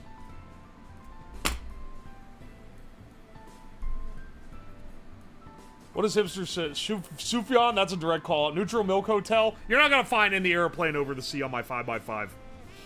Animal Collective. I can't remember if I put Merryweather Post Pavilion on there. That is kind of a normie pick as far as Anco goes, but it's better than Strawberry Jam. I can't lie. What's your opinion on Epic the Music? Epic the Musical. Never heard of it in my entire life. Maybe I need to culture myself. Maybe not. If it ends in the musical, I'm not interested. Actually, that's not true. There's some good musicals out there. I shouldn't sleep on an entire genre either. That shit's bound to have goated stuff. Meat is good. Oh yeah, I drink it. I am not without blame of the typecast that I'm putting on others.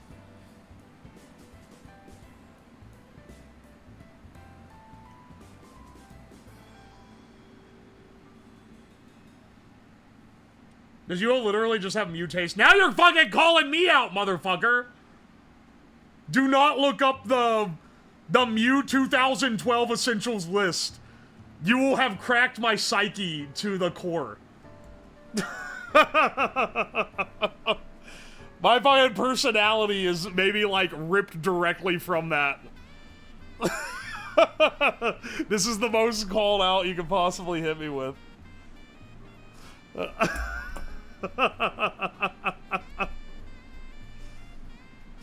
Actually caught you little bro downloaded his personality from a gaggle of idiot elitists on the internet that made a music best of.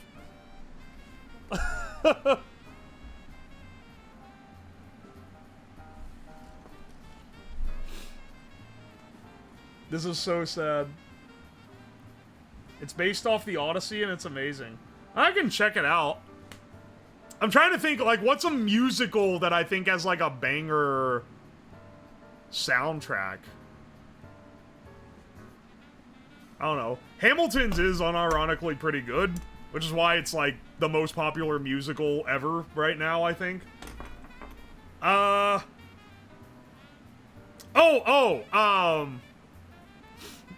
What's it called? Natasha Pierre and the Great Comet of 1812. That's a good musical. That's a good soundtrack. It's weird. It goes in different directions. That's a solid musical. I fucking wish I could see it. I'm obsessed with that lately. I fucking zipped. I zoomed in on your, on you with that one then.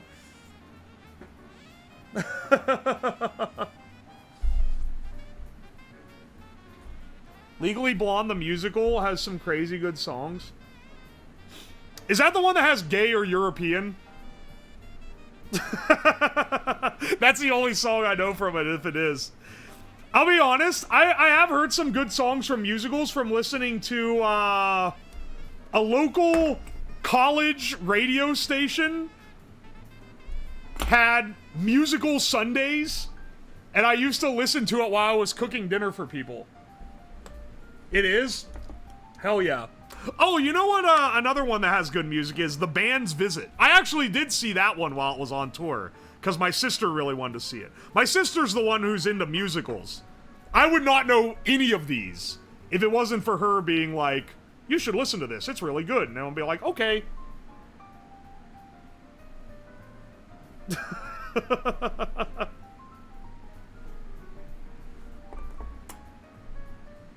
Y'all talking about the Muppets movies? They do have banger soundtracks, you're right.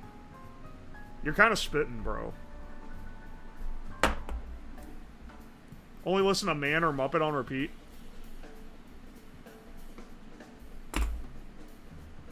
It's a banger. Can you believe Rainbow Connections did not get nominated for, Best Original Song in a movie back when that movie came out?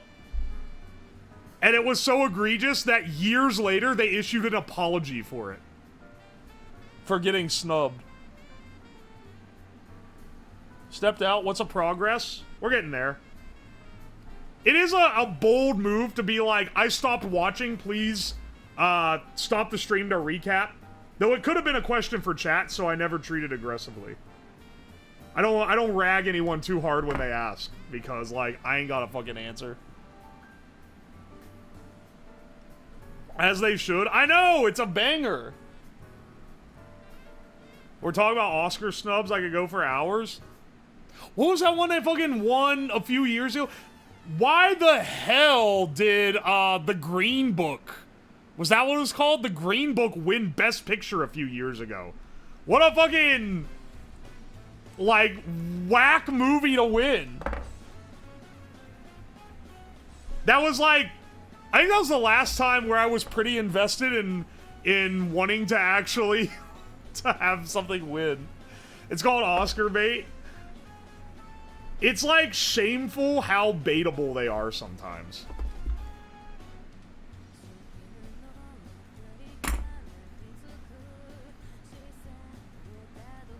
Oscar bait like fucking La La Land. What was the movie, what was the year Birdman came out? I remember I watched like all the Best Picture nominees that year. That year was full of Oscar bait. There were like 3 Best Picture nominees that were about Hollywood.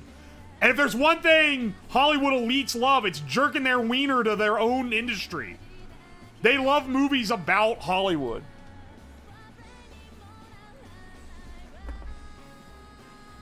They had so many in the running that year, because it was also It was Birdman was about an actor, and then Hugo was about the old movie industry, and then there's some other one too that also was. I can't remember what it was. Winning an Oscar means nothing at this point. I mean, Hollywood's like feels like it's fumbling a little bit here. TV shows were in like kind of a golden era right now. Movies are in kind of a slump. I'll start questions with "Hey chat," so I don't anger the science machine. No, don't. It's more entertaining otherwise. Birdman is Kino. Yeah, it's actually pretty good. Oh wait, was that the same year Whiplash came out? That's not really about Hollywood. That's about like an artist though. What was that movie they did that year that the Silent movie came out? There was a silent black and white film that was like absolutely created to get an Oscar nomination. I watched it. Ain't that bad. Wasn't that good either. The Artist. Yeah. That was also about Hollywood. Those motherfuckers. They were baiting so hard for it. I read Hugo book and it was cute, but the movie was such a juicy worm for the Oscar committee. It was annoying. Not The Lighthouse.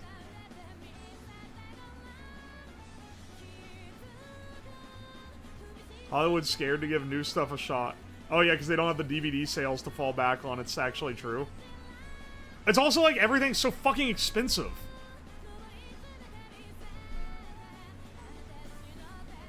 It's why like weirdo indie movies are kind of like doing well. This is a good era for indie horror films.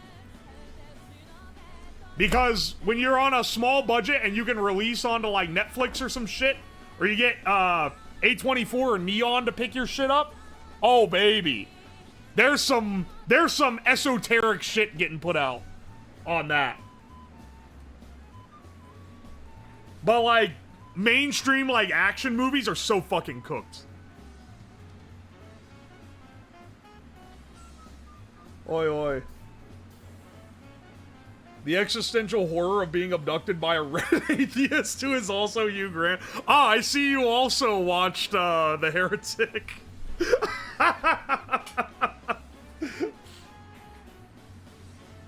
Yeah, guys, who's gonna go see Red 1?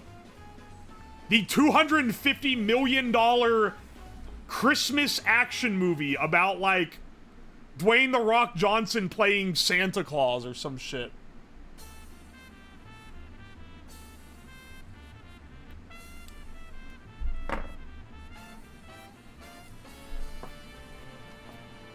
It was funny.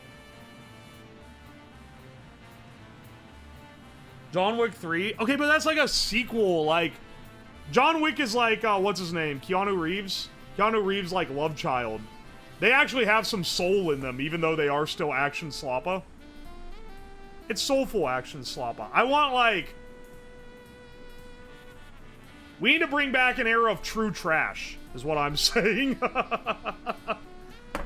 I want less money to be put into movies. I want to bring back that, like, gritty, practical vibe. Does anyone still care about The Rock?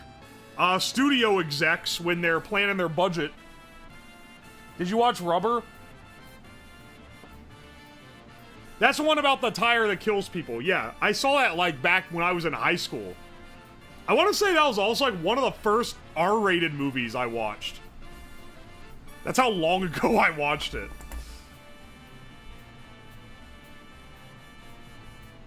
I remember, actually, the first R-rated movie I watched was 21 Jump Street, which is kind of a shit movie. It's not really that notable, because I'd seen way...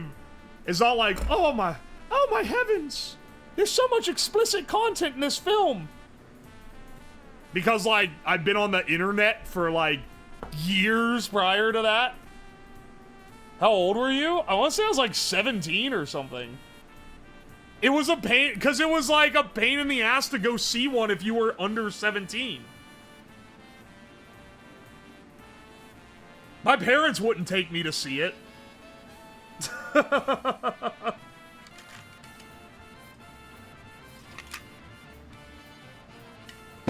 King Fury? Mad Max Fury Road? That's actually a fucking gas movie.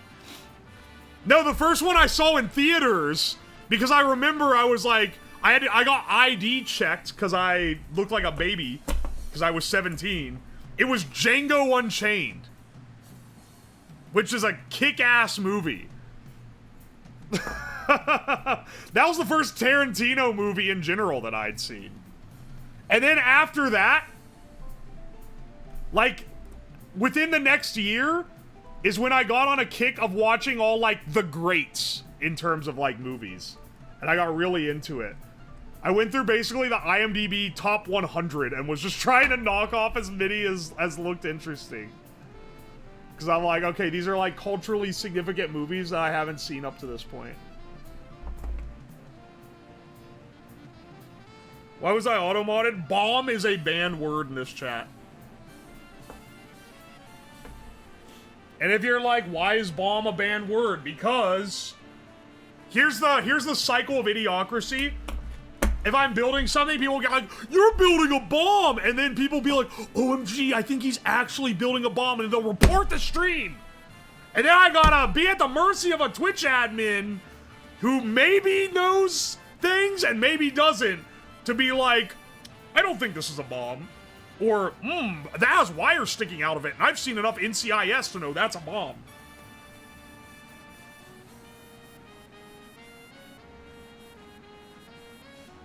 Used to be on a Discord server where we would watch one movie from the top 100 and bottom 100. I also watched a lot from the bottom 100. So, like, I watched all these, like, top shelf movies over the course of a couple years. Then in, like, the last 2 years of college, because that was, like, freshman, sophomore year. Last 2 years of college, I started getting into watching absolute dog shit B movies. And honestly, I think I've consumed more trash movie content than I have good movies.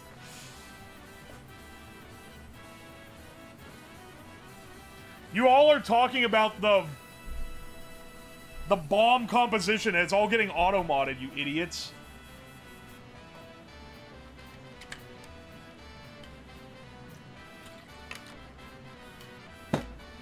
This is only for the mods?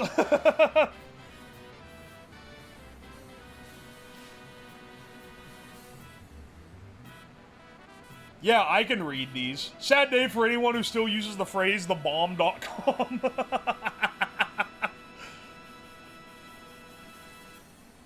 100% banned chat stream. Let's fucking go, dude. Oi, oi, oi. Do you prefer Trauma or Full Moon Slappa? Okay, so the premium bad movie is like one that's genuinely trying to be good, and it ends up being hilariously bad. But that's a diamond in the rough scenario. If we're talking like general grindhouse slappa, it's Trauma, baby. Holy shit. Trauma just has some gems.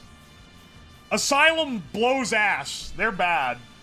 They got their start on Mockbusters, and like, dude, it's so soulless. Their slappa is so soulless.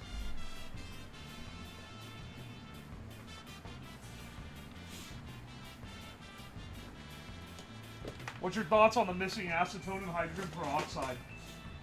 Whoever mixing that shit up is gonna die to it. They ain't hurting anyone else.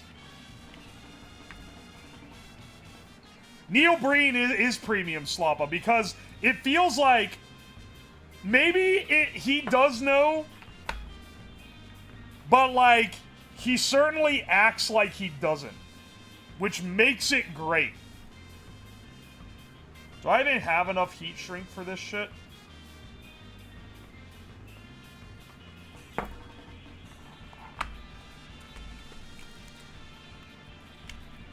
I need 15 of those. I don't think I have that many.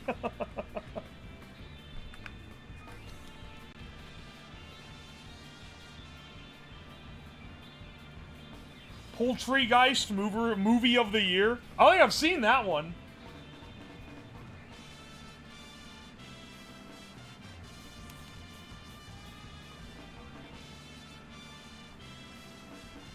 Is John Waters slopper or peak?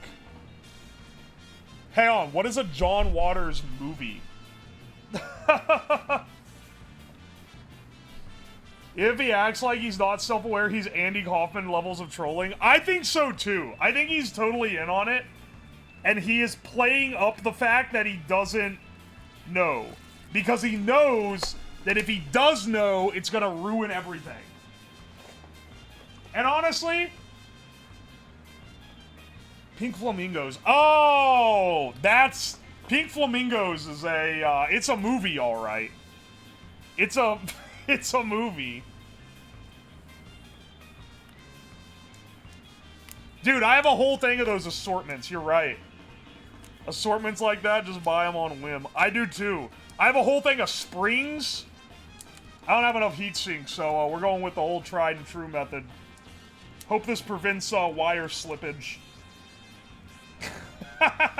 And from it touching and contacting on other things.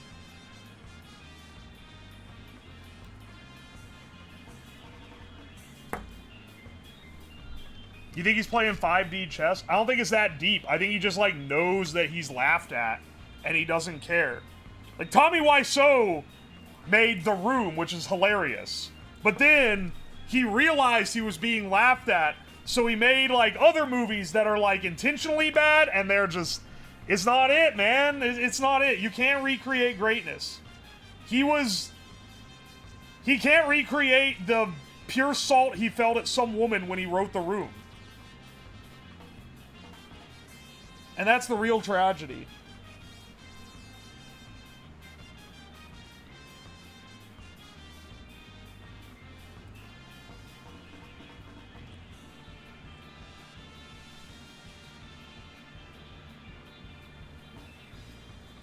This wire is not, like, redoing, so I'm gonna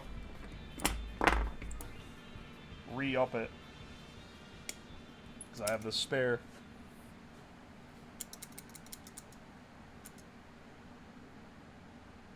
The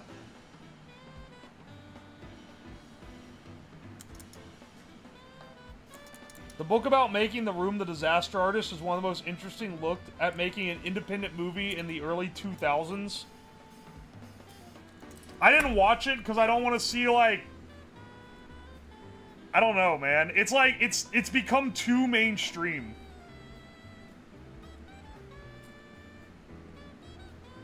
Maybe I'm being too hipster, but, like... Once the bit goes that far, it starts losing its flavor. You know? The real gems are the shit that no one talks about.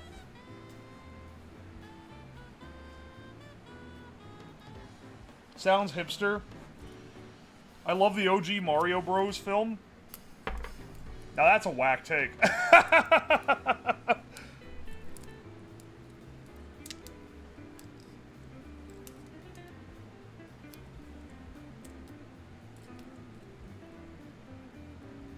I've seen it. It's an insane film. I wouldn't call it good, but I'd totally accept a so bad it's good kind of,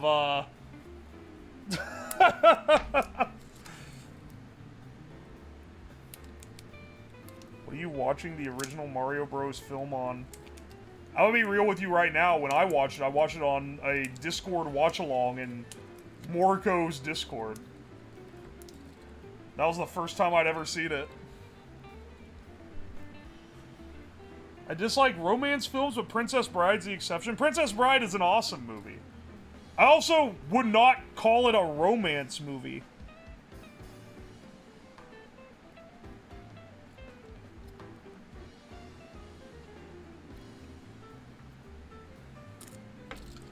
An 11 there. They're kind of hard to see now that I taped the sides.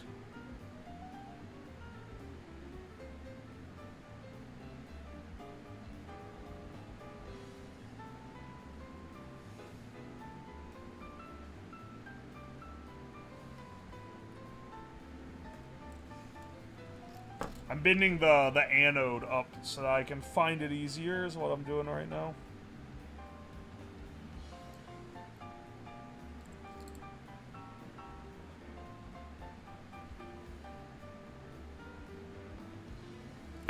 There we go. The only movie I've ever hated was The Final Countdown. I want you guys to hit me with what is the most disappointed you've been in spending money on a movie? Because I have answers for this. I know that the first time, the revelation as a child that a movie could not be good was when I saw the B movie in theaters. I was like, holy shit, wait. I think movies can be bad, guys. And then the most, like, I felt like I wasted my money to watch it, garbage movie that I've seen was Green Lantern in theaters. Oh baby, what a piece of shit. What an absolute piece of shit that movie is.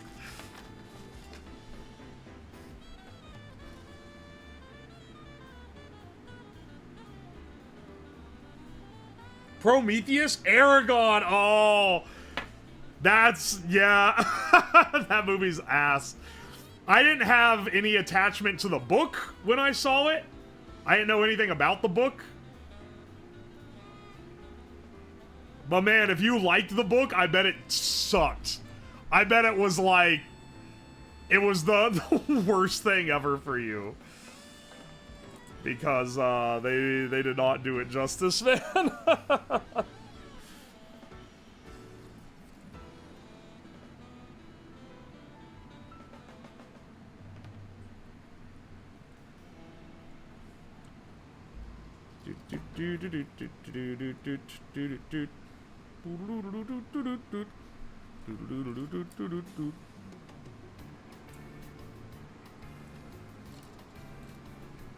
I'm up wiring my Nixie. I got wires on my Nixie. 5.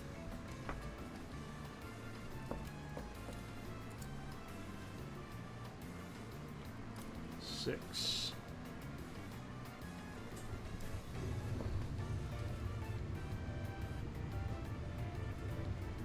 7.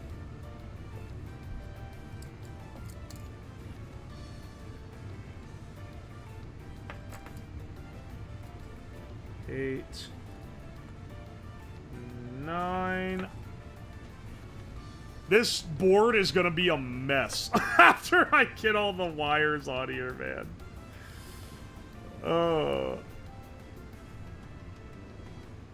It's got these things coming out of every orifice. And the wires are real stiff too. I didn't have any compound wires that can handle the voltage without like arcing through the what's it called, the insulator. So I take what I can get. We can solder with the chips in there because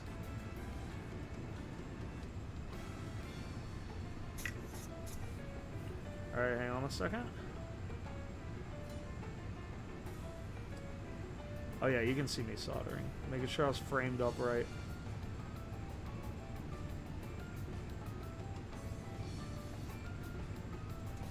I gotta make sure none of this shit bridges because it's all like... Dude, why are the lights flickering? Do you guys see that?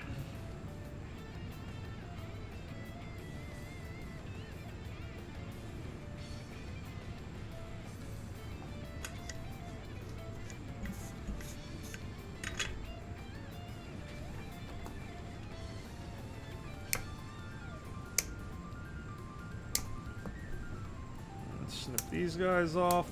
We'll do a test run with just one of them.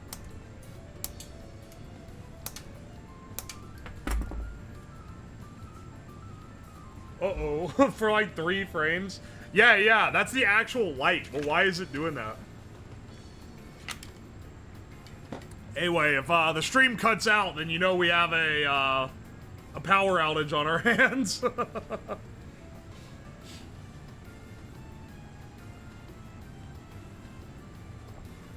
It happens sometimes.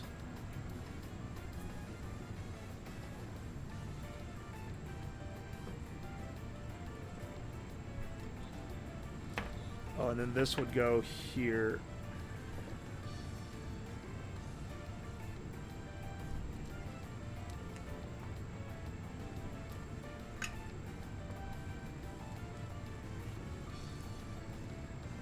said this would go here! Oh man, they want to bend out. These wires are so stiff. I'm using doorbell wire because it's cheap due to its use in home construction. Due to its use in home construction, it's cheaper than the other options. But it's really stiff, stranded wire. When's the last time you changed your light bulb? They are hardwired LED bar lights. They don't have light bulbs that need changed.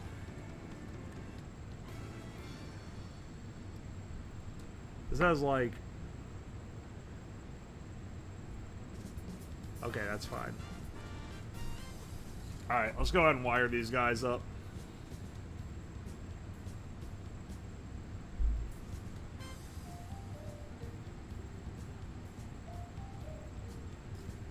Alright. One is a little tedious, but like, it's not too hard.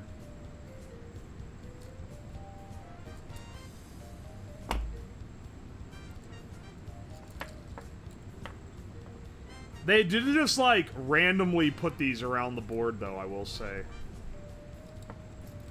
2, 3... Getting flickers by the PA border? Uh-oh.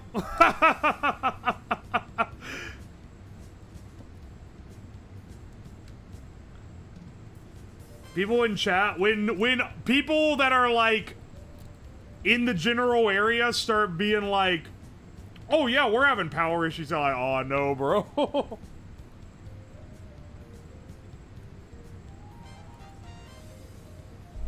Does anyone else prefer documentaries to movies? Aren't documentaries movies?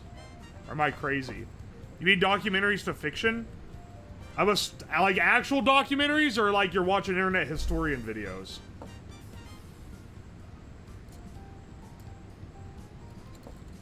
Actual documentaries are pretty good.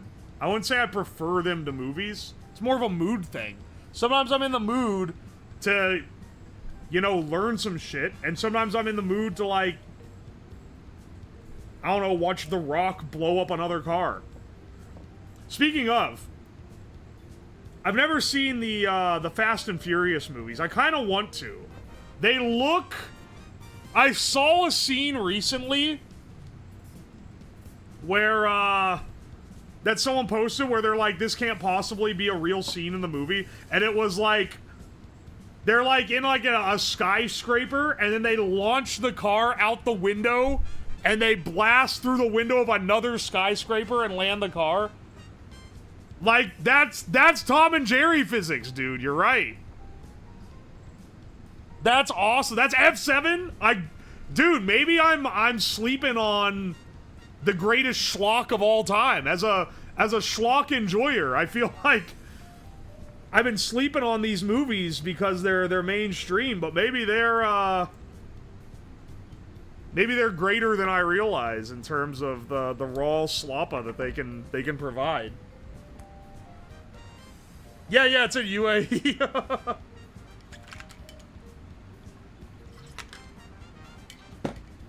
It's so bad I knew what Senior's talking about once you said skyscraper. Is the whole movie like that? There's some other scene I've seen where they're like pulling a safe behind a car. That one also looks like ridiculous. Honestly, if every movie has scenes that are that stupid, I'll roll with it, man.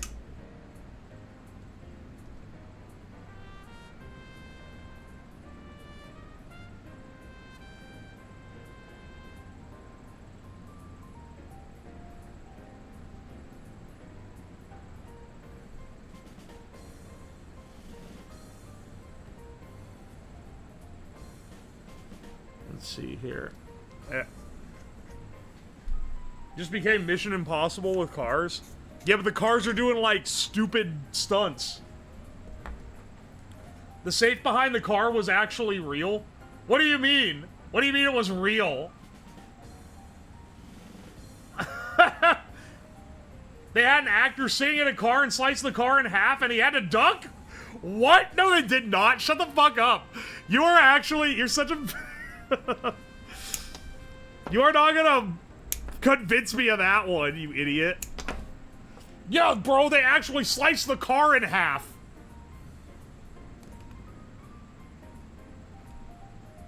I'd be surprised if they did anything in those movies that wasn't in front of a green screen.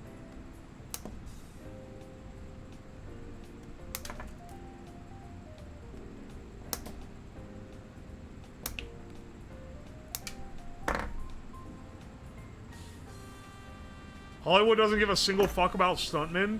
They don't give a fuck about anyone that, like, doesn't hurt their bottom line. They are the system. They are the industry. They are there to extract as much money as possible for people and then throw them away.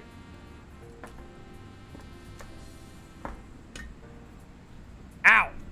I just grabbed the hot part of the soldering iron because I tried to do a cool little trick where I threw it into my hand. That's what I get for trying to be cool.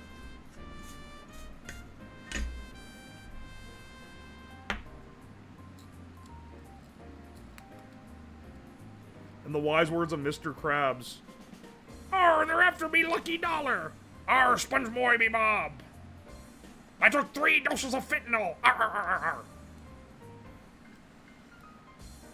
You're wrong if they were, they'd hire competent writers again. I don't know what's going on with the writers, man.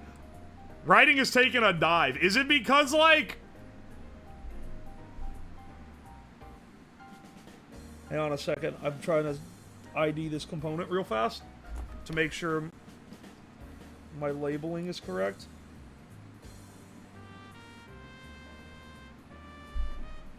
AI? If it's it's like, is it even AI? Like...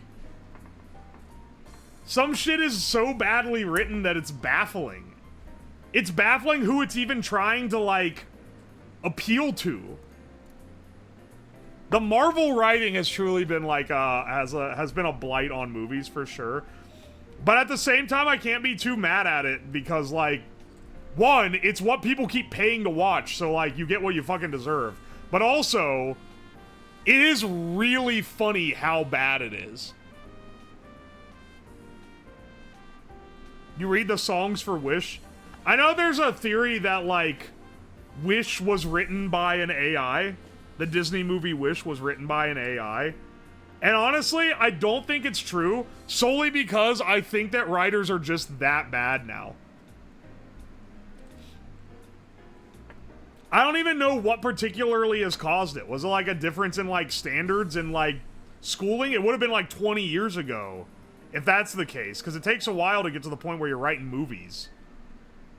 Like, industry-wise. All the good writers got fired?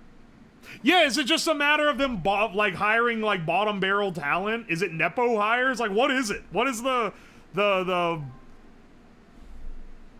cause of this? That's the puzzling part here.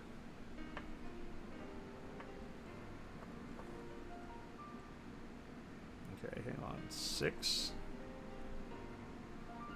Disney confirmed they use AI for Wish. There's a lot of businesses right now that are really trying to buckle in on AI. Because it's one of those things, like, hate it or not, it's going to become something you have to work with. It is going to become part of a tool chain. Whether you're a programmer or an artist or something, you're gonna have to learn how to wrangle the computer yet again for AI shit. Because that's just the way it's going.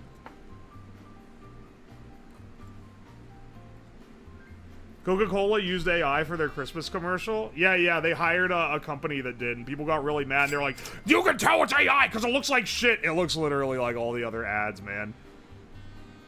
Someone did post the,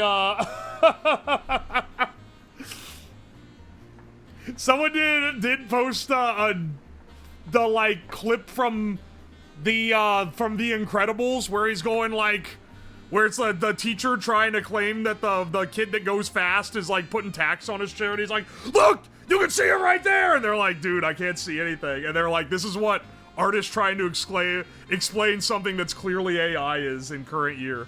It's so fucking real. It's getting to the point where it's getting good enough that, like, you have to be borderline schizophrenic to see the difference sometimes. I could not tell that one was AI. Some of them are obvious.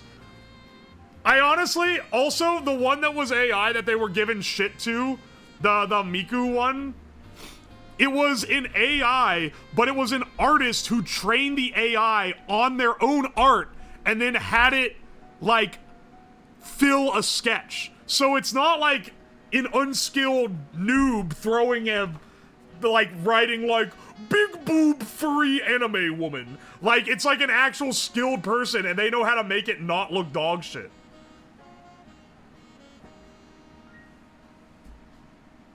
It comes from me following video generators. Dude, I'm telling you, man. It's becoming where you have to be like borderline schizo to be identifying AI art. And also, there's a lot of artists that keep false flagging it, and then they're like, you should all dox this person now. They have used AI in their art. And it's like, dude, I haven't used AI. My art is just not that good. The shadows are off because I'm learning, motherfucker. Which is like even worse, honestly. Training AI in your own art to be a support artist?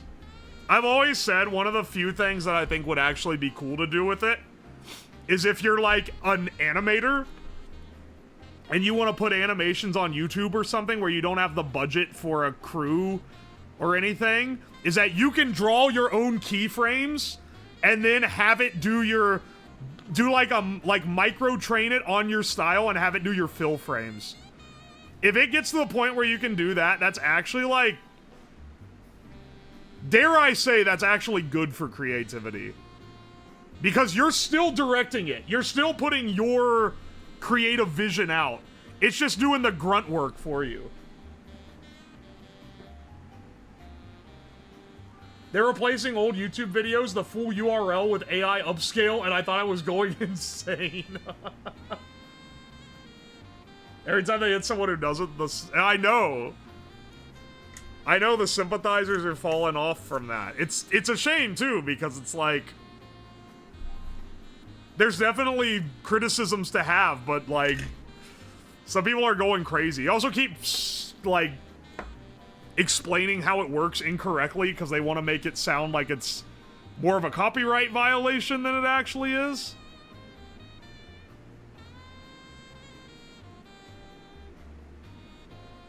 I don't know, man. It's difficult times.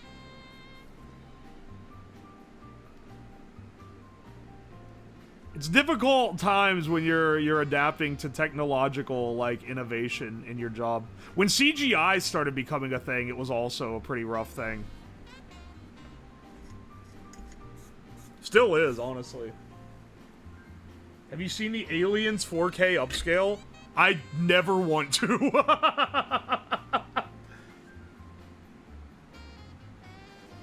Train it on bad drawing to boost my self-esteem.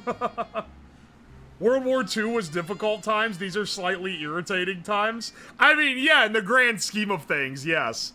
But, like, if you are in an industry where you have a job that's comfortable and then a new thing comes in that makes it so that now you're, like, kind of antsy about it, I would call that, like, I would call that challenging. It's not challenging on the level of being in, like, a fucking war zone. But it's still, like, a challenge you gotta deal with. It's part of the human experience.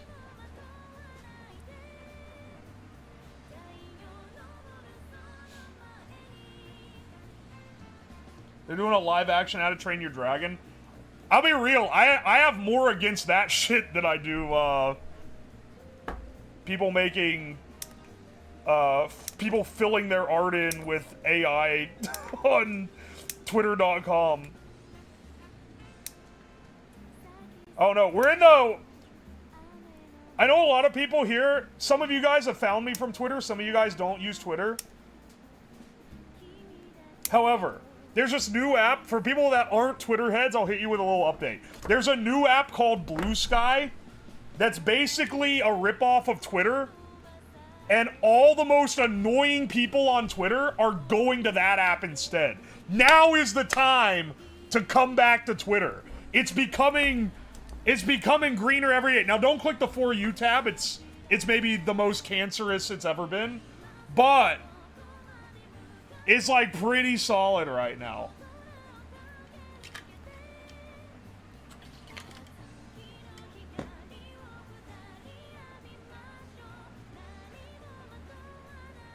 My feed got worse? The reason people left was misconception? Well, they left because they're like, they don't want AI to train on their art. So instead they moved to Blue Sky, which sells their art to be trained on like 4 different AIs instead of just the Twitter one. Gigabrain move. What's the For You tab? So you have your following tab. That's people you personally follow and things they like and share. And then you have the For You tab, which is the algo maxed one, which every time anything political happens becomes horrid. And since the US had an election a couple weeks ago, it's gonna be dog shit for the next like 3 months minimum. Maybe even the next like 2 years. I don't hardly ever click on it either.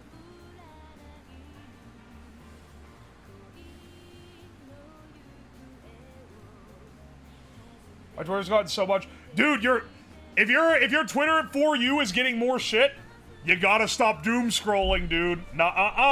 You clicked on the rage bait, now it thinks you want to see more of it.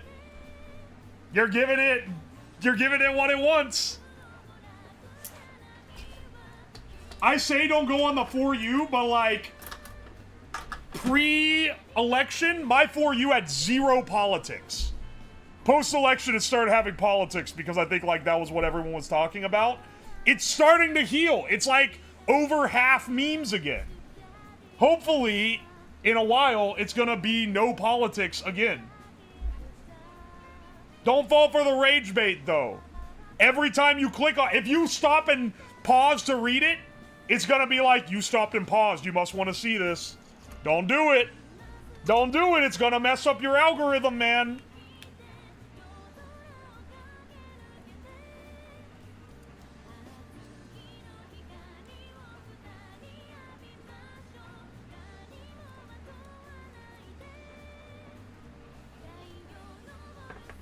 Here we go.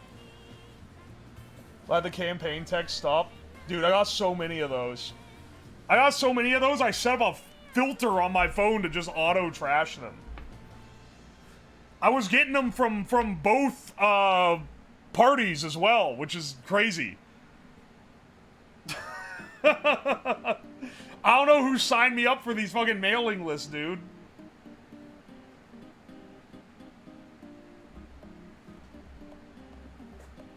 The military keeps screaming at me to join. Haha! I've gotten too old for them now. They shut up. I'm out of draft age.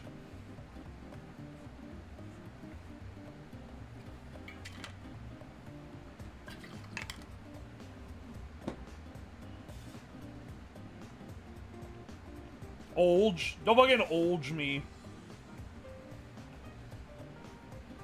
I can click on hundreds of Warhammer mini and meme posts, but I click one rage bait, and the algo decides this is what you want. Because there's only so many Warhammer posts, but that site is flooded with rage bait. It's not as bad as Reddit, but that's not a good standard to set your website to. Vampiric Chipmunk, thanks for the Prime sub. Dude, is the most pure social media YouTube? I don't ever get shit I don't want to see on YouTube. Like, hardly ever. No matter what is going on in the world, the YouTube is always like, the history of coal, and then it's like a 5-hour video essay, and it's like, okay, guess I'm finding out where coal originates. YouTube shows me shit I've seen 5 times. The ground?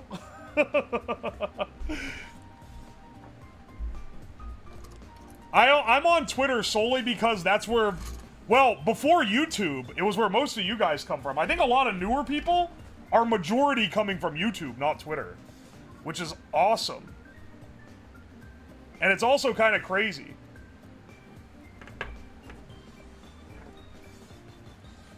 I gave you the Bezos money so I don't have to see another damn Viagra ad. Thanks for the sub, homie. Also, I've never in my life seen a Viagra ad on Twitch. You know those are targeted based on your browsing history, right?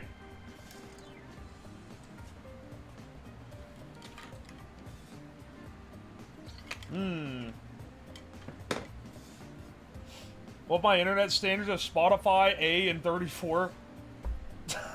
34? Come on, man. I found you from the 506 vids. Hell yeah, bro. Twitch's ad system is shit for targeting. It's not shit for targeting, though. It's pretty good at, like, giving people what they want. I'm messing with you right now, by the way. It's absolutely dog shit for targeting. Do you know how many fucking gamer ads I get? My stream doesn't even stream games. Why are they, like, locked into the gamer zone? Get Monster Energy today. Like, shut the fuck up. I've never in my life wanted this. Does Viagra give you heart attacks? No, it does help do something to your heart. It was originally developed as a heart med. And then they're like, hey, doc, every time my heart gets better, my dick gets massive. And they're like, damn, that's sick. Anyway, I need some extra heart meds for tonight.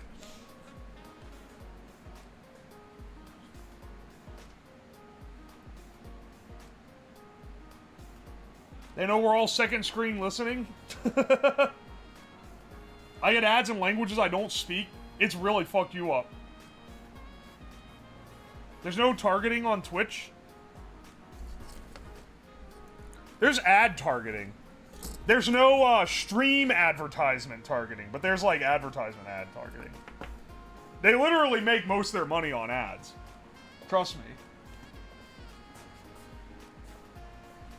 Alright, hang on a second. I'm getting a case. I know I have one over here somewhere.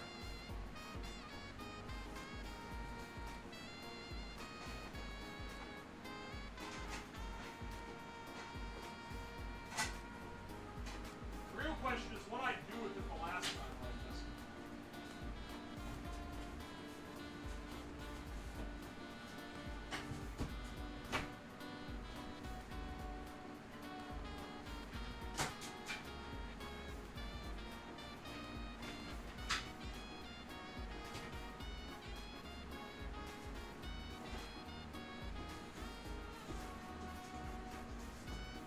Find it? No. This is not it. Is this it?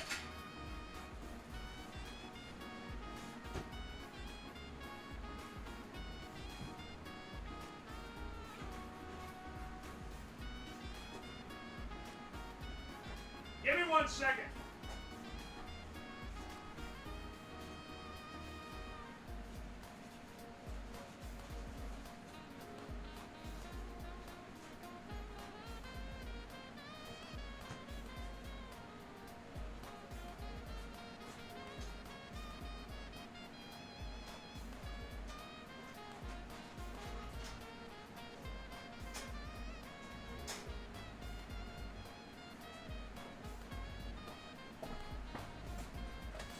I forgot when I built this one. Alright, we're gonna use this case. Because I haven't used this project in forever. Though, I feel like I probably could. These VU meters would be cool on my, like, analog thing I'm trying to do here. Soy fucked up my ads. Now all I get is ads for sketchy industrial machines on Amazon. There's no targeting tool on Twitch. They only use your IP. There's no way. They're such a huge platform. And they make so much of their money on ads. There is no shot they have no targeting at all.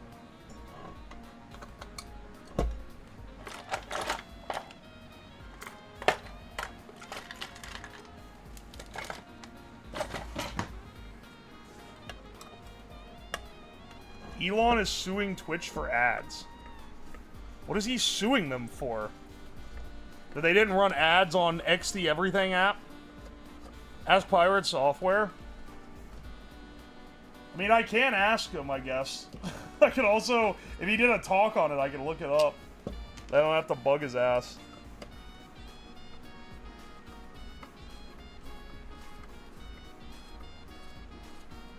They jerry-rigged tag system to filter out sexual and political content. They've literally been winging this shit.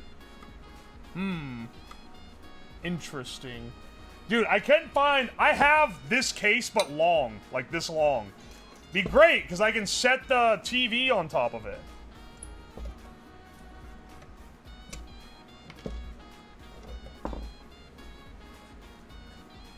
I love the little project boxes. They're awesome, right? I love these things. I have several of them because this is what I used for my amp when I was prototyping it. I was making custom fronts and backs, though. I wasn't using these plastic ones that it comes with.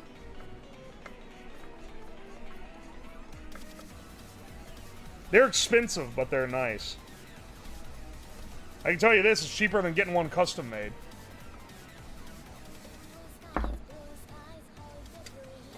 Alright, hang on. I gotta have, like, a thing I can put on my drill to do this, dude. This is taking forever. Alright, hang on. I can use my little security bit set.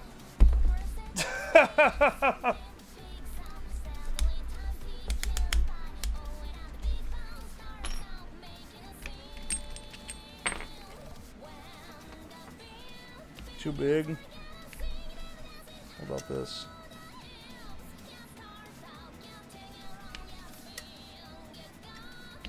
What about this?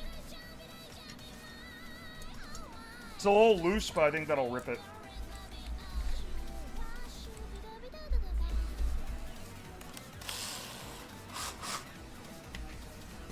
I constantly get adult toys at... So do I, dude!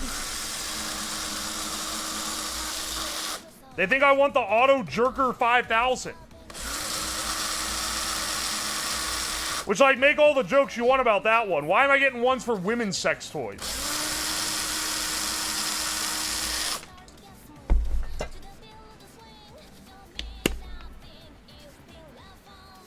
I only browse porn on X. I never get sex toy ads. I've never browsed porn on X.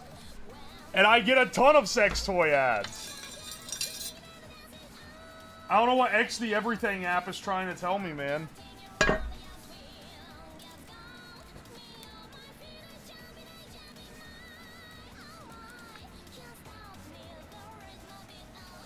We're taking this guy off. This really only has room for, like, maybe 4 at most. I think you could fit one more. Tell you what.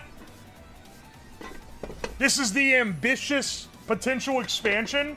I'm gonna cut the holes like this instead of centering it, so that we have the potential for that one more digit. They have porn on X?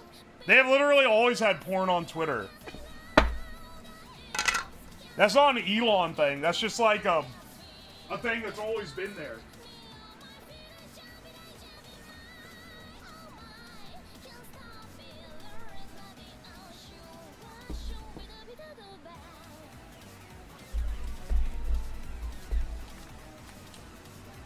Yeah, prepare for the future. This is ambition because that implies we're making fat enough stacks that I got 4-digit subs. Or 4-digit follows in a single stream, which is insane. I don't know what I'm gonna use this for quite yet.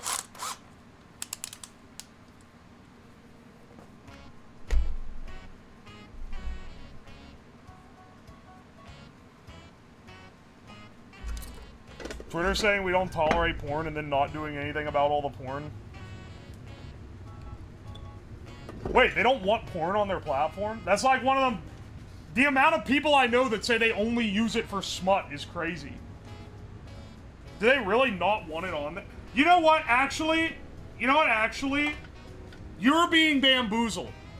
You are being bamboozled, and here's why. If you want to be listed in the App Store, you have to make a good faith effort to not have 18+ content on your platform. I think they are literally just saying they don't want it so that they don't get removed from the App Store. I think that's literally it. They're gonna go the path of Tumblr if they delete porn. Elon Musk owning it is not the cancer to the site that people think it is in terms of, like, everyone going somewhere else. Them removing 18 plus content, that's the actual end of Twitter.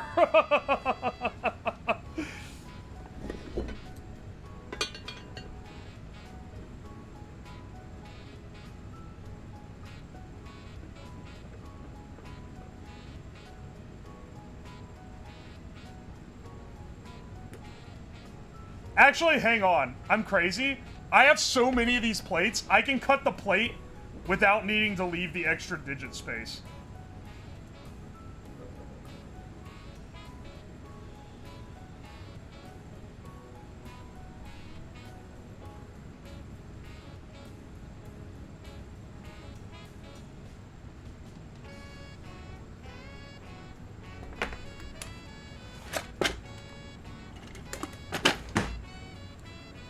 An angel loses its wings every time Twitter takes home porn.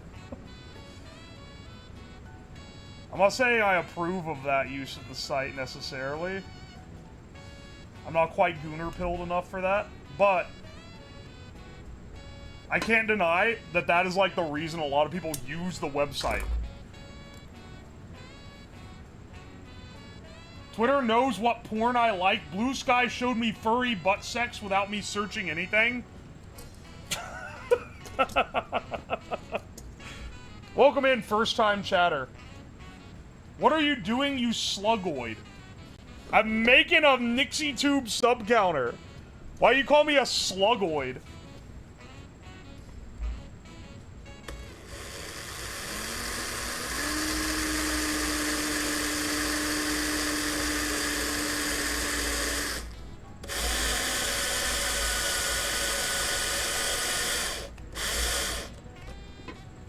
This battery's dead as a doornail. it's bogging down on this end on anything, man. I must have not charged it after last time.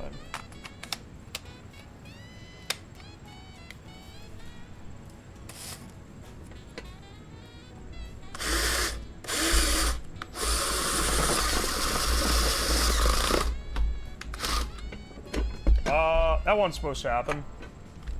Must not have got the truck tight enough.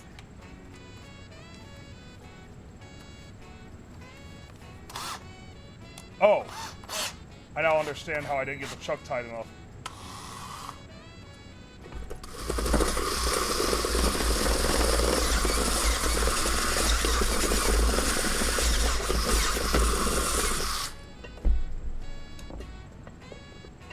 There we go. Yeah, there we go.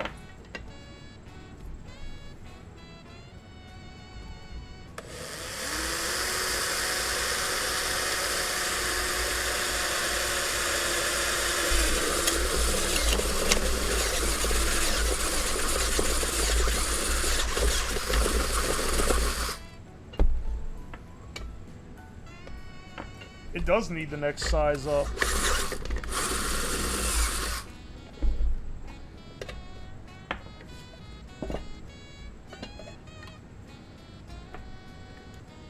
Oh yeah, that's not too far.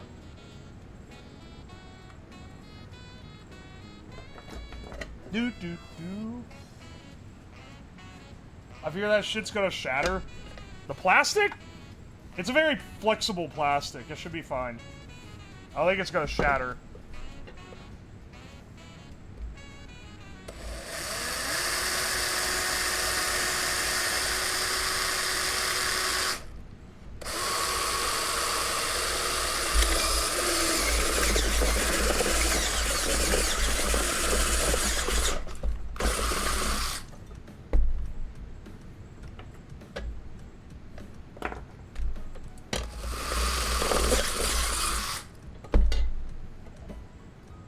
Nice.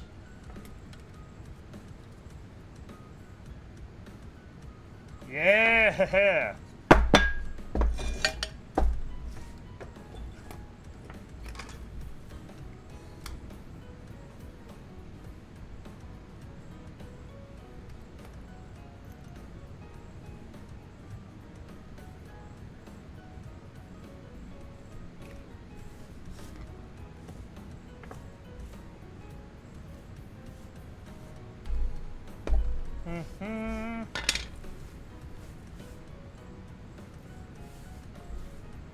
Oh wait, let me not sweep it away one of the bolts that I need for this.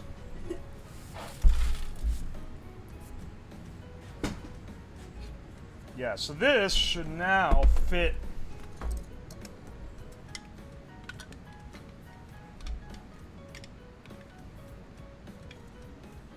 these guys in like that.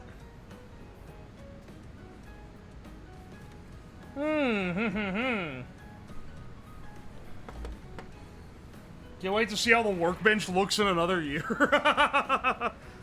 Maybe we should do a workbench restoration at some point where we try to fix it up a little. I don't know how we do that. We can't sand a layer off the top. The burns are like way too deep. You gotta glue them in. Yeah, I should probably do that. Hang on. I should also sand this part down because it's blocking the tube. Like, I can just claw it out with some wire snippers.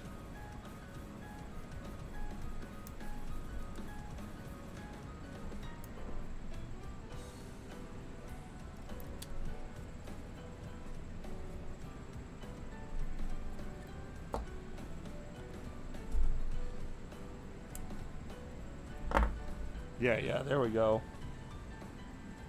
The glue might get soft when it runs. You're right, it is gonna warm them.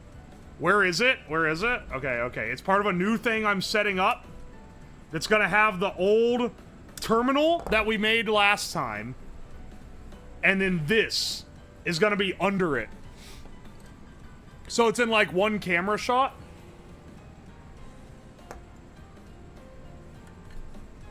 Listen. Once I get it set up, you'll see. And then I can put that separate camera in the side view of the stream. Like in the, where chat is. And it can be like a supplement there. Or, so I'm not really sure where that part is going. Or, it's now my, like, just chatting screen. Instead of it just being the desk. With, like, me occasionally waving my hands in front of it. Not like I do dedicated streams where I just talk, but you know what I'm talking about. Like at the beginning of stream when I'm, like, chatting with you guys. Nixies don't get warm to the touch, don't worry about hot glue. I know that they're, like... Dude, the only way I can tell which way is up on these things is that you can see the 3. You can see the outline of the 3. And that tells me which way's up.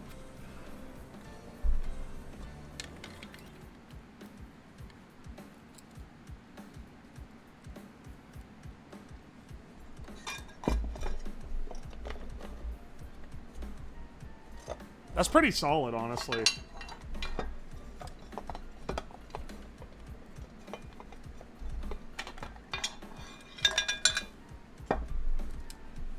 You could drill holes in the desk. The reason why I don't want it to be desk mounted is because I don't want it to die. And also, you can barely see it in the full lighting of the camera. Much like the terminal screen. You see it better in the dark. You finally have a hot glue gun?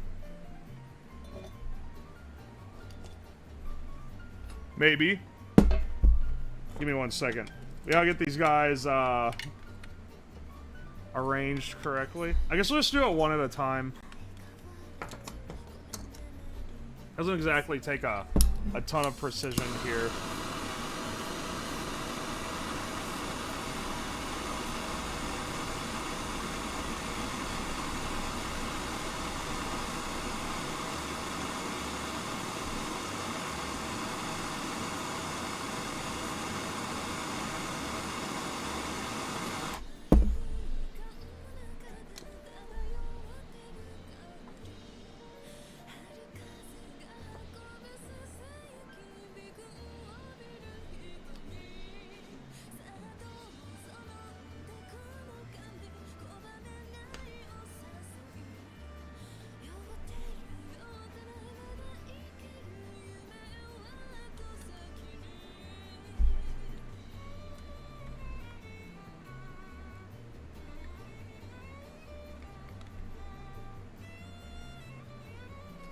Wait till this thing dries, or cools rather.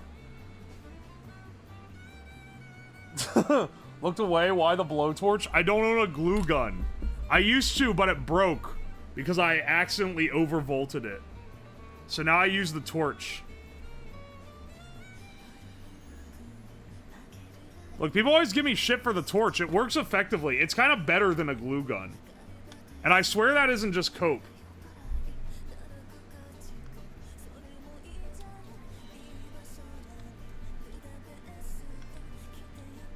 I don't know if hot glue is the answer. That did not stick at all. That shit is already ripped off. It didn't stick at all. It peels right off, man. Yeah, I tried to overcharge the hot glue gun, and I overvolted it. Whoops. Oh, you know. Sometimes you gotta sacrifice things in the name of, science. You overload his $20 glue gun. No, you don't understand. I need $30 worth of Gorilla Biscuits for this stream. I cannot, however, afford a new $20 glue gun. That would be... That's impossible.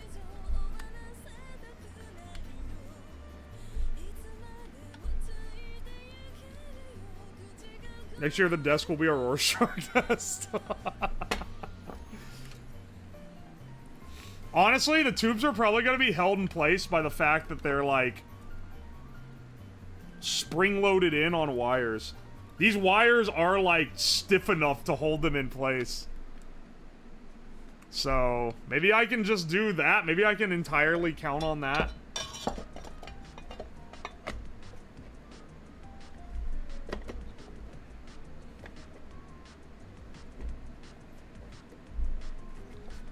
They're a little crooked looking right now.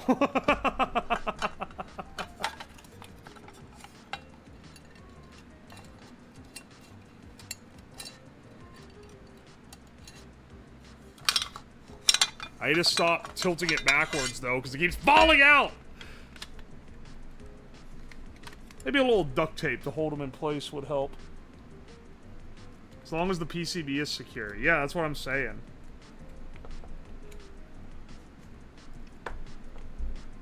Wrap tape around the tubes for a press fit. But you're gonna see the tape. Oh, well, I could wrap it around like this part.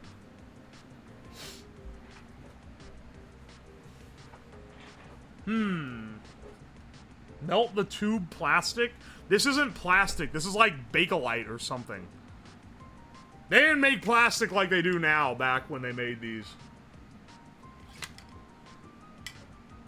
If it is plastic, it's some weird shit. I've had to deal with it before on old stuff. Use electrical tape so they look okay. I could maybe press fit with electrical tape. Pot them in resin. I definitely don't want to do that. I am a little worried of loose wires. They're all just wire wrapped. Nothing soldered on it. It's just wire wrapped to the back of the tube. I'm also kind of worried about energizing the box, but I guess I could just ground it so that that doesn't happen.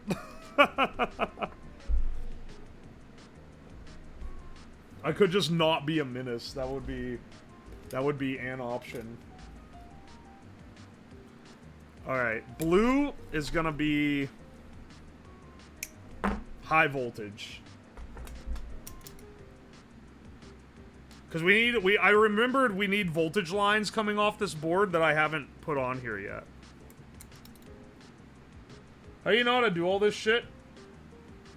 I'm an electrical engineer. And I've been a hobbyist since I was a little kid.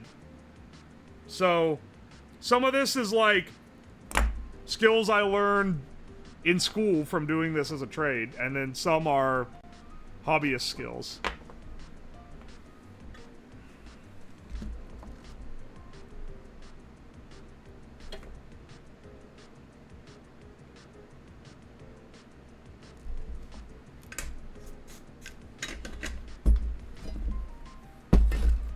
Move that torch out of the way. Google helps out the rest. Hell yeah, dude. You don't have to be good at something to do it like I'm doing it here. I can promise you that. If it's any encouragement, I'm not good at most things I do. I'm just willing to do them. I'm willing to be bad at them.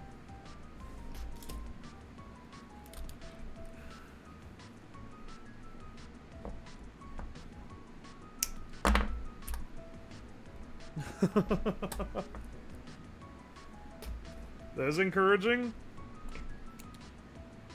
Most stuff is done by just winging it. I feel like once people hit adulthood, they're like afraid to be shit at things. Like, you're allowed to be bad at something that you're learning how to do. Just gotta go out and do it. Oh, how do I get started with this? Just fucking try to make something. Google... If you just know, like, the very basics, like that, you would need, like, a microcontroller, then you can really just find the rest. The cost of failure as an adult is higher. But you, like, have money as an adult. When you're a kid and you do a hobby and you fail at it, I mean, I guess you have more time as a kid to get good at something. But, like, when you're an adult, you're already doing, like, adult shit. You got your normal life on deck. You can just kind of, like, fuck around and be a little silly with your hobbies.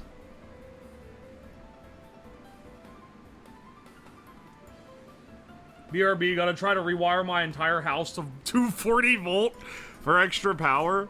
You already have 240 volt coming in because you got 2 different phases. Easy, bro. Just rewire your breaker box. You can get the whole thing cooking. Literally cooking. Because none of that shit's made for higher than 120.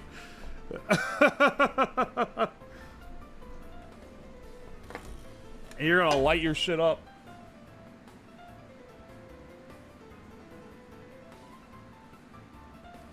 Yeah, there's a bar in your box that splits it.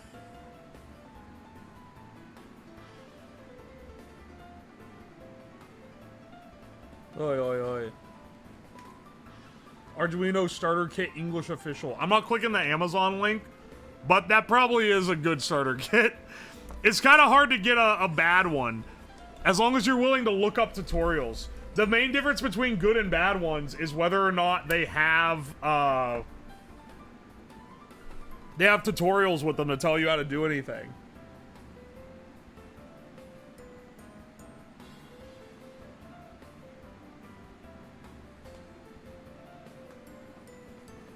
For the 440. Yeah.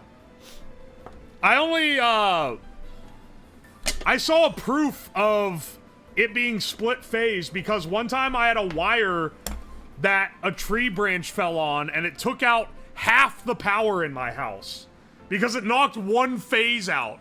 So nothing that ran on 240 could run, but half the 120 could run and the other half couldn't. And I was running extension cords from the circuits that worked to the ones that didn't to be able to use stuff until it came back.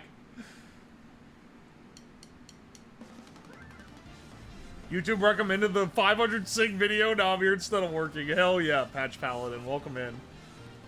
Hey, KY Shroom. Welcome to the stream. Kind of sucks starting skills as an adult. Yeah. Well, that's the thing. People expect you to be good at shit. Don't listen to them. Just fucking do it. If I cared about what people thought about me being good or bad and stuff, I wouldn't try anything.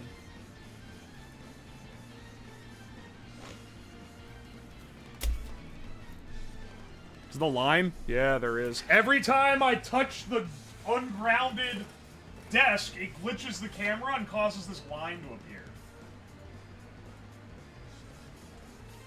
Now that should fix it.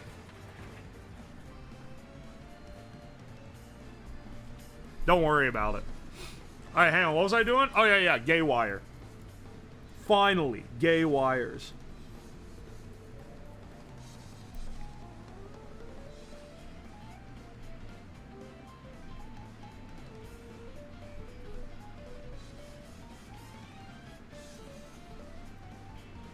Gauge wires. Dutch face window wires are gay. Let's get this one hooked up.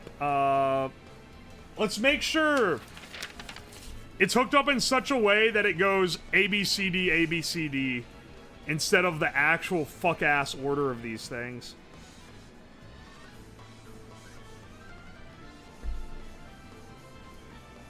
Ooh, these are unused. They're fresh.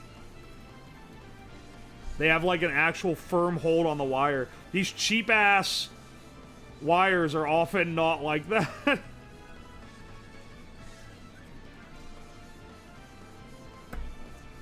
I don't have to worry about these coming loose.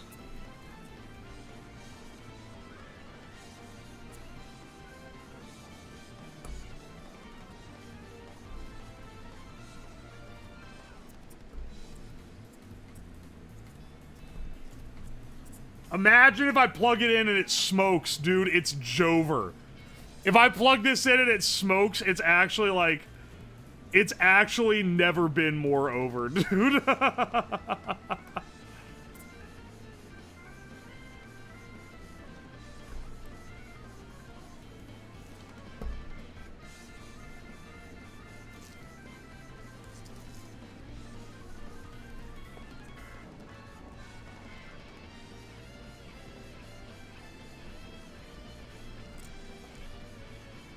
I had an extra wire. I miscounted.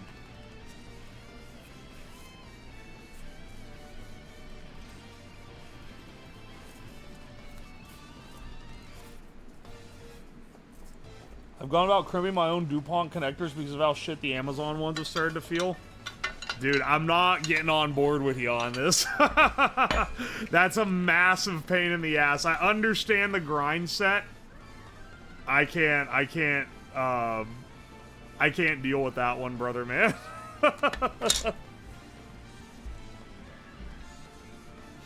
Maybe my crimper is just shit.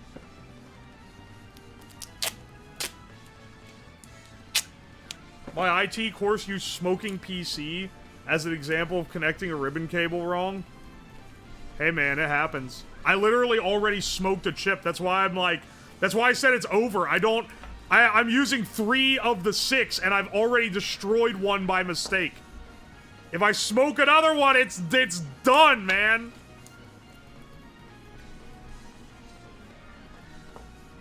This time I remembered to current control them though, or to current limit them.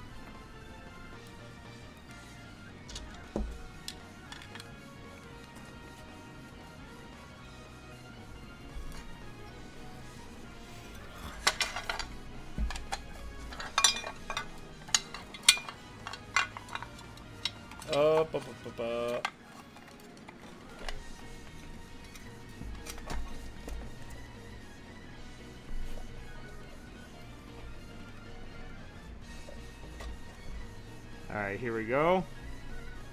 With these guys poking out, we can actually test it like this. Oh, hang on. Where's that, here we go. This jazz BGM goes crazy. I really hope I don't get copyright struck for it. I was told I wouldn't. If I do, someone's gonna die.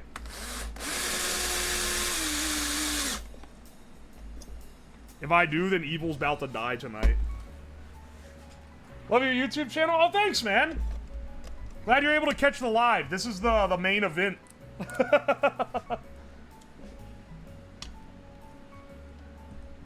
It is funny that, like, of the Twitter where I post clips, and then the Twitter and YouTube where the clips get posted, are independently bigger by follower count than the Twitch channel. And the Twitch channel is like the main thing. It's the actual like focused thing. Well, that's how it'll be sometimes. Some people don't want to watch the whole like shebang. I found you from TikTok? Oh, okay, that's a rarer one.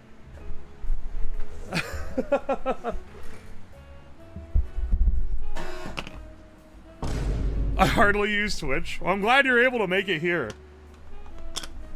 It means a lot that people show up that don't even normally use the website just to watch my stupid streams. Alright, I'm gonna risk a waifu board on this. So I got this RGB Duino. This Arduino, it has some RGB LEDs on it. That's why they call it that. But it's got an anime woman on it, on the PCB screen. We gotta use this. It's mandatory. Anyway, I'm gonna scratch up a quick program right now that just counts really fast. And then we're gonna use that. We're gonna use that to test the Nixie tubes. Right, digital, or no, wait, it'd be pin mode. We need like 12 pins for this. Are there even 12 pins on in Uno? There's 13. No, there's 14, but 2 of them are... 2 of them are serial. We have exactly enough. It's literally all of them. I gotta use every pin.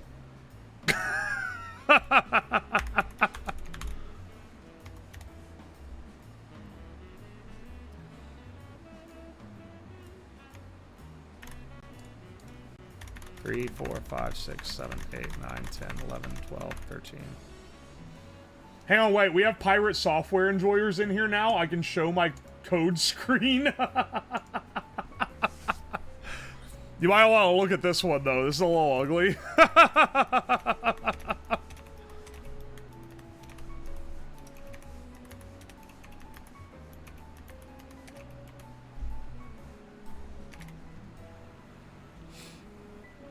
He's my game dev Coco Melon. Oh man.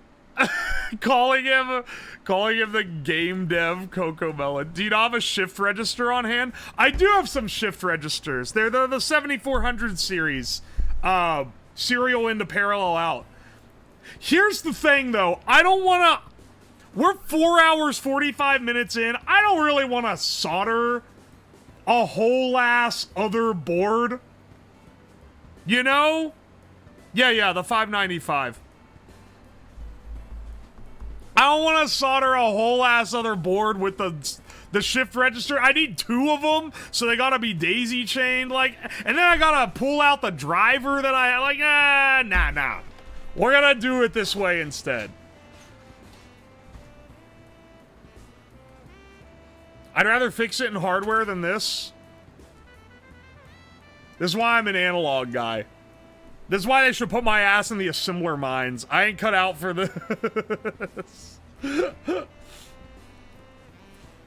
Okay. Delay. We'll have it switch pretty quickly. Maybe like 300?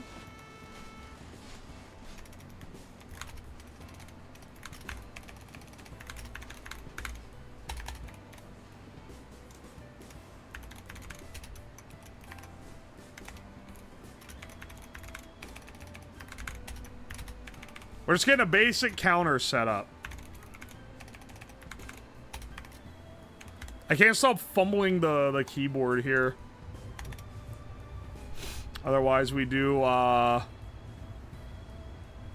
Okay, wait. On Arduino, how do you assign a width of pins in, like, bulk as... I don't want to have to do logic for every single one of these.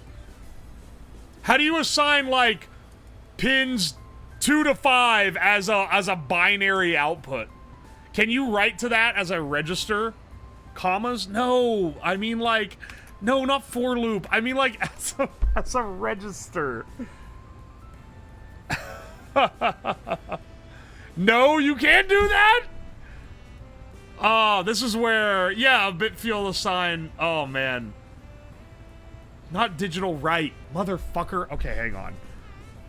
Assign all hard. Is there like a bit mask? If I find out there is, all you guys are gonna look like idiots.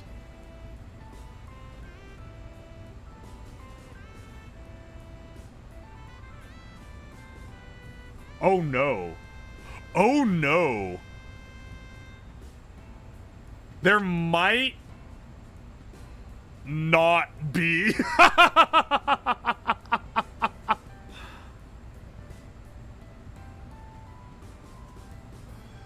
What the fuck are you talking about? Bitmask sounds like a crypto tool. You can use the port registers. Okay, okay, I can. Hang on, I'm Googling right now. You can't see the view, but I can. Arduino port registers. How do I access those? Port manipulation.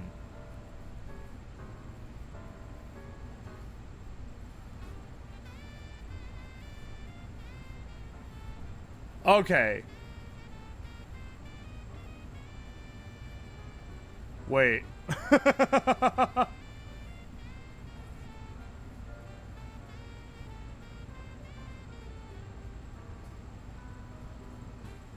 As a singer, blah, blah, blah. So I can actually assign all these a lot easier then, too. What happened to the wall of gifts? Oh, you want zoomer mode? Wow, the stream lagged when I activated that.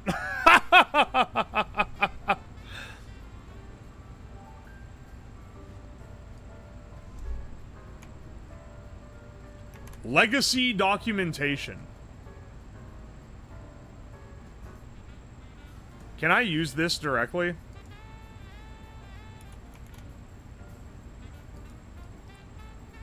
I don't think so. Is this telling me how to, like, do this on bare metal? Perfect, just what I needed. People get bored during the... This is why I said I don't show coding. People get bored. So I developed this. What is the Hina gif? That's the E gif, isn't it? Or it's the Woo Yeah gif.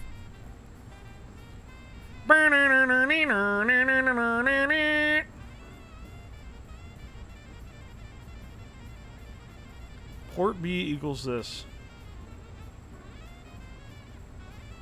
Can I just enter this directly? This doesn't seem like it would work. I don't know, man. Maybe I'm crazy. This would be easier to do in assembly because you could bulk assign. That's what I'm saying, man. You could bulk assign the pins. That's retired, though.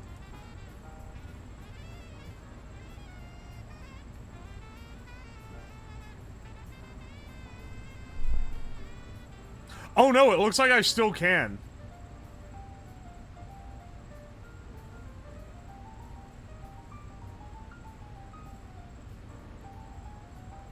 Alright, hang on, hang on.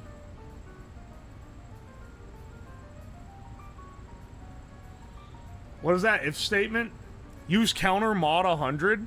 What do you mean? I just do counter bigger than 999. Why would I do a mod?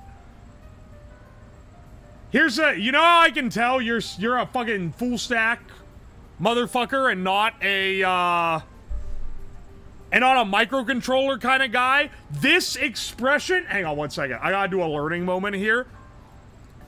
This expression does not require doing a divide.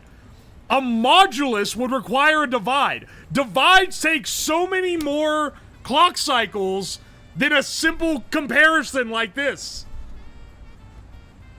It's actually so much worse for the pipeline if you do a modulus versus this.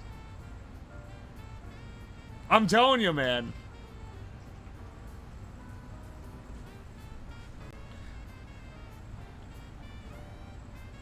Not to mention writing 0 prevents memory issues. Exactly! Oh shit, you're the kind that counts clock cycles. Early in the stream I said I did that assembly, and my primary working languages are C, assembly, and VHDL. Of course I'm counting clock cycles.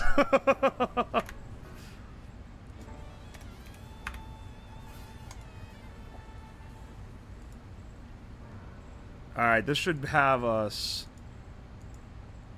I'm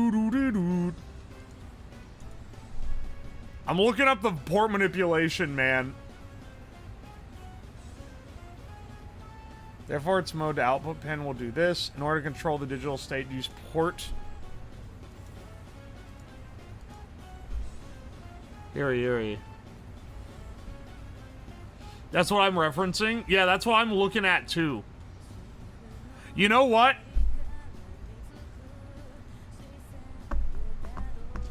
It should be so easy. It should be so easy to do this. But it's like needlessly difficult. Okay, hang on. Let's do a let's do a little thing here. Void show on display. Show on Nixie. Can you see what I'm writing? No.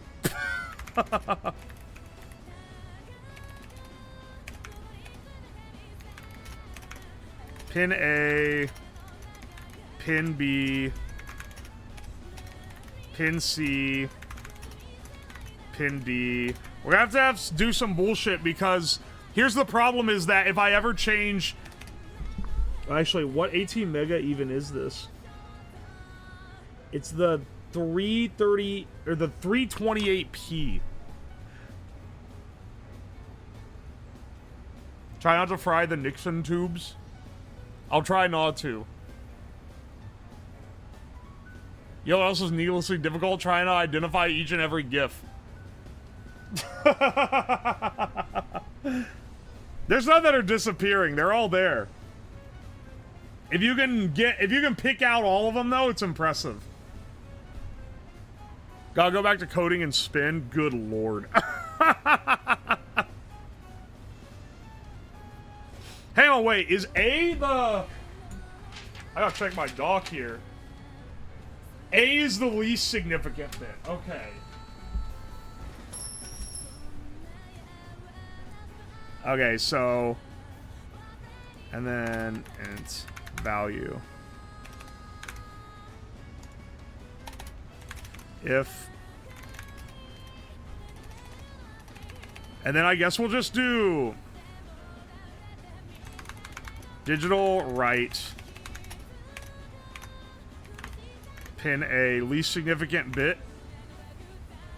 It would be...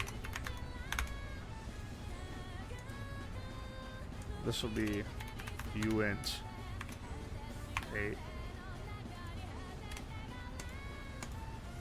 Do I have to import to use uint 8? Import std...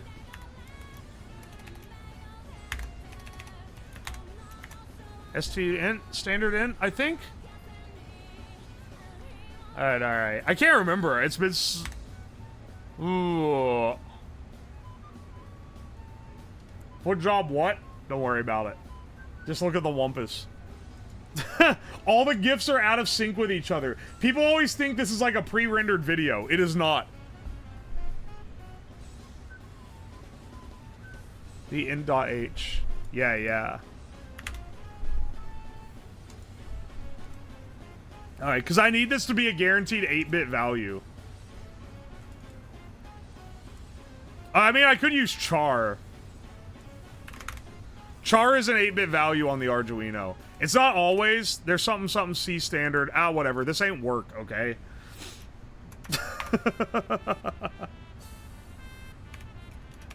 This ended with 0B1, and then we can just do this for all of them.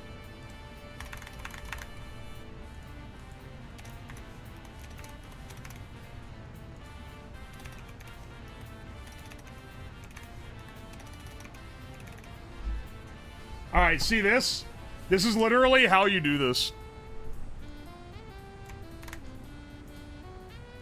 Also, we have to declare this at the top so that we can call it. And so now we just divide this into digits.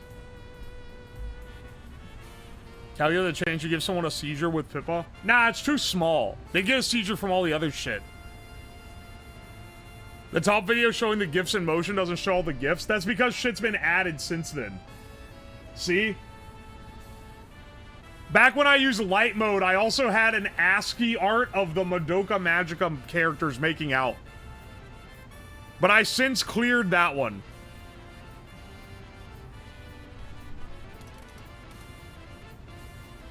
It could be done with a for loop. It's 4 lines, man. I don't need a counter. The for loop would be 3 lines.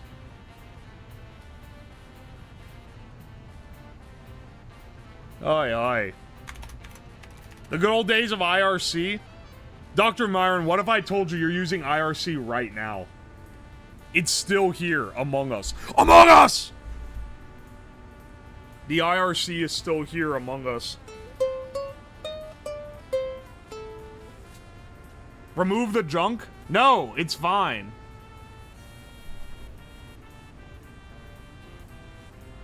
Twitch has some bizarre wrapper around it.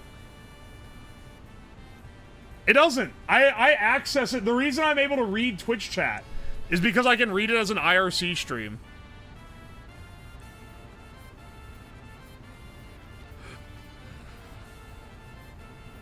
Love the screams, Skun. Welcome, Gohem. Oi, oi, oi. Okay, hang on. What is it you do to split it to digits? It's like...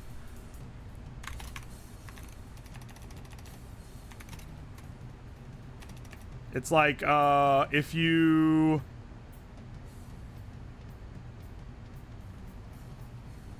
Hang on. It's counter mod 100. Alright, show on Nixie. We'll say our furthest one is, 13, 12, 11, 10. And then our thing is going to be counter mod 100.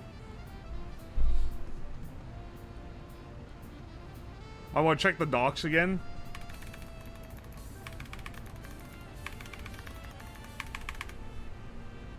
Nah, I don't think I will. There's a Nixie lib? No, I wrote it.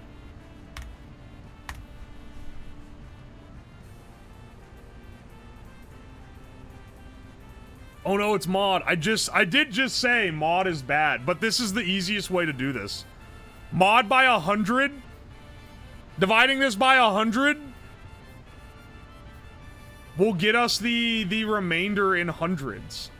Oh wait, it'll also get like... No, wait, mod 100 will... Wait. What am I thinking? No, divide by 100. What am I thinking? Not mod. Counter divide by 100. It'll amortize, or not amortize. It'll split it out. My brain is melting. I need to get this thing working before it fully goes. I'm gonna have an aneurysm. All I can see is Nixie tubes. Use 3 variables and 3 stacked loops. Shut the fuck up.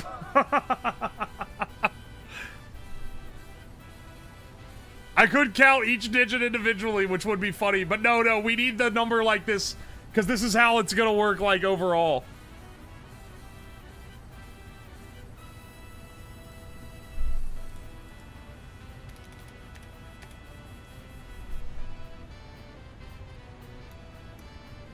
No, mod 10 will get us the lowest one, though.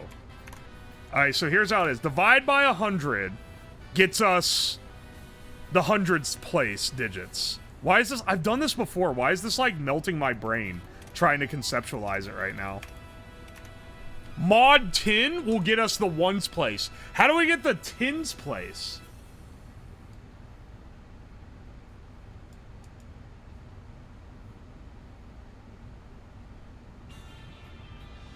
Maybe wait, divide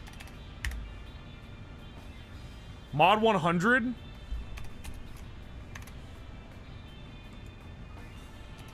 Mod 100, but mod 100 will also, mod 100 divided by 10. That's it.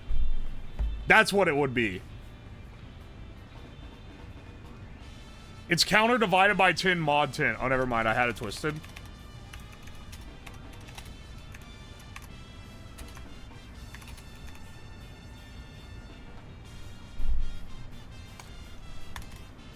You know what?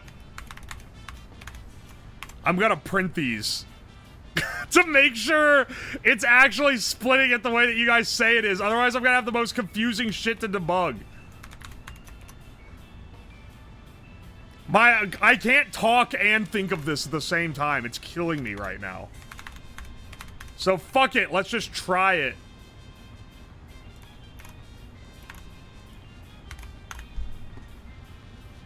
Classic debugging technique. If it works, it works. Nixie tube.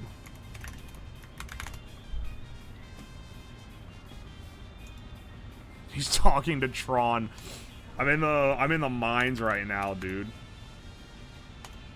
I think this is an Uno.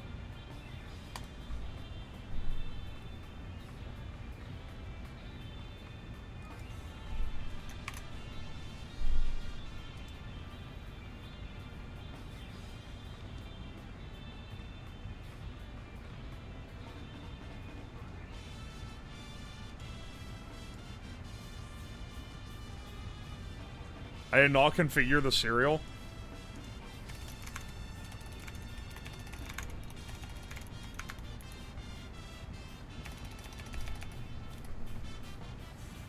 I just realized there's an orb. Oh, you missed that one, didn't you?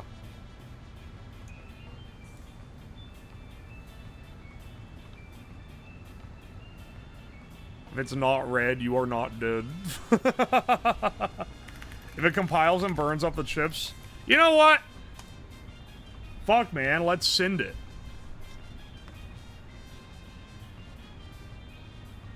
This might be wrong, but I'm gonna send it anyway.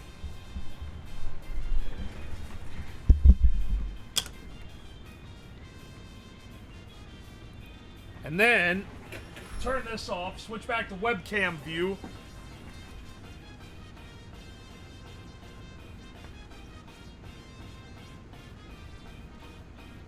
Alright, plug all these in. This is like a massive wire bank going here. Got all the gay wires out for this one.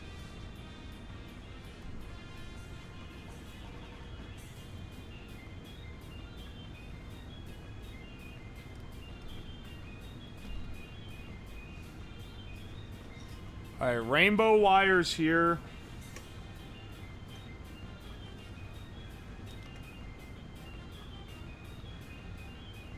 Volt ground. Oh wait, this is the stupid Uno that doesn't have a that doesn't have its own 5. Okay, hang on. This 5-volt regulator actually needs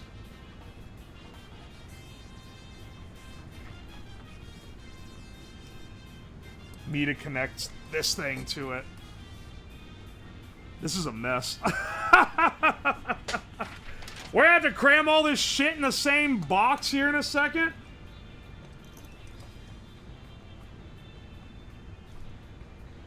I'm sure it'll work just fine. I'm sure there'll be no issues whatsoever. Look, if it works, it's gonna be cool, right? If it doesn't work, it's gonna release smoke into the atmosphere at an alarming rate. We are going to be working with high voltage, so I should probably not touch anything.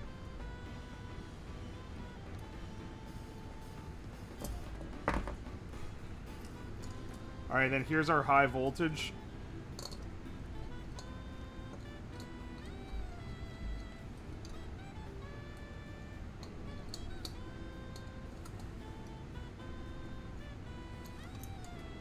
Alright, produce 170 volts. Alright, moment of truth. We got a weeb board on the line.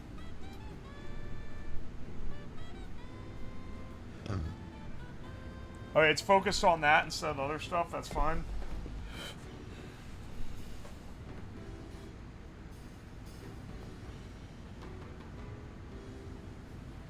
Okay.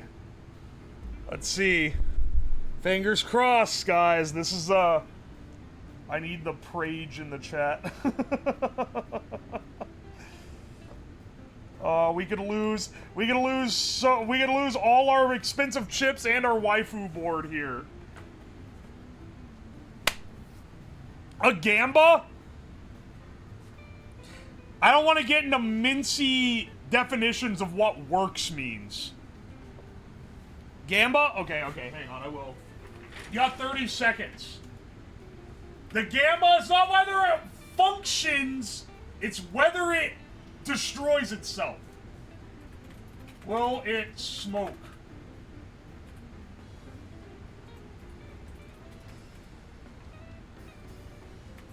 Yes. No, it'll work. 30 seconds.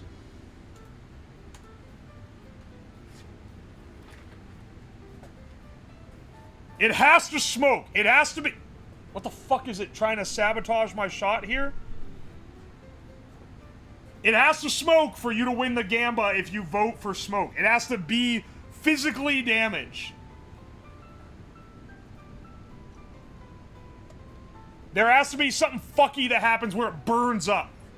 If there's no physical smoke, there needs to be, like, material damage, you know? It's really struggling. 52K on won't smoke? Who's the waifu? It's the RGB Duino waifu. The proprietary waifu character.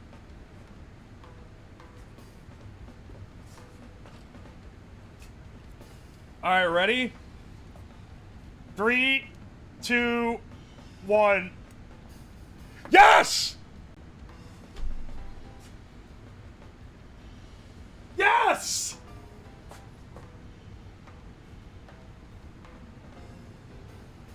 It works!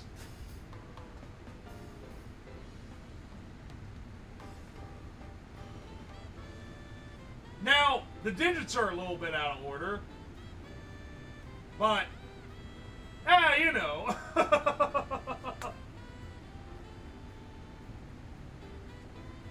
It should just be swapped the other way around. Yes! Ah, not only did it not smoke, it actually functions. You love to see it. Now, can you see it in the light? Not really. I will say, it looks cooler in person than it does on camera. Which is a bit of a shame, because the entire purpose of this is to be on camera. Alright, hang on, let's kill it right now. I'll reorder the digits so that it actually counts up the correct way. Oh, yeah, it's an easy fix. Honestly, I could just reprogram the board, honestly. It does look good on cam? Oh, sick. So spectrally poor. Wait, not poor. So spectrally pure. Are you one of those, like, LED schizos? Not to, like, name shame you here.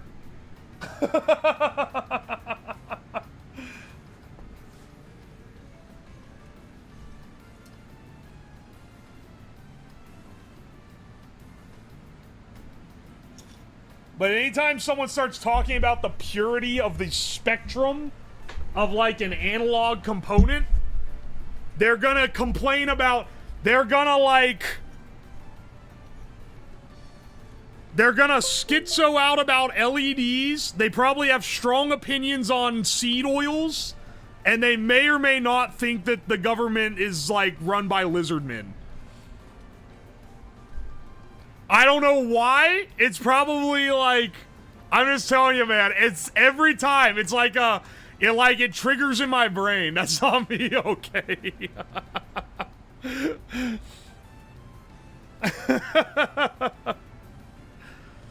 Every time someone talks about the spectrum of LED light, they do be kind of crazy about those other things.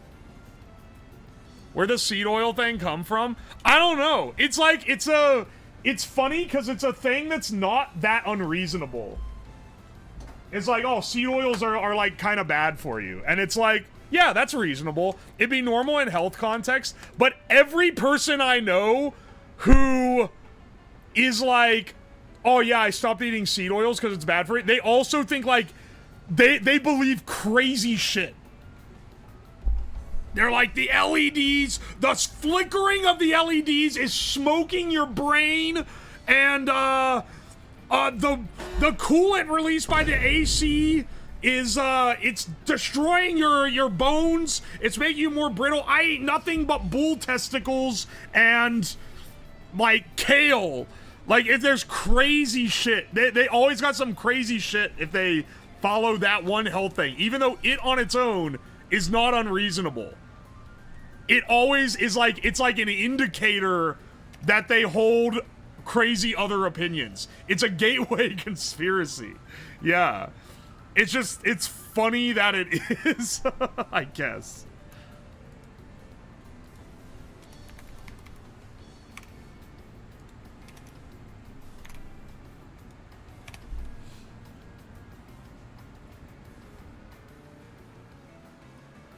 The reason we don't have bees anymore is because they're controlling the government with flesh shoots. That's an awesome theory. The final build, maybe some smoked acrylic on standoffs in case the screw holes, screw holes on the front. That'd be kind of neat. The acrylic gonna be smoked if this thing touches the fucking side of the case while I'm trying to run it. And then to actually make it a sub-counter, we need one more component. But I'll load it with this first.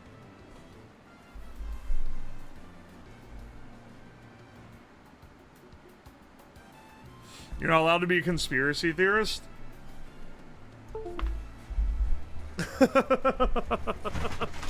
I'm telling you, man, someone's gonna get mad at me for coming up against the seed oil schizos. If released into the wild, they'd be like, they must be one of them.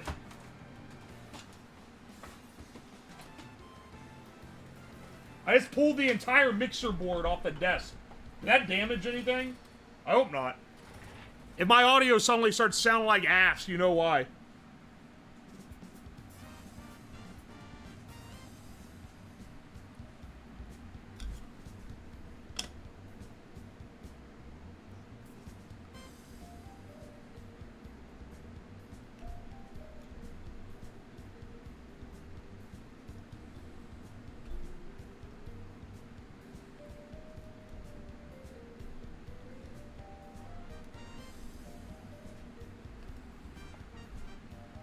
And before claims of selling out the big seed. I'm not even discounting their health claims. I'm just saying it's a funny, that it's an entry-level conspiracy theory. Alright, let's plug it in again. It'd be funny if it smoked this time. No, there we go. Do you notice something about the 5-digit? The 5 is just an upside-down 2.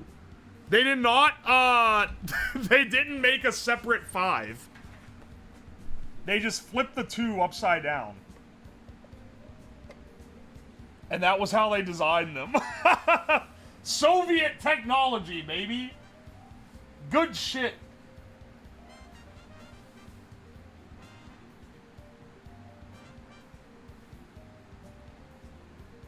Will it look nicer with lights off? I mean, yeah, the more lights you turn off, the better it's gonna stand out, right?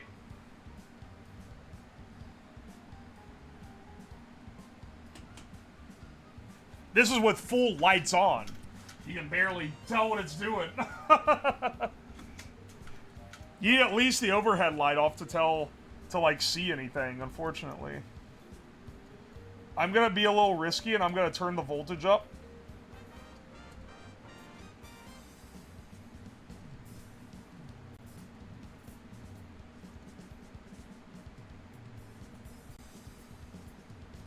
Alright, we're able to get a little bit brighter by doing that.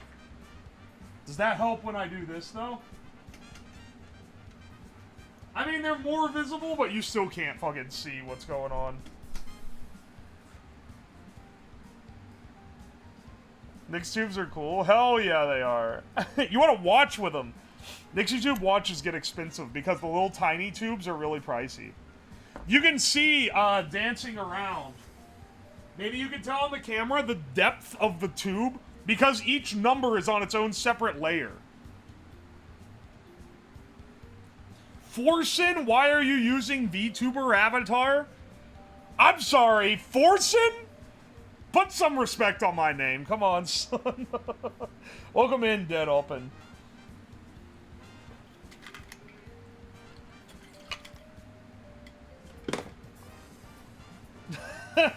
Yeah, where's our resident Forsen enjoyer?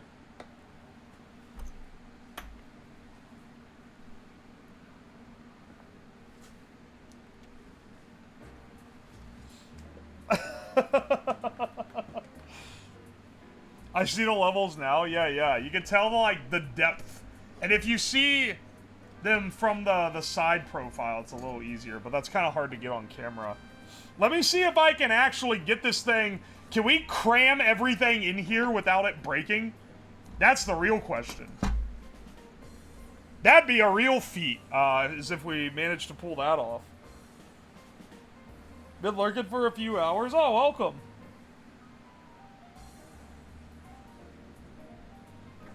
Oh, also, hang on. One more thing I want to check before we do that.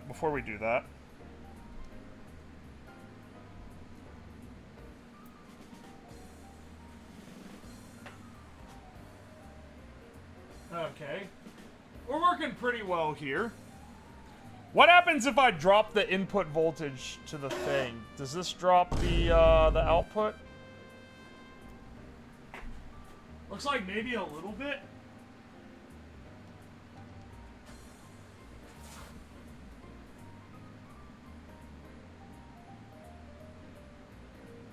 It's like kind of hard to tell. I'm telling you, man, the camera doesn't quite do it justice, but it looks pretty cool. It actually might look a little better if they were less bright, maybe?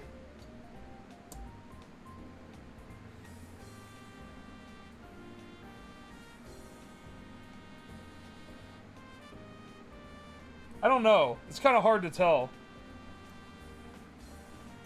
Do we get paid? Oh, yeah, wait. You'd have a prediction.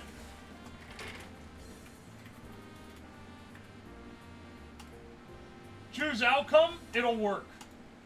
Which was the majority vote. I'm so proud of you guys. We're past the stage of you guys voting on my downfall, which is the norm for so long. R.I.P. non-believers. Get riggedy wrecked, you fuckers. Overhead light's still gonna blow it out. Oh yeah. It's completely toasted in this. But this isn't meant to be in the overhead light, so hopefully, for the purpose I actually want to use it for, it's gonna be looking pretty good. Hang on 1 second. I need to piss, and then we'll set up the thing to count subs, which honestly is not gonna take that long.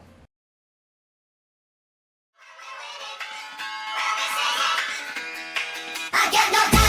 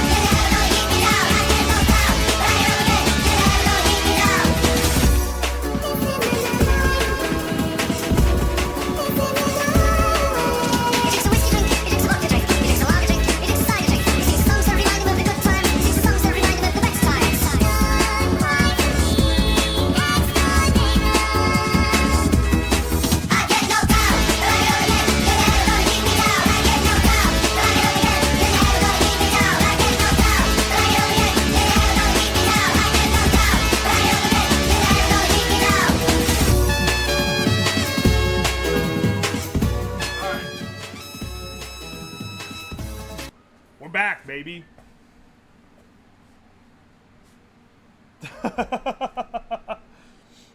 Alright, what we're gonna do is we're gonna change the fact that it counts by, like, a little timer that goes up, and we're gonna change it to check for an input. And if it senses anything on the input, then it counts up. Which is very easy to do.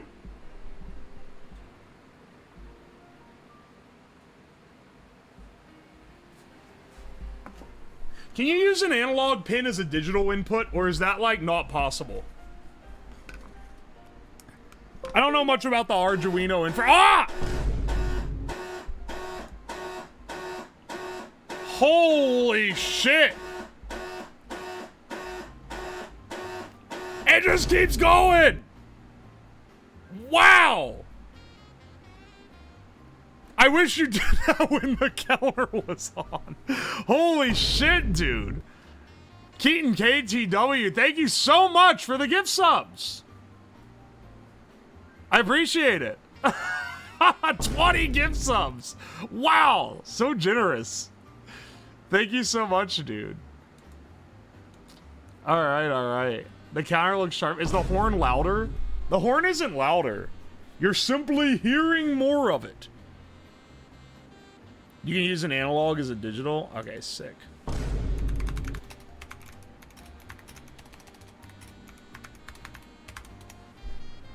Do.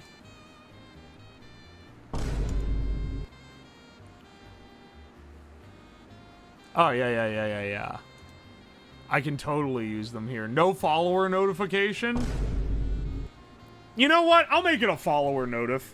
We ain't getting more than 999 followers in one stream either. And then, it encourages people to follow. Like, they already get the horn for subbing. So let's make it a follower counter instead. Alright, hang on. Get rid of the counter plus. If digital read... Oh, here, I'll have to pin mode.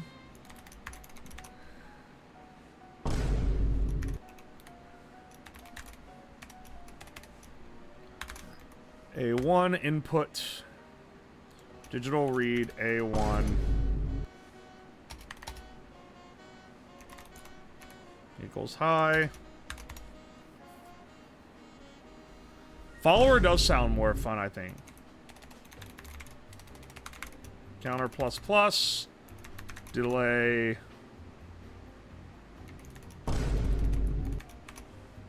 $200. Alright. That should do it. What about when Fillion rated you and you got 4,000 followers in 3 minutes? I didn't get 4,000 followers in 3 minutes, first of all. But it did keep going. Oh no, cringe. The follower sound is gone. I'm back, still don't have that fucking thing going. Listen here, motherfucker. If you actually watch the stream instead of phasing in and out like a damn leaf, you would know that we just had it running. I'm simply programming it with new features.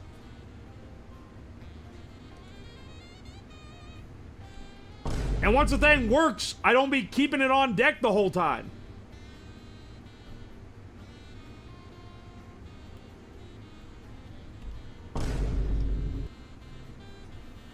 Follow sound is gone? Yeah, it's too annoying. We're suffering from success. There are too many follows now. Tragic though it be, it was time for it to go. It served its purpose. Oh wait, that's not what connects here.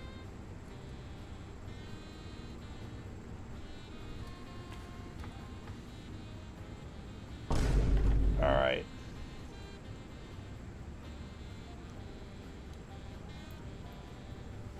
Alright, now it's all... Why is that fucking blasting? Jeez. Why is that... Wait. What did I... Okay. Okay. Why did that turn on full blast? It goes through the finger. It's really bright. I've never used the RGB features of this thing, despite it being the... This thing's just floating right now, so like, anything that isn't ground...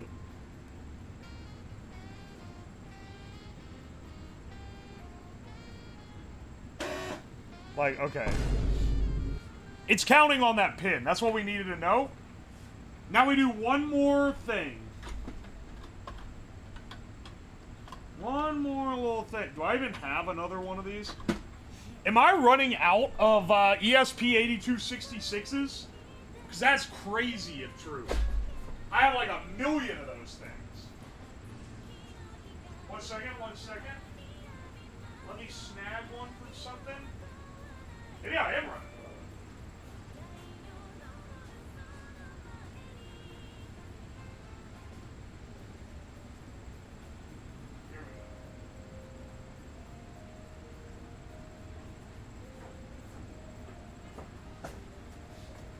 Now, literally all we do is we program this to output to a pin whenever someone uses the chat command, because this has Wi-Fi on it, and then we're fucking cooking. Then we're done. Did I send you Picos or Pico Ws? You send me Pico Ws, they fucking slap. I don't use them for Twitch chat, though. I use them for direct control. Using, like, a web page. They're really good, though.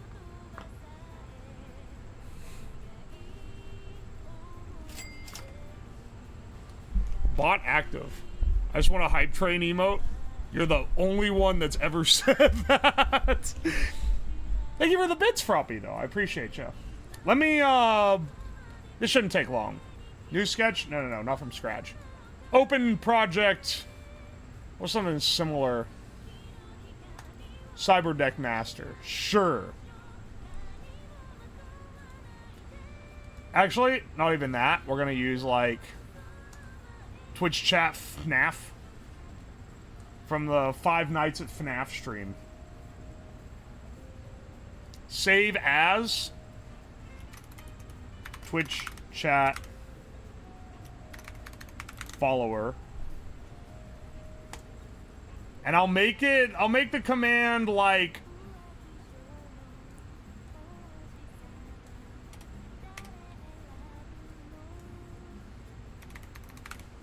@follow. If it starts with ampersand follow, then digital right, hi, delay.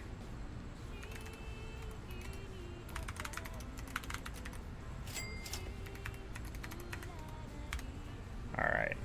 Yeah, there we go. And then just make sure this is perma written as low. Already is. Should be good.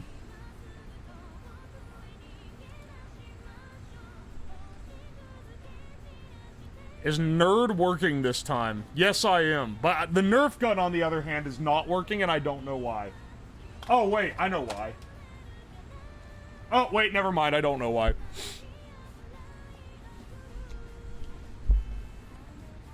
Your router must be a GigaChad to handle all the fucking devices. Dude, they're all connected as independent nodes, too. Every single time. It's actually, like, pretty bad. There's like 20 ESPs connected to it.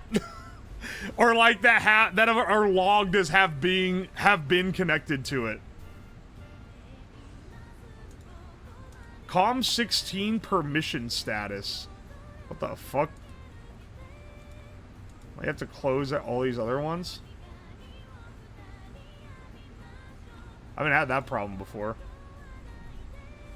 This thing writing to the serial or something? Oh, no, there we go.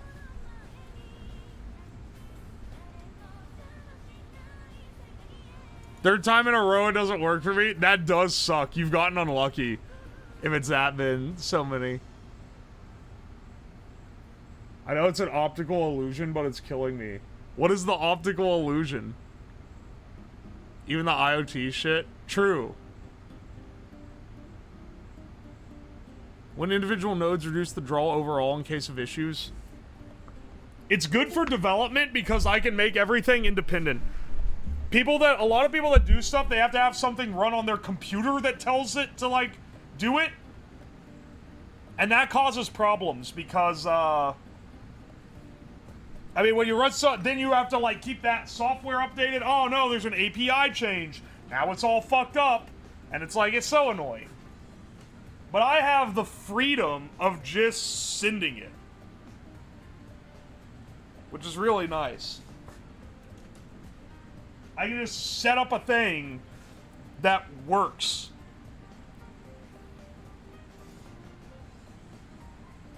Oh wait, I only need 3 pins?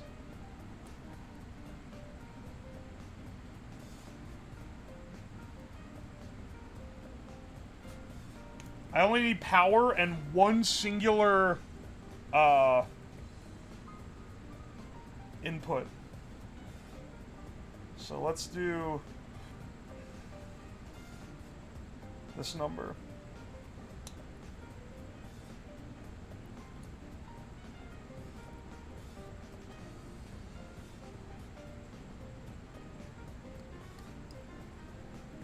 And then this guy will go... Well, let's disconnect for now. Turn the lights back on so you can see. Also, someone was asking me where I got the waifu board. It's, I just got it on Amazon. It's literally, it's a pretty generic board, unfortunately. I wish I could be like, yeah, this is epic. This is an epic custom board I made just for me.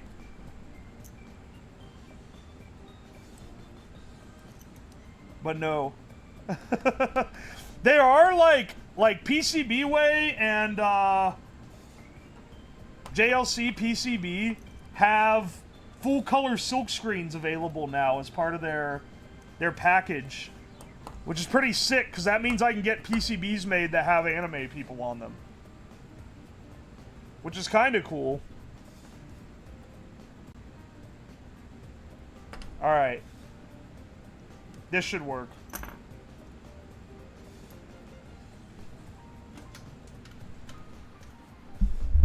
Alright, if we got everything working right, then when I do...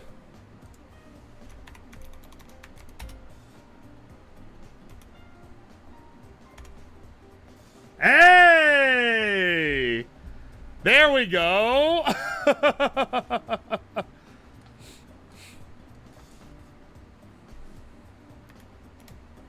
Every time the follow command gets used, it adds this. Okay, so now I can go into stream elements, chatbot, chat commands. That's not what I meant. Modules, chat alerts. There we go. Followers, display, follow, welcome in, user.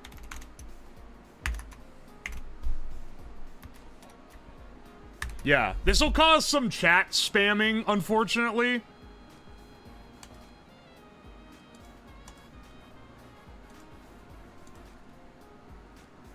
But now when someone follows, stop spamming the follow, motherfucker.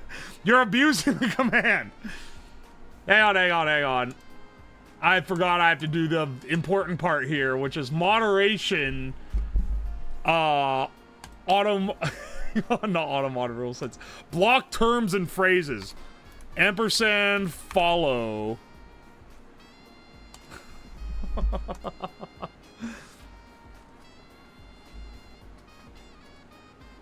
Oh my gosh. Also, Aang, thank you so much for the Prime resub. I appreciate it. Now, if someone could be so kind as to follow.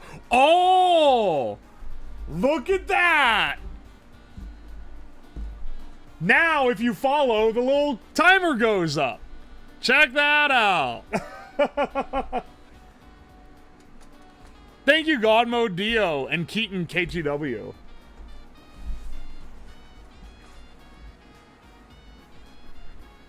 Oh, and Edrim. Hang on, wait. Isn't Edrim the guy that streams with a Muppet? Or is that Ed Ram? This is all a ploy. I'm tricking you guys into following the Twitch channel. Lol Lamau even.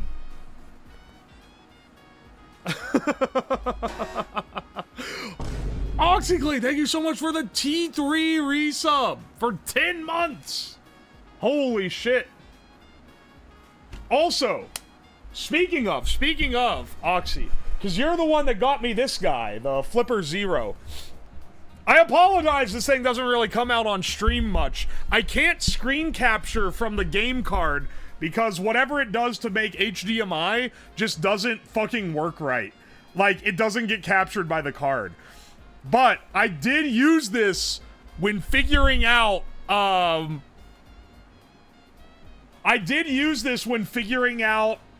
how to do the butt plug hack, because it can spoof a butt plug. So thank you, OxyClean. This made it a lot easier. The what? It was a, I'd made a robot controlled by the Lovance butt plug app. And unironically, it's the best robot control app I've ever used. It's actually goated, and it's hilarious that it is.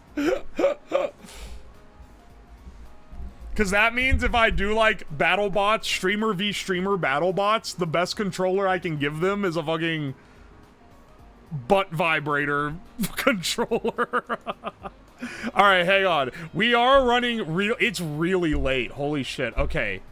I've kept you guys here long enough. Thank you so much. Thank you so much for sticking around. Let's raid out. Who is live right now? Speak of the devil, Pirate Software is live. He's never live when I end. And he's a nice dude. He's shouted me out a few times and said nice things. So I appreciate him. Let's raid him. Does he need the viewers? Not really. But, you know, sometimes you raid just out of appreciation. I try to split my raids between, like, homies and, like, people I wanna, like, shill to people, you know? Now, Thor is great. He's a real nice dude. Every interaction I've had with him has been reinforcing that, too. He's very much like his on-stream persona. Hina is live, too. But I raid Hina a lot. And I never get to raid Thor. Anyway, thank you guys so much for showing up. I appreciate it. This is a more chill stream. Tomorrow, I'm doing... It's a triple threat. I think I'm going to start at 6 p.m. EST. We'll play web fishing for 2 hours. Then I have a Mahjong collab for 2 hours. And then I have a, a Lethal Company collab, maybe. I'll keep you guys updated. And if you want more shenanigans like this, be sure to follow. I stream at 6 p.m. EST, Monday, Tuesday, Thursday, Friday. Next week, not Thursday, Friday, because it's Thanksgiving, but there will be a Monday, Tuesday, and I'll be on Philly stream on Wednesday, I believe. So I'll see you guys around. Bye!